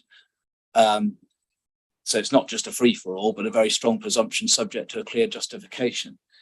And of course, the council would have to apply the development plan in considering that justification and material considerations. What's wrong with that? I believe that doesn't provide the clarity. So you want a straitjacket, don't you? No, you don't. Well, you want the design code not to have flexibility, actually, but to have a straitjacket for the future development. Lots of musts. I want the design No code. flexibility. I want the design code to have a meaning, a design code which I can pick up and say, Yes. oh, well, that's all just shoulds and this is, we just chuck that out the window. We can No, ignore all of that. That's flippant. No, it's not. It genuinely is not flippant. Because as someone looking, when this site goes to market with or without a planning permission, if it goes to market with this consent, a developer will look at the design code and say, what are we required to do? And they'll look at it and they'll say, oh, well, not much really. It's all shoulds. We'll just that's that is absolutely correct. Because that is absolutely the planning. Yeah. Well, I'm just going to. I mean, I think I'm going. If I may, sir, do shut me up if I give. I want to test this because the planning system is well used to operating the concept of presumptions. You have a presumption in section 38(6) of the development plan, unless material considerations indicate otherwise. That's right, isn't it, Mr. Reynolds? Yeah. And that is a system which operates satisfactorily. Everyone's used to doing it, knows how it works. Yes.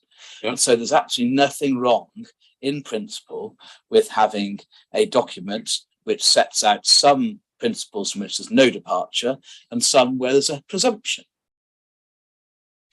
But and that's not something which is worthless. It's something which sets a presumption unless there are a good or clear justification otherwise. That's not meaningless. That's not a free for all.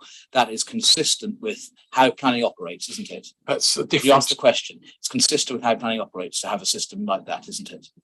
Not in the context of a design code, no. So your view is, therefore, the design code should only contain mandatory requirements rather than ones. No. Well, I'm afraid to say, for somebody who is criticising us for lack of clarity, I'm completely unclear what you're saying we should do. Apologies then, because hopefully the inspector isn't. If he wants further clarity, he can ask them. There's the distinction between what are one was interpreted as absolute. Yes. Yeah. So that's an acceptance for the distinction. Absolutely. Yeah. So Yeah. that's what's Yeah. as bring forward in terms of the distinction between shall and should. Yes. Yeah. But I suppose my point is that the document is heavily weighted in favour of the flexibles, and I personally think it should be more heavily weighted in favour of the. You don't say which one should change from one category to the other. You don't. No, offer us any I haven't steer. gone through it one by one and done that because I don't believe that's part of. So it's just the an reason. overall head count that you've done a word So- search, you come up with some numbers and you say it's too much without telling us which ones you'd like to be the different category. No, I wasn't asked to provide a one by one summary, and I don't. We're finding it quite hard to literally understand, if there's any merit in what you're saying at all, which you don't accept, what we can do to meet your concern. We're finding it impossible to understand that, to be quite Okay, well, I honest. The apologise. point is that going off your figures, the 349 might be appropriate, and the 1079 Might be. shoulds might be appropriate. And he's So not you've looked at. So Very possibly, but I've given an example of another design code which is completely the other way round. The vast majority are the other way round, which I think is a good design I code. think So you've probably got the point, haven't you, sir? Yes. Okay. Well, I'll move on. Thank you. Let me just see what more, if anything, I need to. We have agreed, I think, I'm going to be very clear. The design code is not the only thing that will regulate reserve matters. no, The other conditions will regulate reserve matters, and the development plan will regulate reserve matters. And given that the lifetime of this scheme, it may even be the council has a new up-to-date development plan by the time the last reserve matters are considered. very possibly. Perish the thought.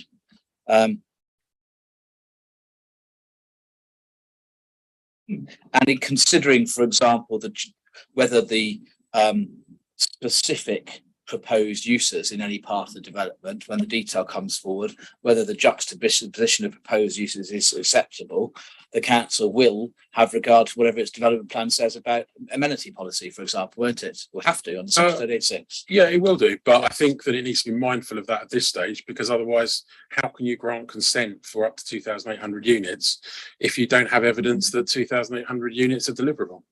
But that doesn't require consideration of precisely whether you have a bin outside a particular flat. That's a matter of detail, isn't it?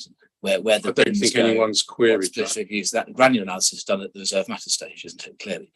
Yes, but you have to look at the principle of whether you could deliver 2,800 units on this site within the red line in a way which is compatible with delivering a high quality place. That has to be dealt with at outline stage.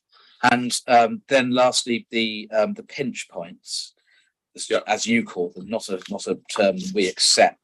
Okay. Can we get up your proof? It's 5.2.25.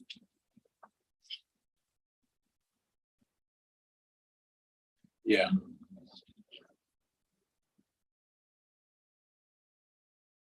Actually, I'm going to just come back to that compatible use because I don't like that last answer. I want to come back. I'm so sorry. 5.2.22, because you say there's a juxtaposition between flexible retail and commercial floor space on the one hand, and residential could create a scenario where a nightclub is next to and immediately below residential uses. There's nothing in the appeal scheme that would force the council to accept that juxtaposition, is there? I don't say there is. I just say it could create a scenario where that comes forward, which it But could. If it doesn't force the council to accept that scenario, then the principle of development does not include that juxtaposition. Because if a nightclub, as opposed to some other use, was proposed next to residential uses, and if the council, applying its development plan policy and the framework and having regard to any noise, acoustic evidence, etc., thought that was unacceptable, it could quite legitimately refuse reserve matters approval, couldn't it? Yes. But it Yes. could still come forward. Thank It you. could still be put forward. Well, you can apply for anything. That's You the can, point. yeah. The question is whether the council's forced to approve it. Yeah. The point is the principle of that scenario is not fixed by outline permission, is it? It's not fixed by it, but No. it is enabled. There's nothing in the outline to say you couldn't do that.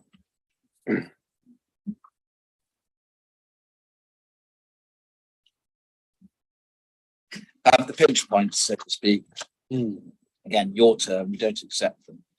You do appreciate that the grant of outline permission doesn't mean the parameter plans have to be built out to their maximum parameters.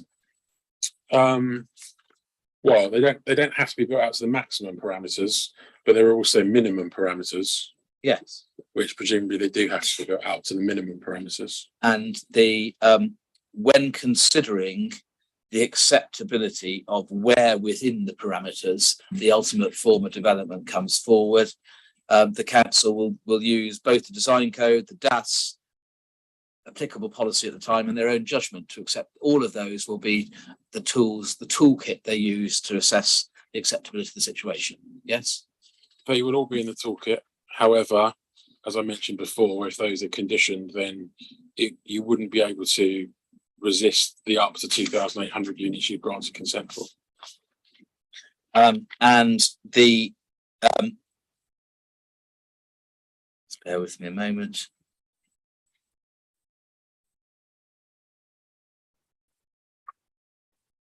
Yeah, I think those questions I can ask my witnesses.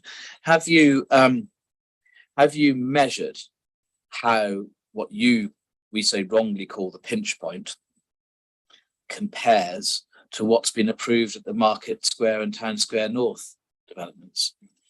Not explicitly, no.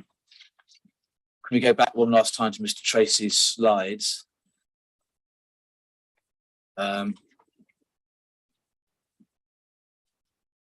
Could you go as a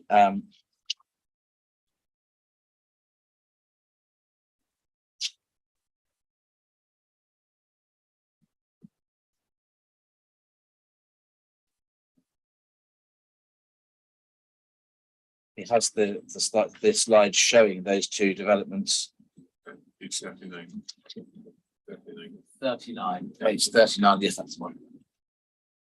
Yeah.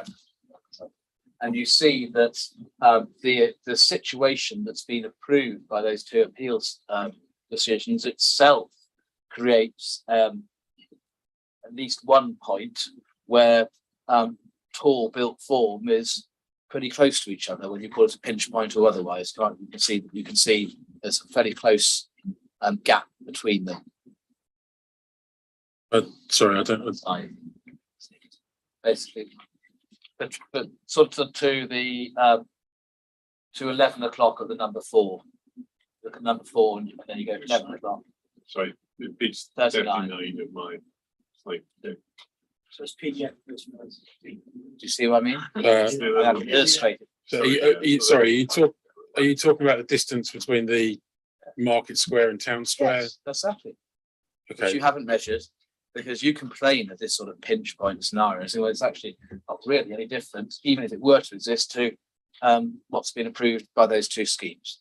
Well, I haven't measured the distance between those two, but I can guarantee you that in some cases this is a lot closer, because for starters, that's a pedestrian thoroughfare between those two blocks. Mm. And then some of the examples that we've talked about, the parameter plan is bang up against the back of a building. So Next, 5.5.64. We're nearly at the end. 5.5.64.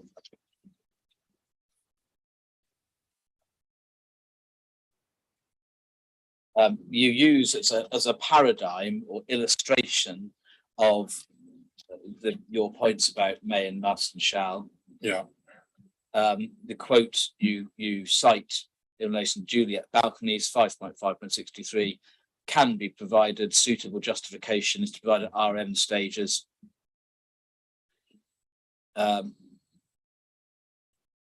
Says all you just have private, then said junior balcony can be provided. I think your point is there's no requirement that they should or shouldn't. It's left for consideration at reserved matter stage. yes. But there's absolutely nothing, is there, to stop the council applying its development plan policies and whatever MPPF says, indeed whatever its own design code says at that stage of its thoughts, from exercising a planning judgment whether it's appropriate to include or not include them. It's entirely up to the council's discretion, entirely left to the council's discretion, isn't it? Whether they go in or they go out. They're not bound either way, are they?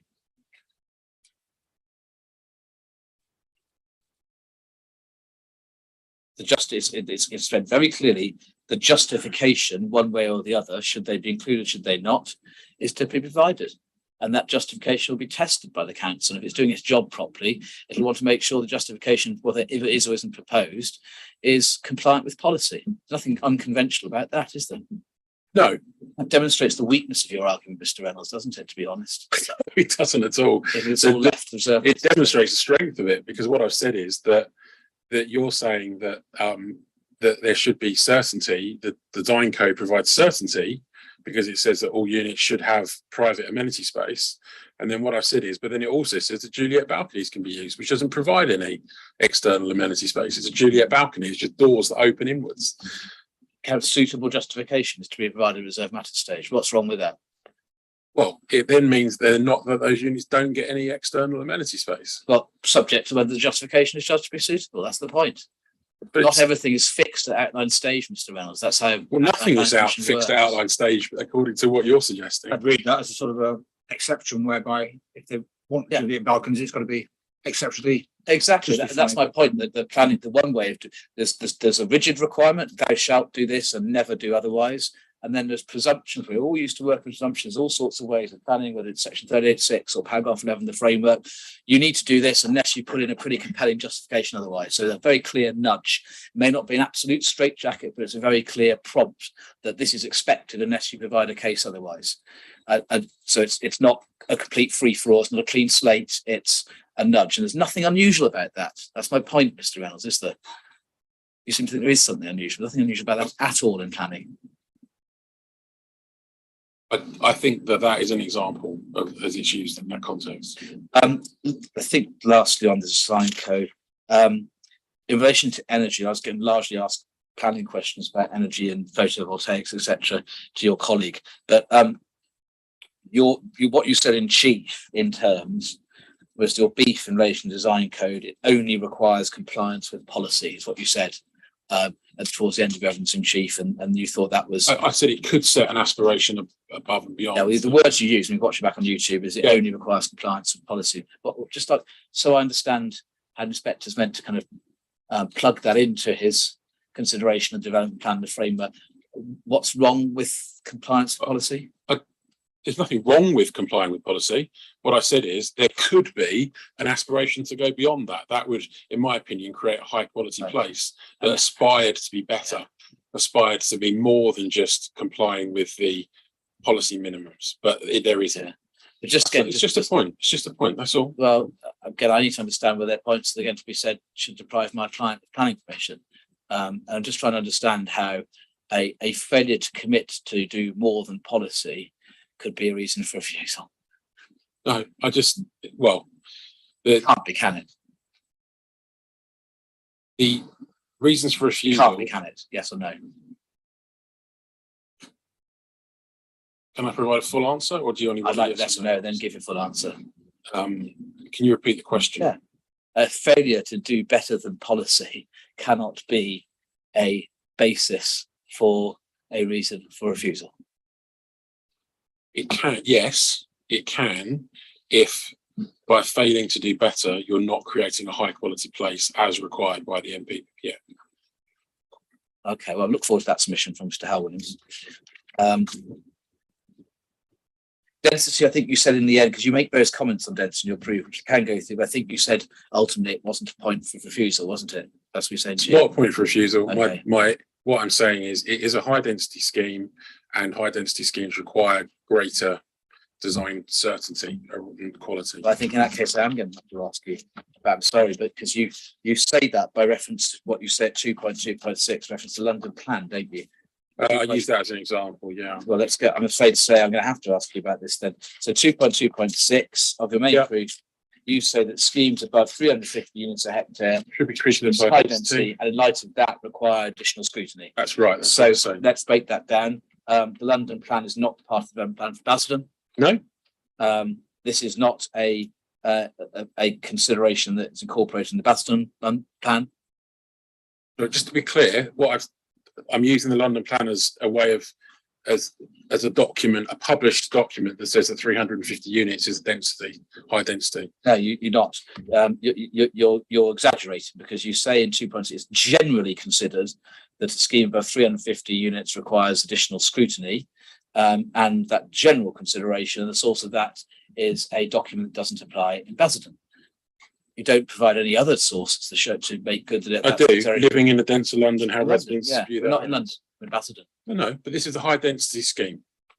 And Basildon doesn't have schemes of 350 dwellings per hectare or 500 dwellings per hectare. And So it's not unreasonable to look at Yeah. places that do have schemes of that density to see what a requirement would be. the general consideration is actually a consideration only in the London document. No, 2.2.4, of course, the appeal scheme is actually well below 350 units a hectare, unless you take your approach to density set out in that paragraph. So actually doesn't engage the London plan, even if one does apply the London plan approach, it doesn't engage that approach unless you do what you do, which is to exclude the areas of the development which aren't residential effectively. You exclude the roads and everything, and then the density goes up. that's how one would normally assess density. You don't normally say, this is our site, we're going to make our red line out here so that we have a really low density scheme. You Right, look at that's the the boundary case, of yeah. the scheme. Yeah, but you don't look at the boundary, you exclude areas from within the boundary of the scheme in order to increase the density. That's what That's you do. not, no, I don't. I look at the density of those different zones as they're set out, and the four of them are listed there. Okay. Quite honestly, 833 through to 393, and then that's the average. There's no gerrymandering in the way that I set out the You're density. gonna have to agree to disagree on that. Okay. The National Design Space Standards, the minimum space standards. Yeah. The design code requires that the minimum space standards are met. Correct. And there's nothing wrong with that, is there? Actually, can we just double check? Sorry, there's one thing I just wanted to double check. I think that's a should, not a must. Just pointing that out. If you want to change it, let us know. Planning condition as well, actually, it requires it. What that they must be at. Fine, okay. So again, nothing wrong with that. No, No, there's no part of the reason for sorry, just to say, but the QRP does say that it would expect the scheme to go beyond that. and there's nothing to stop that. Is No. there? No. There's no part of the reason for refusal that the NDS minimum standards is insufficient. It's not listed in the reason No. for refusal. No. And achieving the highest standards doesn't necessarily require exceeding the minimum standard, does it? Maybe a whole range of ways one can achieve the highest design standard. It doesn't necessarily require that each or indeed any unit needs to exceed the minimum standard. I would have thought at least one of them To answer does. the question. Uh, Doesn't require everyone to, does it? it requires some of them to. Okay. How many? You haven't thought about this. A quality place. What level of excess should there be in your approach What level? of excess on the minimum standards? Well, you need to look at the whole place. I mean, you're saying that the design, that we don't go far enough through a requirement to achieve the minimum space standard. So what should the requirement say? Because you're very good at saying what we do. The problem is, you're very good at pouring cold water what other people say, and very bad at actually saying what you would do. Just like Mr. Reynolds' point is that if every other aspect of the scheme was high quality, it may be that a sort of minimum level in terms of the national development described state standards might be acceptable. Is that what you're? Yeah, that's correct. Yeah, So it's- but you look at the whole thing. The yeah, whole thing. That's That's what you have to look at the I'm whole saying. thing. Yeah. Look at the whole thing. I mean, you're not saying, are you, that there should be a requirement for minimum space standards plus a particular percentage or anything like that? That's not any part of your case, is it? No. No. In practice, actually, it's true, isn't it, that 100% compliance with the minimum standards isn't always achieved in large urban developments. In practice, is that your experience? No, actually, it isn't. Okay, well, we have different experiences. I'm just going to check. I think that concludes the cross-examination.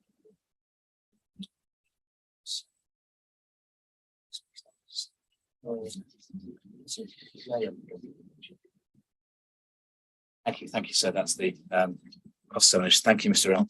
Okay. Just checking whether I've got any questions which haven't already been covered before you. Yep. Do any re-examination.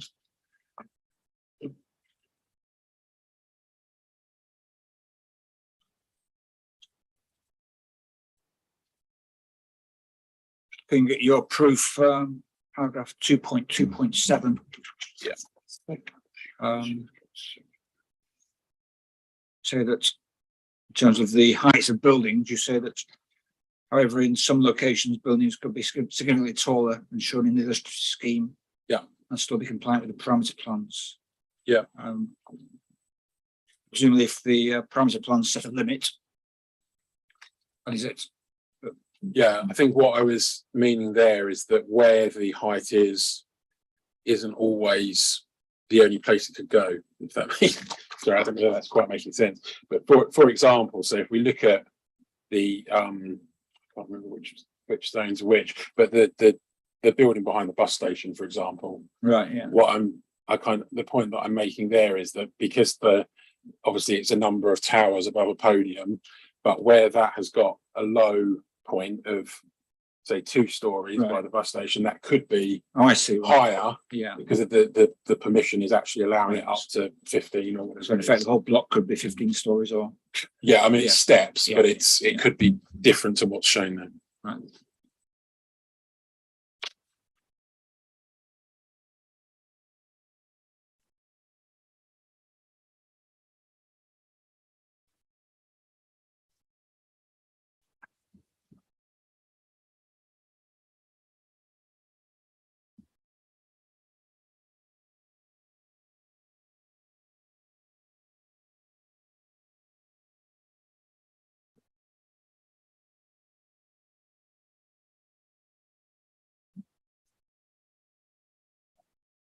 Say 4.2.10 that all the landscape is indicative, but I suppose that's inevitable in the sense it's an outline application. It is, yeah. Yeah.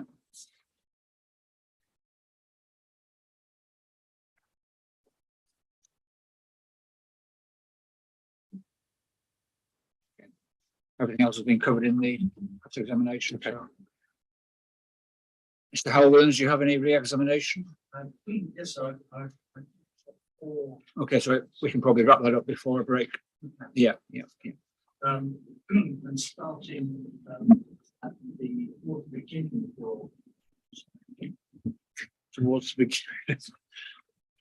towards the beginning of your cross-examination, do you recall that you were asked about the 2020 master plan? Yes, And in the series of questions you were asked about that, you were taken to an officer's report, which can be found at CD 5.8. yeah, I'd like to turn to that, please.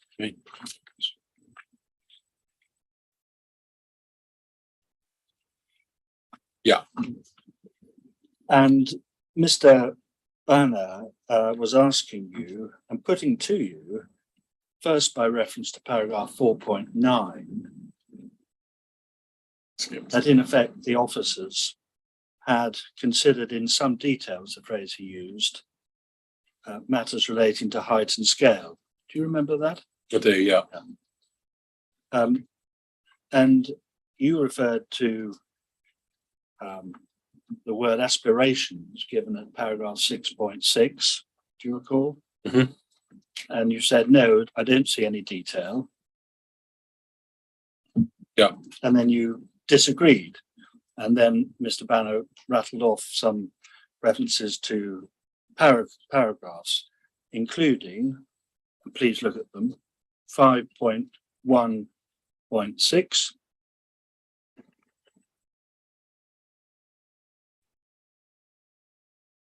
Yeah.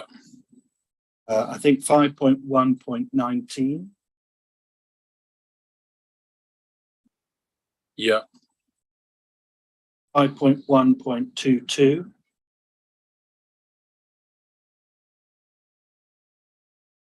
yeah, And then I think a paragraph that I don't think Mr. Banner referred to, but I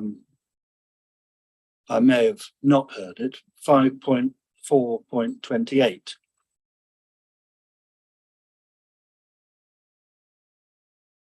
yeah, Which is under the heading height and scale. Yeah. Just have a look at that paragraph.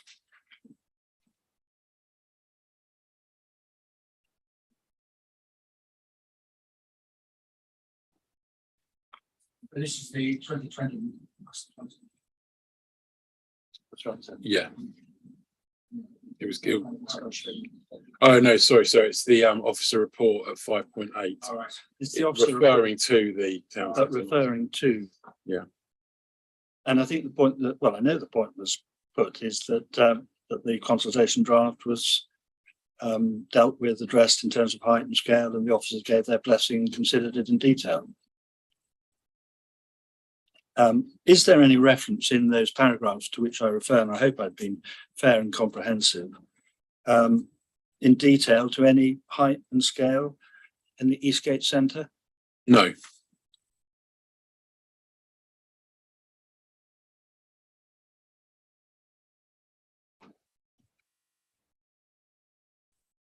The second matter rose sometime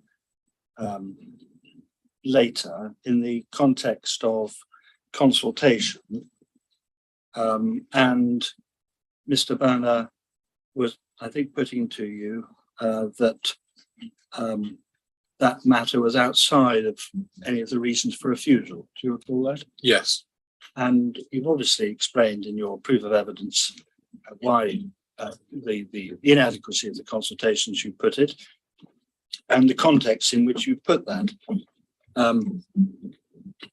Is the quality or lack of consultation relevant for the inspector's consideration of the reasons for refusal that deal with what makes Basildon unique?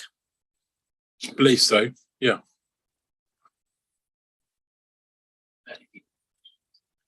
The third matter I wanted to ask you about is a quick question just of approach. Mr. Banner on one or two occasions asked whether what was on the illustrative plan was better than what currently exists. Yes,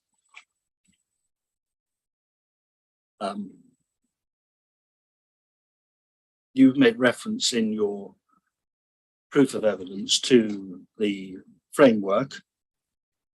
Yeah. And in particular, what it says about well-designed places. correct. Yeah, And the inspector will have in his mind, in particular, paragraph 134, the ability to refuse permission if the scheme is not well designed. correct. Yeah, That it is, whilst it might be, no doubt is relevant to look at what currently exists. It's a matter that the inspector will obviously have regard to. Is that the test in the framework? Simply to say, is it better than existing? no, it's fairly clear that it has to be of good design in its own merit, not just better than existing.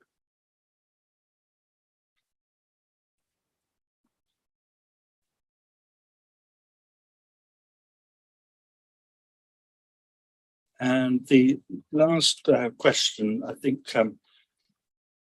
flowed from points put to you about the importance and need for a design code. Do you remember? Yeah, And you referred to the Town Square decision. And Mr. Banner's focus was on paragraph 44.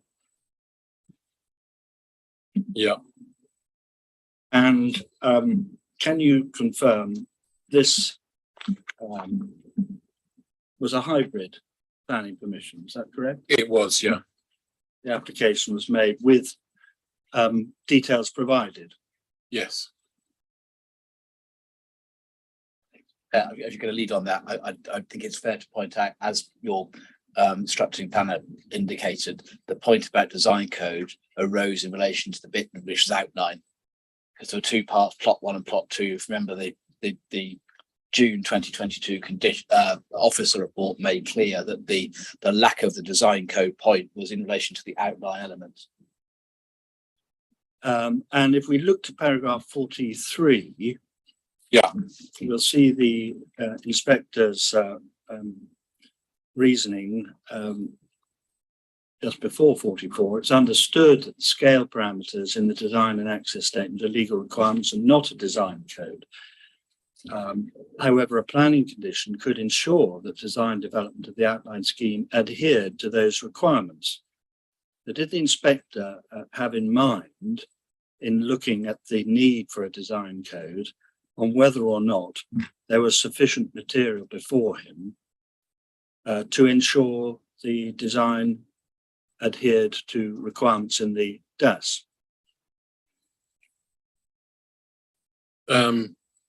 Sorry, I don't quite understand the. In order to reach his conclusion Yeah, about a design code, which I'm going to come to, yeah, did he take into account what was in the DAS?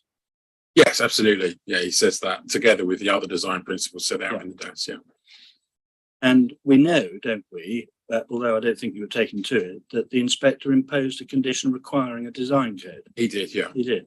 Yeah. And I don't think there's any suggestion, is there, that the inspector disregarded the requirements, the tests for imposing a condition, emanating from the framework, necessary, reasonable, and so on. correct. So on that occasion, he was satisfied that there was a need for a design code. Yes, that's correct. And in this case, the inspector is in the position where he has to make a judgment about the need for a design code. Yeah. And it's accepted that that can form a condition. It's in the agreed conditions. Yeah. So that part of the necessity test is agreed between the parties.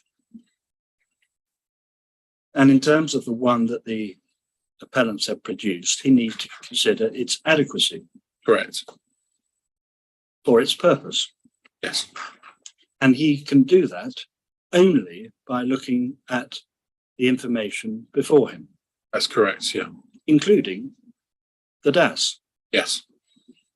So the inspector will have to look at the DAS to see whether that gives him the comfort that was obviously given to the inspector in that decision. Correct, yeah.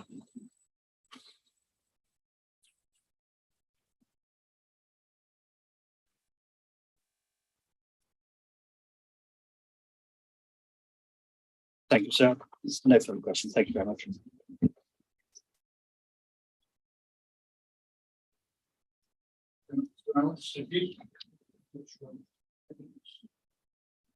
So now moving on to after a break. We are, Mr. sir. Hancock, And, in terms of timings, Well, we discussed, Mr. Hancock, that because of the way some of the evidence has come forward, there's a little bit more from Mr. Hancock than had been anticipated, but we've broken down the evidence in chief into the slide presentation you've got and then Q&A. It seems just likely that there's we wouldn't get all of that done today, but there's a natural break after the theme after the presentation. slide presentation, if that's acceptable to you.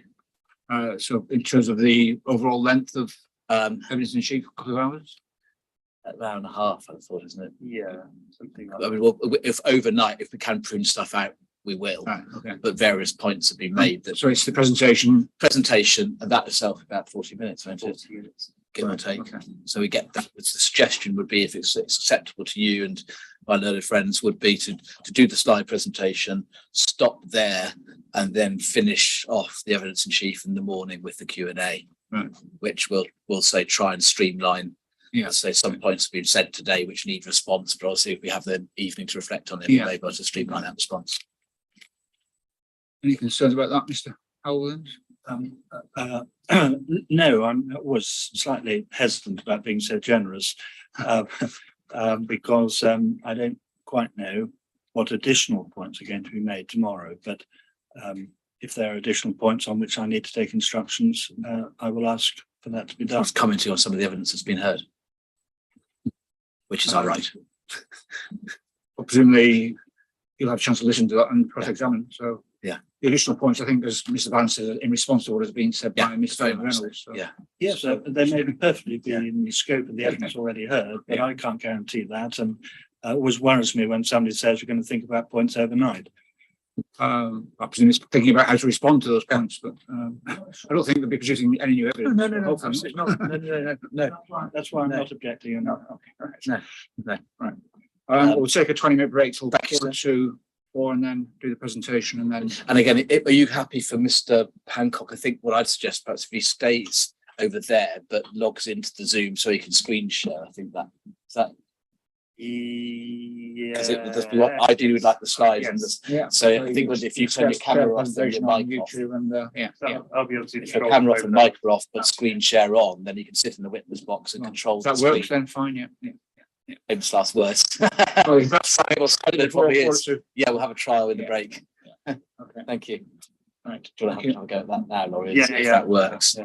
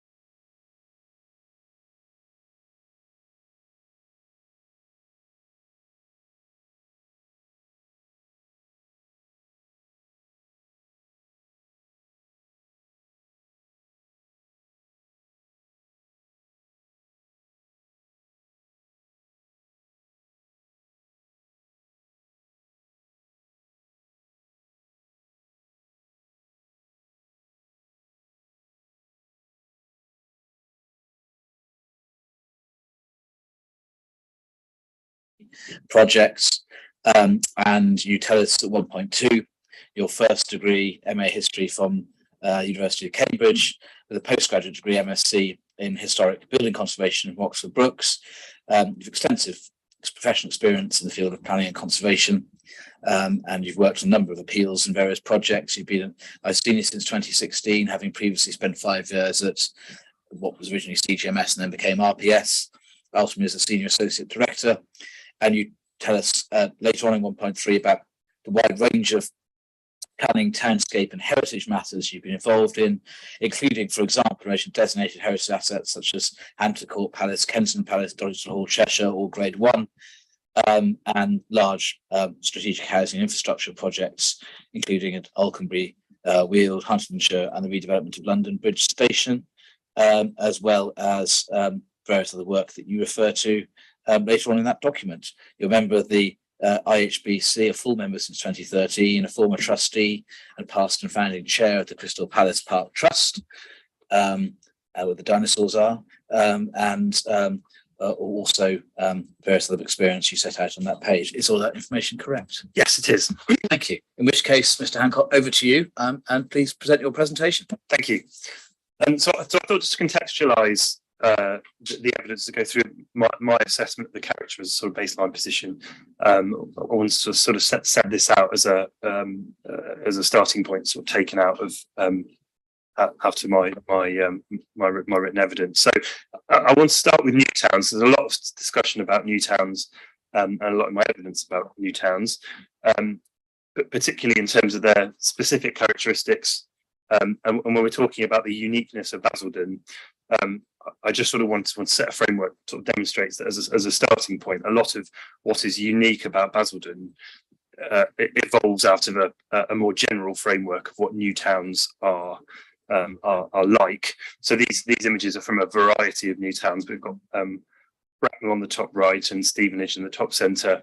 Hatfield's in there somewhere. I mean, they become quite interchangeable in some respects, except that there's a variety of different sorts of qualities to them, and they each have their own sort of chief architect involved, and they're part of an international conversation as well. So we know that there were interactions with Swedish architects who were designing some of these sorts of new settlements like Vallingsby slightly earlier, and also interaction with the Lean Barn in Rotterdam. Architecturally speaking, I always take issue with the use of the term brutalism when it comes to new towns. It's a bit out of time, really, and even buildings like Brook House have some brutalist features and some extremely non-brutalist features. Really, the aesthetics that you see in here are more sort of new humanist or new empiricist. Again, part of that international discussion, but with Festival of Britain type influences, like the sort of street art and the use of colours that you see a lot in places like Stevenage. Wasn't there? Could the gentleman just minimise the Zoom window because it's obscuring the slide? So sorry, if that's possible. And when we're looking at new towns, what you don't have is a central architectural focus in the way the government are thinking about it. You don't even see a central planning focus in the way the government are thinking about it necessarily. All of the chat around the reason for doing it is philosophical, and there's a degree to which it evolves from an existing sort of plan-led way of thinking through Abercrombie and the sort of post-war Abercrombie plans. But Silkin is very clearly focused on this idea that new towns create a new type of citizen, a healthy, self-respecting, distinguished person with a sense of beauty, culture and civic pride, and we're taking people out of slum conditions and transplanting them into somewhere new, always with a degree of upset from the people who already live there. And one of the things I thought was very interesting is a book by Mark Clapson, talking about the English new towns, and he pulls out what he calls the Reith tenets. Lord Reith of BBC fame chaired the New Towns Commission, and they drew out. There are actually 6 there, aren't there? No, there are 5. I'm not going mad. 5 it's tenets that sort of drive the design of Newtown, the approach to new towns, or the approach the chief architects are given to achieving their creation. And apart from traffic and pedestrian separation, which I'll come back to shortly, none of them are actually architectural or planning led. Socially mixed and balanced communities, community and association, economic self-containment. So in the case of Basildon not being built with a station originally, even though there's a railway station, there are many reasons for Basildon's decline in the 1970s onwards is because of the opening of the railway station, which rather undermines the concept of economic self-containment. And the importance of governance, every single one of them has a development corporation. The development corporation are the delivery agency, and depending on where you are in Stevenage, as an example, there's a reason why Stevenage is the one I keep returning to. It's a conservation area in the town centre. It's the best of the group, and they're not just a delivery agency there. They're also a sort of a design agency, and the chief architect is essentially leading on what those central spaces will look like in terms of their buildings. In the case of Basildon, it's a lot more pragmatic. And the buildings are being delivered on an individual basis by developers, but with a degree of guidance in the master planning sense from the development corporation who are selling off the plots. I'll rattle through these very quickly, but I just want to point out the degree to which there is similarity between the way that new town centres are developed. They're often not the first thing to be developed in a new town. And so I think in all of these cases, if you look at the historic maps, you see a lot of the housing stock is already being built before they've even broken ground on the town centres. In these diagrams, the red is an inner ring road. The blue is car parking, originally surface car parking. The yellow is a town square or a central square, and the green is a central market street. And the red dashed line is either an extension to the town centre or a sort of an internal subdivision that defines the core town centre. So in this case of Stevenage, some of the buildings north of the dotted red line are original new town buildings, but they are very much on the edge of the town centre. The town centre is the area defined on plans as falling below that's Dane Street there. So what you'll see in each of these cases, and I live in Hertfordshire, so I live in the absolute home of failed utopian ideas of what a town should be like, and successful ones, and lecture them well in. And when you go to these places, the experience you get of them is so similar in a lot of ways to Basildon. The ring road acts as a real divider between the town centre and the residential areas that surround it. There are a lot of incredibly, I've been criticised using the word hostile in my proof, but there are a lot of areas around the outside of these town centres that are expressly not designed for pedestrians. And there is a transatlantic conversation going on around new towns, particularly with Clarence Stein's involvement. And that is a world in which the car is king, and the car remains king in American planning to an extent outside the major cities. But because everyone's being expected to drive into the town centre, there is an incredibly hard and hostile edge to these places. And in the case of Stevenage, if you drive around, I've oriented this so that north is on the right hand side, but if you drive on the east side of the town, the two sort of shopping streets that you can see coming down to the edge of the ring road are really noticeable as sudden areas where there's a bit of life and a bit of activity and a bit of approachability, and everything else is back of house, it's bins, it's car parking, it's all of those sorts of things. I'll wrap through the rest of these quite quickly. So Hatfield is another example that follows the same pattern. So we've got the inner ring road, we've got a larger market square. Hatfield's a much smaller new town actually, it sort of breaks the mold to an extent because the open space at the bottom of the view, which would usually be car parking, frankly, in most master plans, actually is a little public square, so it provides a bit more of openness to its surroundings. But again, you still got this surrounding ring of car parking and a central spine with a central square above that. And again, Harlow, Frederick Gibbard's well, a product of Frederick Gibbard. Oh, it's, you know, there's much better piece of work by him, but it's sort of a bit more interesting as far as its planning is concerned. But the same thing, Inner Ring Road, Central Spine Shopping Street, Central Square, which you can see is being used for market uses there, and car parking arranged on the Ring Road, and so on to Basildon. In fact, just very quickly, the extent to which these things are all very similar, you'll see in the top right of this image, the red of the post office vans. Bottom right of this, you've got a little post office yard down here, and at Basildon, the GPO was up there, eventually facing onto East Square. So they're all designed to very much a framework, but laid within their landscapes and responding to wider influences. So Basildon, relatively large for a new town, but it was designed to be a very large new town. A series of areas of car parking around the edges, the extension which has already been discussed around Southern Hay on the east side. You've got a sort of dual square in some way interaction between East Square and the widening of East Walk, that's town square sort of area, the east-west axis of the shopping street. And the Inner Ring Road, creating much the same sort of experience a lot of those other new towns. So what I've then done is try to overlay that master plan. Mr. Reynolds has done this as well, just to try and explore what was originally intended, how far it was achieved, what do we actually have as far as a new town master plan and a new town character is concerned.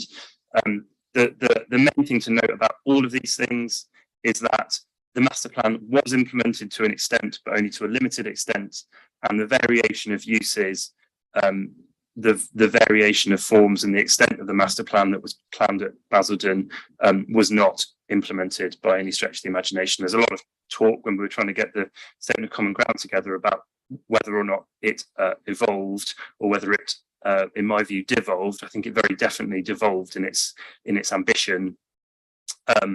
And there's some major changes that happen. So one of the areas that's excluded on the right hand end, just outside the red line, there is the town hall. And in 1962, for example, there's Frederick Gibbard was doing a talk and said, "Oh, isn't it great they're building a town hall at one end of East Walk in Basildon?" Well, they didn't do it, and the whole thing's got a completely blank wall at one end now, and it's just part of another department store. So there's a lot of pragmatism in the plan. And there's a lot of pragmatism in the way that it was built out. So the fake third floors that you see on some buildings, which are actually tank rooms, were a sort of an effort to provide a bit more enclosure into a space that really didn't have a market that justified buildings of more than 2 stories, if that. And by 1962, Kenneth Brown is bemoaning the fact that this is a single-use space 100% dominated by retail. So there are some areas of maisonettes, a couple of maisonettes here or there, but it's nothing for architectural critics in 1962 to write home about. This should say 1962, not 1952, but the same point remains. We're starting to see this sort of general devolution of the plan. It's actually slightly unfair. I should really wrap in the church, but it's sat a bit separate from the rest of the outline. So St Martin's Church sort of exists as a single exclave of the master plan that remains well, with the bus station, I guess, outside what is a complete sort of collapse in its original ambition.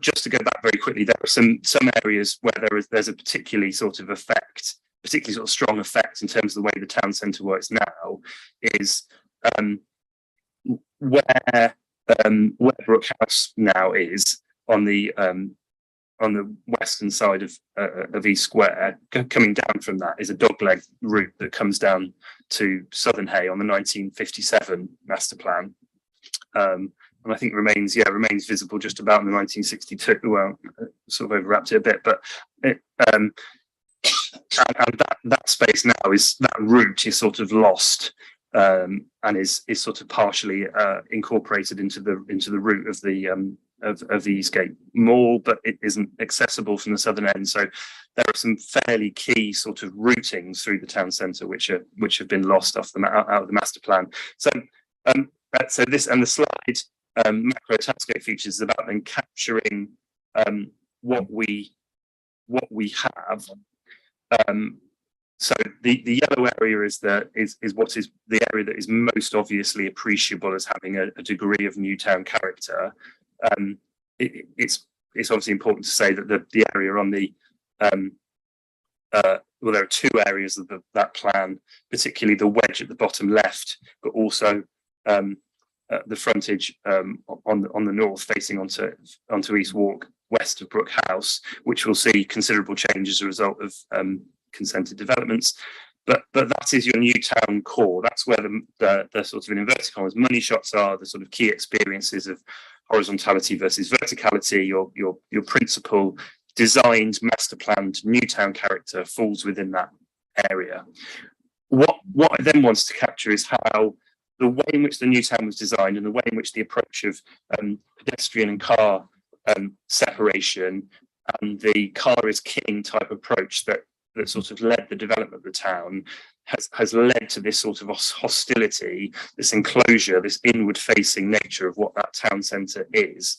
So what I've indicated again the ring road, which is always an inhospitable route for pedestrians. As Mr. Reynolds says, there's some of the public realm works around the station has helped to a degree, but it's trying to alleviate a really fundamental problem. And the areas I've circled in green are areas which are not car parking, but which are vehicle dominated and which are not really safe for human beings to be unless they're in a vehicle. If you sort of follow it around, we've got the post office yard, which then reads through into a car park adjacent to it. We then do have an access into the town centre, marked as a yellow arrow, another multi-storey car park onto the back of the Toys R Us. There is then an underpass route into the town centre, which sort of goes underneath the Toys R Us. But that end of the town centre is one of the worst pedestrian environments I think I've ever been in. It's horrendous over there.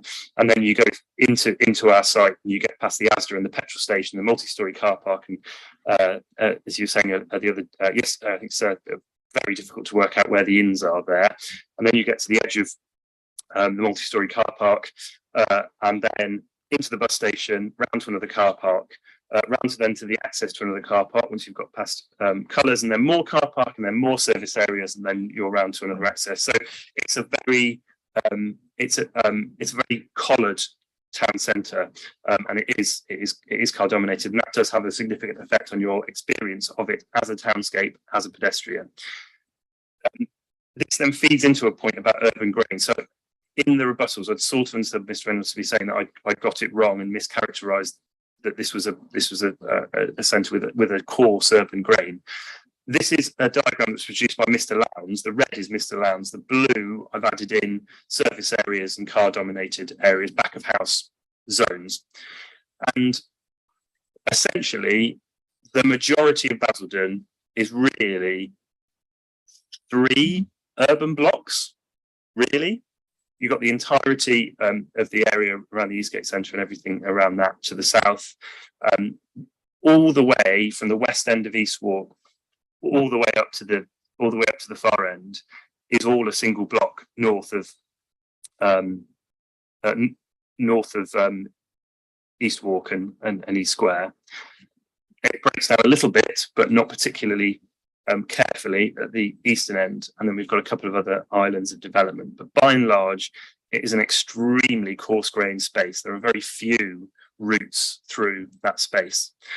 So in terms of capturing the sort of what is the townscape character, what you have is this is we're in the new town core here. So there are new town features, but there are significant later deviations from that new town character. So the 2 pavilions, for example, that sit within the space, the one that's got the Costa in it and its neighbour, they are later interventions into a space which used to be very wide and spacious, and now is more enclosed. But it's very hard. There is horizontality here. There is a degree to which you have low buildings and then Brook House is rising above it, albeit that, as I say, as a result of the pavilions, it's not as appreciable, that relationship, as it was. And also, there will be tall buildings in this view. In fact, you'll be standing between two tall buildings, a 17 and a 19, I think, in this location. Maybe even the 27 and the 19, I think, and the 17. Sorry. But you've got a hard axial landscape, horizontality, low slung. It can be very relentless at times. This space doesn't have that juxtaposition of height and low rise until things come forward. Then this is looking at actually at the bottom of Market Square. So these buildings on the left hand side will actually be demolished shortly, but it's one of the more new towny sets of buildings in some ways. But you can see that they're varied across the block because they're being built on a commercial basis. Again, we've got that low slung for form, we've got the horizontality, we've got canopies here. Canopies aren't consistent. You can see here there's no canopies in this particular section of East Walk, for example, so they're not a consistent feature, which is a point that that the inspector made in relation to Market Square. The architecture is sort of a bit of a mixed bag, and then we go up to the end of East Walk. Again, we've got that horizontality. You will be able to see more tall buildings in this view, following the implementation of those granted appeals. But you can see the variation in the immediate built form. The building on the right hand side is probably one of the better new town buildings. It's not fantastic and it's not aged very well as a lot of stuff in Basildon has, but it's an example of where the architecture raises itself above what is largely a very, very poor baseline in terms of quality of 1950s, 60s architecture. Horizontality, canopies, we've got axial route, all those sorts of classic features. Again, it's very hard. There's not a single tree or bit of planting or bit of greenery to be seen.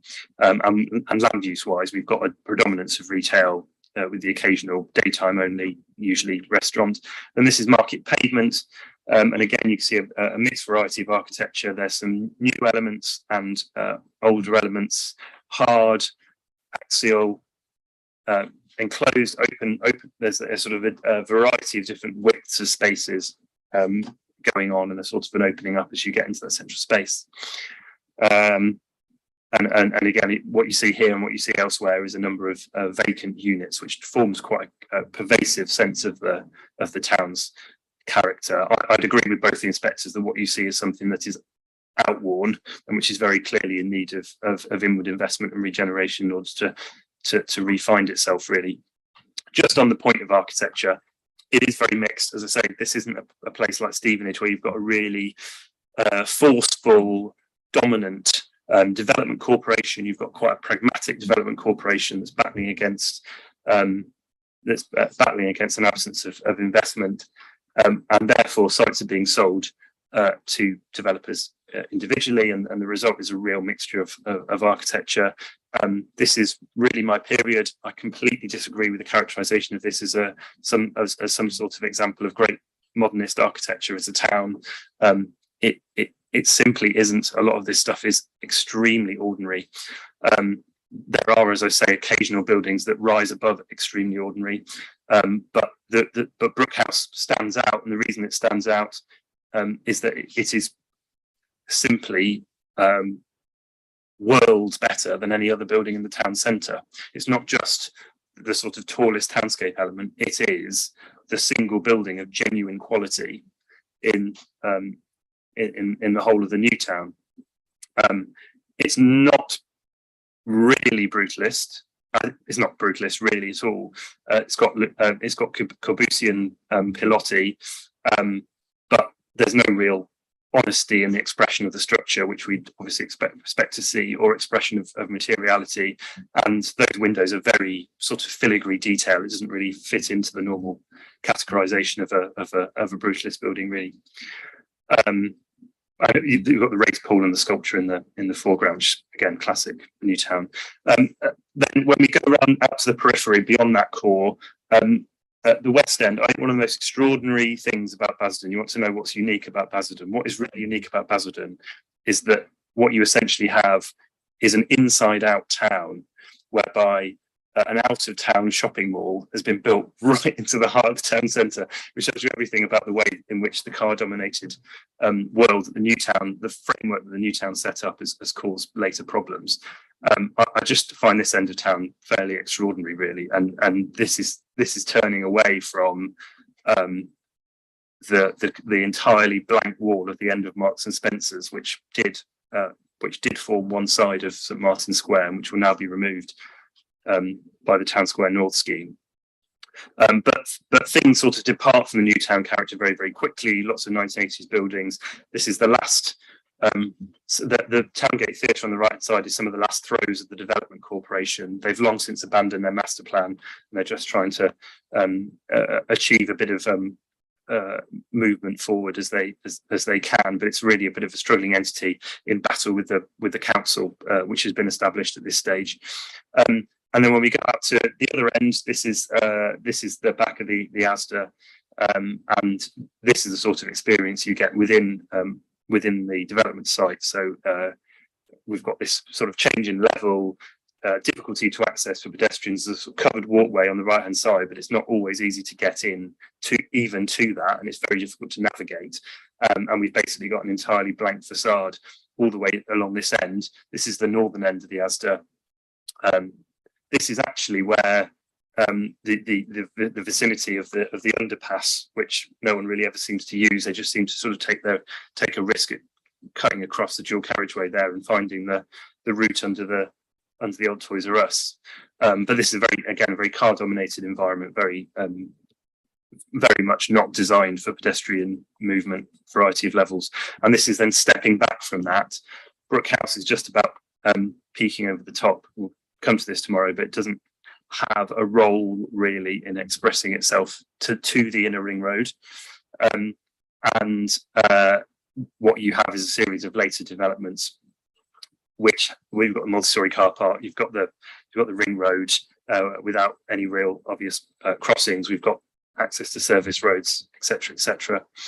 And then the back of the large area of car park, which sits at the back of the cinema, which looks towards Brook House. Brook House very visible here, but you sort of see it, and if you were drawn towards it, you are just drawn straight across a car park, and then there's no real way through at the other end. So it's a very strange bit of landmarking it's doing here, if it's doing any at all. And then I just wanted to capture this evolving townscape point, because there's a lot of images sort of separately of the two other schemes, and we've tried to pull things together that gives a sense of how the new schemes are going to change what this townscape is actually like. And I think the view on the right hand side is quite handy in that respect. It's got both of the schemes within it. You can see the changes in the change in height, the sense that there's going to be a lot more height directly into that new town core. And obviously that has a role in shifting some of the pattern of how you appreciate that space. But we've got more expression of vertical and horizontal in essence. And then this final pair of slides, I do want you to ignore the white massing on the second slide, because that's our scheme, and I'm not trying to say that's part of the baseline, obviously. But it was really trying to provide an easy way of giving a before and after sense of how that townscape is going to change as a result of the two consented schemes. And it's sort of self-evident, I think, from this direction, how that approach, how the consented schemes will change your experience of that core and of that new town character. That new town character is still very much there. We've still got Brook House. It's still got its interrelationship with East Square and its immediate surroundings, the verticality and the horizontality, that sense of the axial route of East Walk running through. But we've got a very different scale of development now consented, and that will obviously change your experience of the space to an extent, and is the baseline against which we should consider how our scheme will affect what is Basildon, So that's it. Thank you.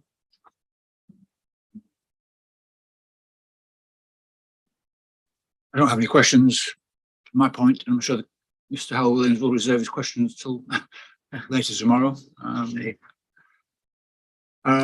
In terms of evidence in chief, from now on, another hour, is it on? I hope it'll be less than that. I mean, that's I think we'll 45 minutes. up to 45 minutes. We can keep it in half an hour. We will. I mean, I want to reflect on what we can strike out, Right, add so, in. yeah.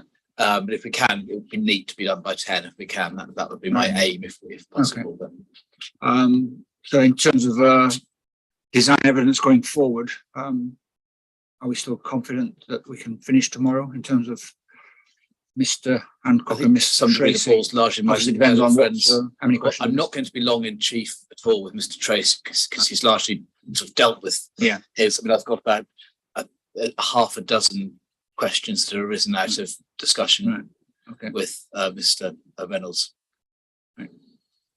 Your side, Mr. Howell So Williams? it's so difficult to Yes. be sure about lengths of cross-examination. And I do bear in mind, not only have you got a lot of documentary evidence and the site visit is pretty important. Yeah. And these are matters quintessentially of planning judgment. But I've estimated, I think, 3 hours. But I would like with Mr. Hancock's help to be less. Yeah. So far as Mr. Tracy's concerned, the same applies, but with both witnesses, opening and closing documents takes time as well. Yeah.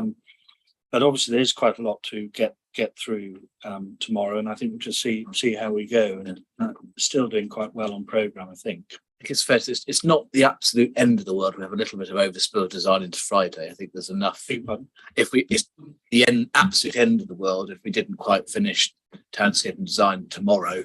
No, because we've got the whole of the morning set aside for housing land supply. Yeah, And, I mean, I'm hoping we won't need all the whole of the morning. no, I mean it's thrilling as far as land supply is. Also, I'm not sure we need the whole morning myself.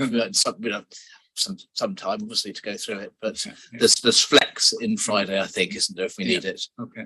I'll have to see where we get to. Okay. So yeah. So I think we should finish tomorrow, but we need about an hour on. we don't must. No. Yeah. It's a kind of phrase. Right. So on timetable, can I just raise one matter just to seek some guidance? And Mr. Banner and I have actually discussed the question, and that relates to the potential for a cost application. Right. And I think you said something at the beginning, and it's sort of not separately programmed and so on, but it was quite clear from what I think quite clear from Mr. Banner's cross-examination that he is intending May come to make an application. But it's already been indicated both to my learned friend and indeed in correspondence in terms of how to. It's completely in your hands. I mean, I never think it really helps reading it out. One way of doing it would be for me to obviously we'll provide it in writing. written exchange. Yes, written exchange. I mean, I'm happy. For example, if Mr. Howard wanted a bit of time to consider it and take instructions to undertake that, I'll provide mine before at the same time as closings in writing without reading it out. And then if Mr. Howard wanted a whatever time you need to respond to it, and then if I need to reply, I'm not sure cost replies really ever help, but if So you get the last chance, don't you? exactly, Let's say. but if I'd reserve the right for a reply again at a reasonable time afterwards. But I think that's what we explored, didn't we, between ourselves? Informally, that's what we discussed. To make. In principle, I don't have a problem with written exchange Yeah. after the closing submissions rather than trying to do it on the day. Yeah. So yeah. Thank you. Excellent. So Should we try and agree a We- timetable between ourselves, subject to your approval, and in then terms of the costs, yeah, in terms of the cost of is that the definite cost? Is it? so Cost applications are definite, is it? yes, Yeah. yes. Okay. Right. Well, yes, we agree the So if we were to agree a Doing and throwing timetable that between works yourselves. between us, then put it to you, see if you're content with it from your point of view. I mean, obviously, appreciate it can't drag on, but yeah, I don't think we have intention to drag it on. okay. Right. Okay. I've got the attendance list. The other thing was just to mention that the council who spoke yesterday has submitted a statement, That's all. Thank you. which I've asked the council to put on the core documents, ID 4. Yeah. So, right. Other than that, is there anything else was there for today? That's it. Okay. Right. So we'll resume tomorrow at 9:30. So Yes. see you then. Or See you see you in the hotel. Basically, hotel B. Hopefully get a better night's sleep tonight. But As long as my neighbour has left the hotel. I had the same problem the first night. So I actually moved rooms. It's still But then, able to move